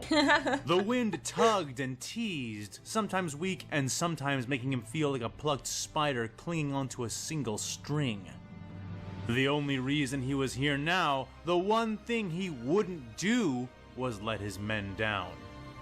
Technically, all the soldiers under his new command were his men, but Lazarus had been the head of a squad prior to his insane elevation, and those men were truly his brothers. Even as the wind tore at him, tempting his adhering boots to release the metal surface he walked on, he would not let them down. Even as he felt brand new sensations of fear and dread poking holes in his nerves, his arms kept reeling in the rappel line, feeding it into his winding belt spool. Even as he reached the position just below the lip of the platform, belt-mounted rope and magnetic soles holding him tenuously in place as he and several thousand Calambian patriots unslung various weapons, he did not falter. At least not too much. The former sergeant bunched the muscles in his neck, keeping his eyes fixed upwards towards the gray, raining sky. His goggles they're on the kept the towers. water out of his eyes, but obscured the shifting, indistinct forms of the clouds and made blurry the rigid, silver towers reaching for them from the edges of his vision. As little as that view provided for him, it was leagues better than looking down and awakening within himself that foregone fear which struck him whenever he found himself gazing into a far-flung abyss. "Major! Hey, Major!" called one of the men around him, a thickly set man hefting a sniper rifle. Lazarus craned his neck to look at the corporal, only realizing the mistake of his instinct when the corner of his eye skimmed the drop below them, and just after he centered his vision on the soldier's shit-eating grin. His wounds, and particularly his freshly applied cybernetics, ached badly and ate away at his typical patience. The metal arm had been hastily grafted onto him by a cavalcade of Tempris survivors. While he was grateful to have the use of his burnt and now amputated arm back in his service, the trauma of the loss and the constant deep pain the sedated wound assaulted him with was Hey, welcome in. We are watching Star Wars versus Warhammer 40k. A fan with too much time, that's the YouTube channel's name, made this, and it is absolutely fantastic. It's really, really good storytelling. I'm loving it, and it's really good. There's so many episodes, so we're on episode 20. It's really good. Another one of those things he was trying not to think about. Glaring, he locked eyes with his former corporal. Damn you, Jackson! You better have a good reason for getting my attention! Lazarus barked, keeping his voice from veering into a higher than dignified pitch, though only by a few He's like, scant hey, octaves. stop that. Sure do, Major, said the man. I understand the part of the plan that gets us here, behind the enemy while their cocks are swinging. I get that we gotta take down all their limping tanks to secure evac. But what I don't get is how we're even gonna get to evac when we mop them up. That main force is gonna swing around for us, tanks or no tanks, and unless we plan to jump over the ledge, I don't see where we can pull back to. Lazarus grimaced. He knew his plan wasn't foolproof, and even though he had tried to account for this specific problem in particular, he really hoped he would not be forced to resort to it, or any other tactics more desperate and unconventional than the one he was going to execute now. We gotta have faith that the flyboys cover us when it counts, Corporal. Stay Gumby, the Major said back, eyes aimed skyward once more. So, in other words, we're properly fucked whether we win or lose. The man said back sarcastically. Suck it up, Jackson. Whole platoon knows you've been proper fecked ever since the sisters caught you listening to Talik, said another soldier hanging nearby. Oh my gosh, just it's close so enough to not have to yell to be heard. Lazarus couldn't see Jackson's reaction to the barb, but he could hear the soft chuckling all around them and couldn't help but grin, particularly when the offended corporal snapped back. Empire Spire does not play Talik music. You can't call literally anything played on a skier flute Talik, otherwise you're just surrendering the whole genre to fucking Xenos. Hey, Jackson, how'd you like to join me and get saddled with a moonbeam for the duration of our time on this rock, Corporal? Oh my gosh. Lazarus asked, cutting the man off before he got too loud.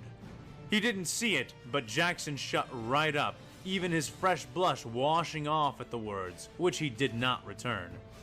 That's what I thought. That goes for the rest of you too. No more mouthing. Operation could begin any second, and it needs to come out neat and tidy if anyone is coming out of this in one piece.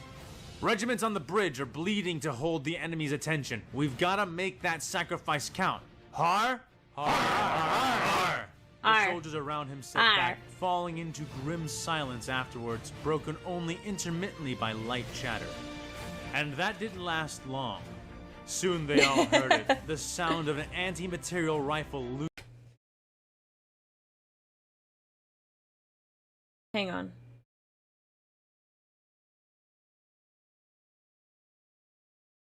That says, if I'm not mistaken, that says FD? I can't remember. It's been a while since I've looked at Orabesh is the name. The bottom, that looks like it says TO2. That might be a T.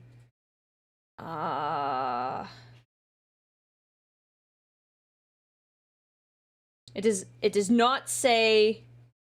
I'm pretty confident it's not R. I can't read this bottom. The characters are too unclear. That's 2 right here in the front.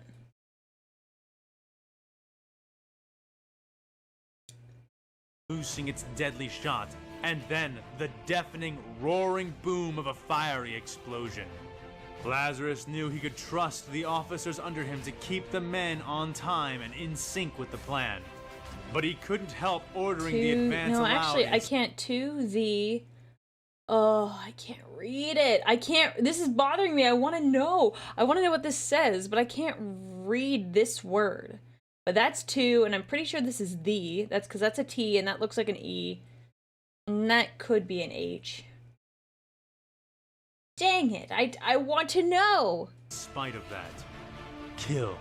He said, heedless of the fact that his Vox speed was silent, as were all the others turned off as a precaution to keep the enemy from detecting them.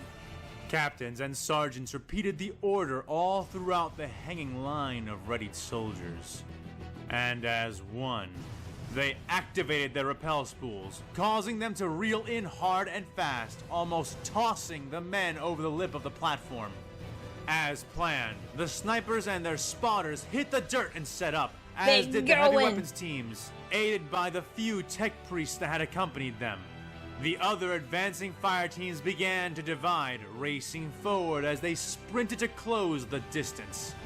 As Lazarus had hoped, the loud shot and explosion had drawn all eyes and focus away from the rear of the replicate's column. This bought vital seconds he and the other Calambians spent rushing for all they were worth, angling for cover and veering out of what would soon become a lethal crossfire. As soon as he slid to a stop behind a disordered stack of discarded trees, he saw the telltale blue shots that signaled that they had been spotted. Before the blue bolts could even reach their resting points, the snipers and heavy weapons teams opened up. They're creating going. thunder and flashes which could shame lightning as they tore into the rear lines of the replicate. Heavy stubbers, autocannons, Calambian chain guns, bolters, and a few heavy bolters trailed lines of thick projectile fire into the men and vehicles of the Republic, ripping bodies to shreds and blowing over a few of the walkers in just the opening volley. On top of that, though they were still somewhat distant, the fire teams began I feel to the need pick to make targets, sound effects at times. engaging with bursts of automatic and semi-automatic fire as they continued their advance. Lazarus leading their way near the front.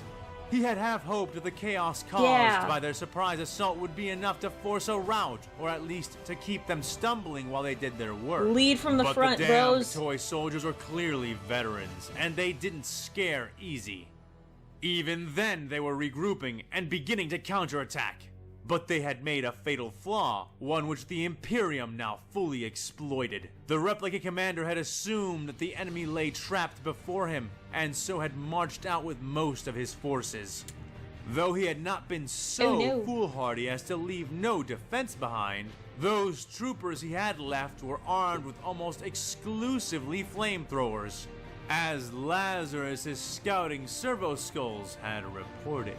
The replicate ran around the flaming wreckage and burnt corpses of the few felled sniper tanks and the remains of the fuel tank, raising nozzles as they advanced.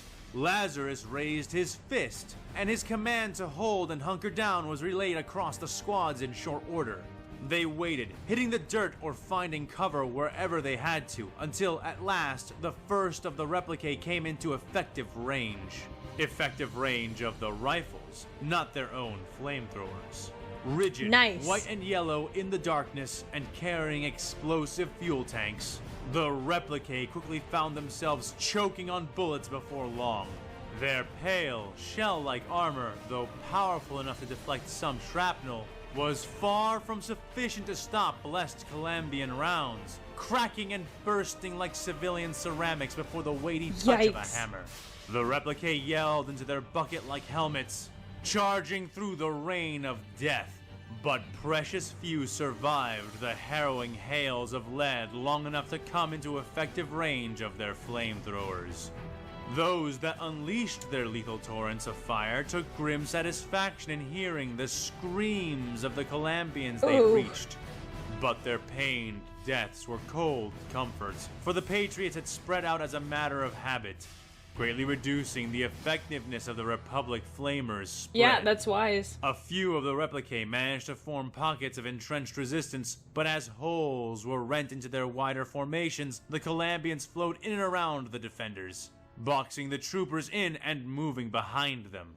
Lazarus surveyed the battlefield as best he could, activating his Vox speed and hearing the reports and chatter coming in from the other Calambian fighters. He was dissatisfied with how many of the men were getting hung up on those pockets of resistance, particularly given their initial advantage, but there was nothing for it. He snapped a few orders into his Vox channel, having the Patriots encircle and hammer their positions while he and the rest of the men prepared to assault the tanks. The Imperial fire support was running low on ammunition, the majority of their stockpiles having been left below to enable the rapid ascent of the heavy weapons teams on their rappel lines.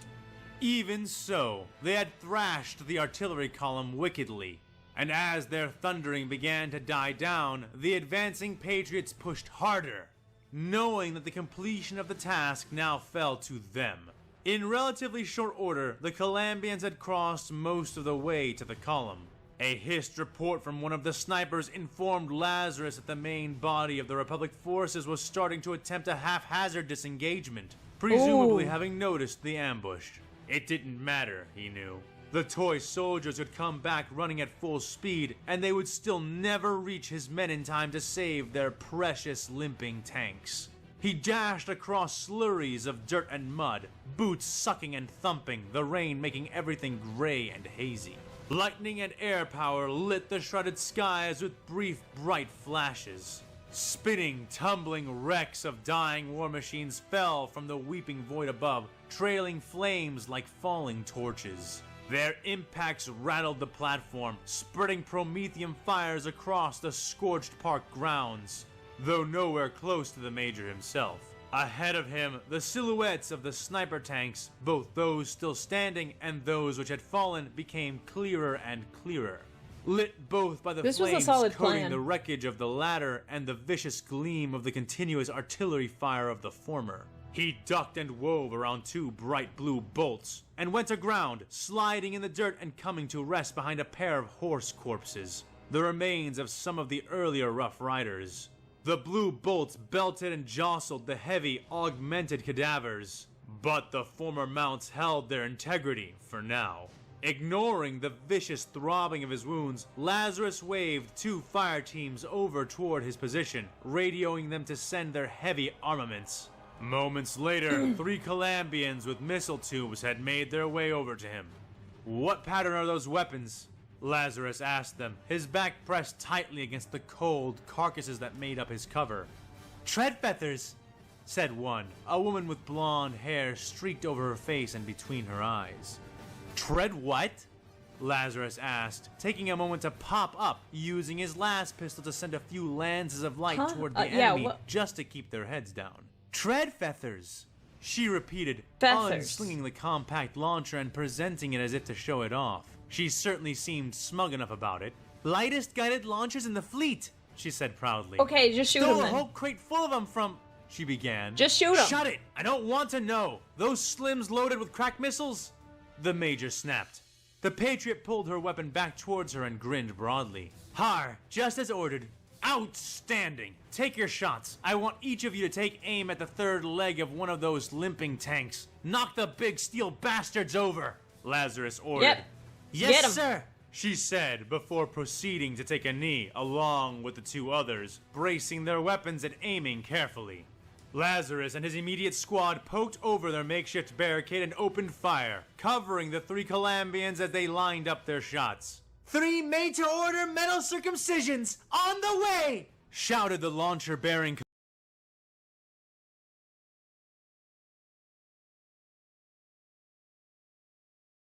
I heard that correctly, right? I didn't mishear that?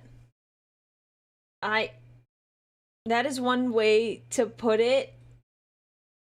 Kind of weird way to put that. Okay.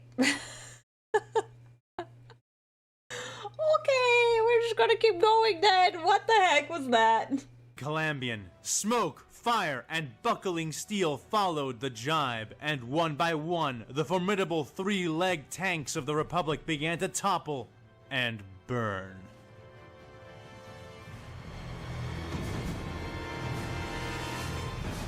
There we go. There we go. Holy cow, that was an interesting little ending there. I wasn't expecting that word to get busted out on my stream. No, we're not doing one more.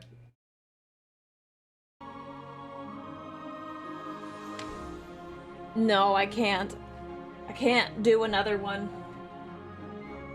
I can't. I will lose my focus. I would need more caffeine. We can't do another one.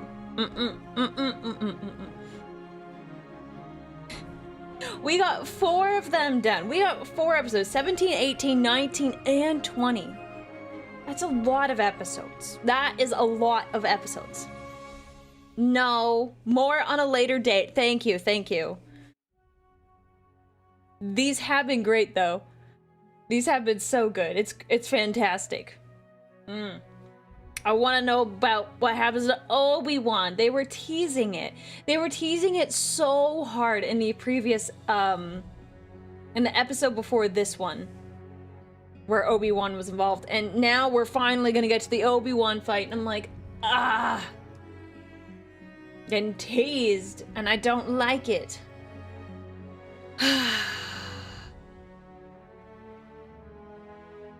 I'm glad you guys like the watch-alongs. I have a lot of fun, and I really enjoy the attention to detail and respecting both sides of the lore that fan does. I do like that a lot. I'm gonna unpin this. Unpin. There we go. I think he does a very good job respecting the lore, so I am really, let's see, let me actually, one of the next, we're not watching another episode before you get all excited. I'm looking at, so we're on episodes, so the next one we have several, we have more episodes. We have episode 21 and 22, 23, so we don't have a lot of shorts. And it looks like oh, interesting, he breaks up the after talks. Okay, good to know. Good to know. So we've got plenty of content to explore. Plenty of content. So it's gonna be a lot of fun. I can't wait. Hello, hi. For those of you who just joined us, you might have just missed it. We finished all of our episodes. Well, all the episodes we were going to watch today for Star Wars versus Warhammer 40k. So. Yeah, I was looking at the breakdown of all the videos, and it looks like the next episode is like 1 hour and 20 minutes, and then the after talk is separate. So I'm expecting, or I'm guessing, that the 1 hour and 20 minutes is all narration. The next 2 episodes are 3 hours together. See, yeah, it's gonna be a lot, so we'll save it. You know, we don't want it to be over so fast, okay? We gotta take it nice and slow.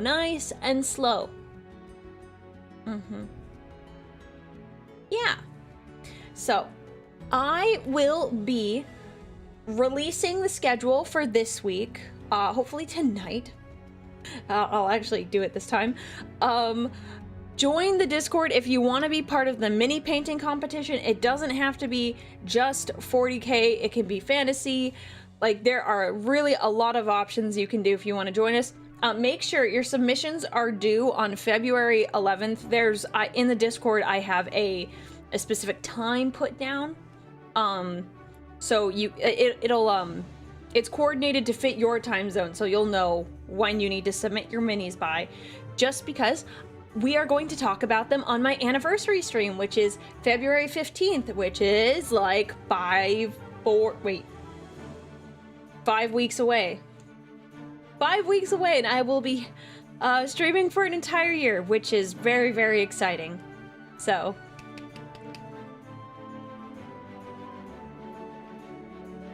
I am very, very excited. So, I don't have anything else for you. I will see you later this week, and have a very good day, everyone. All right, bye.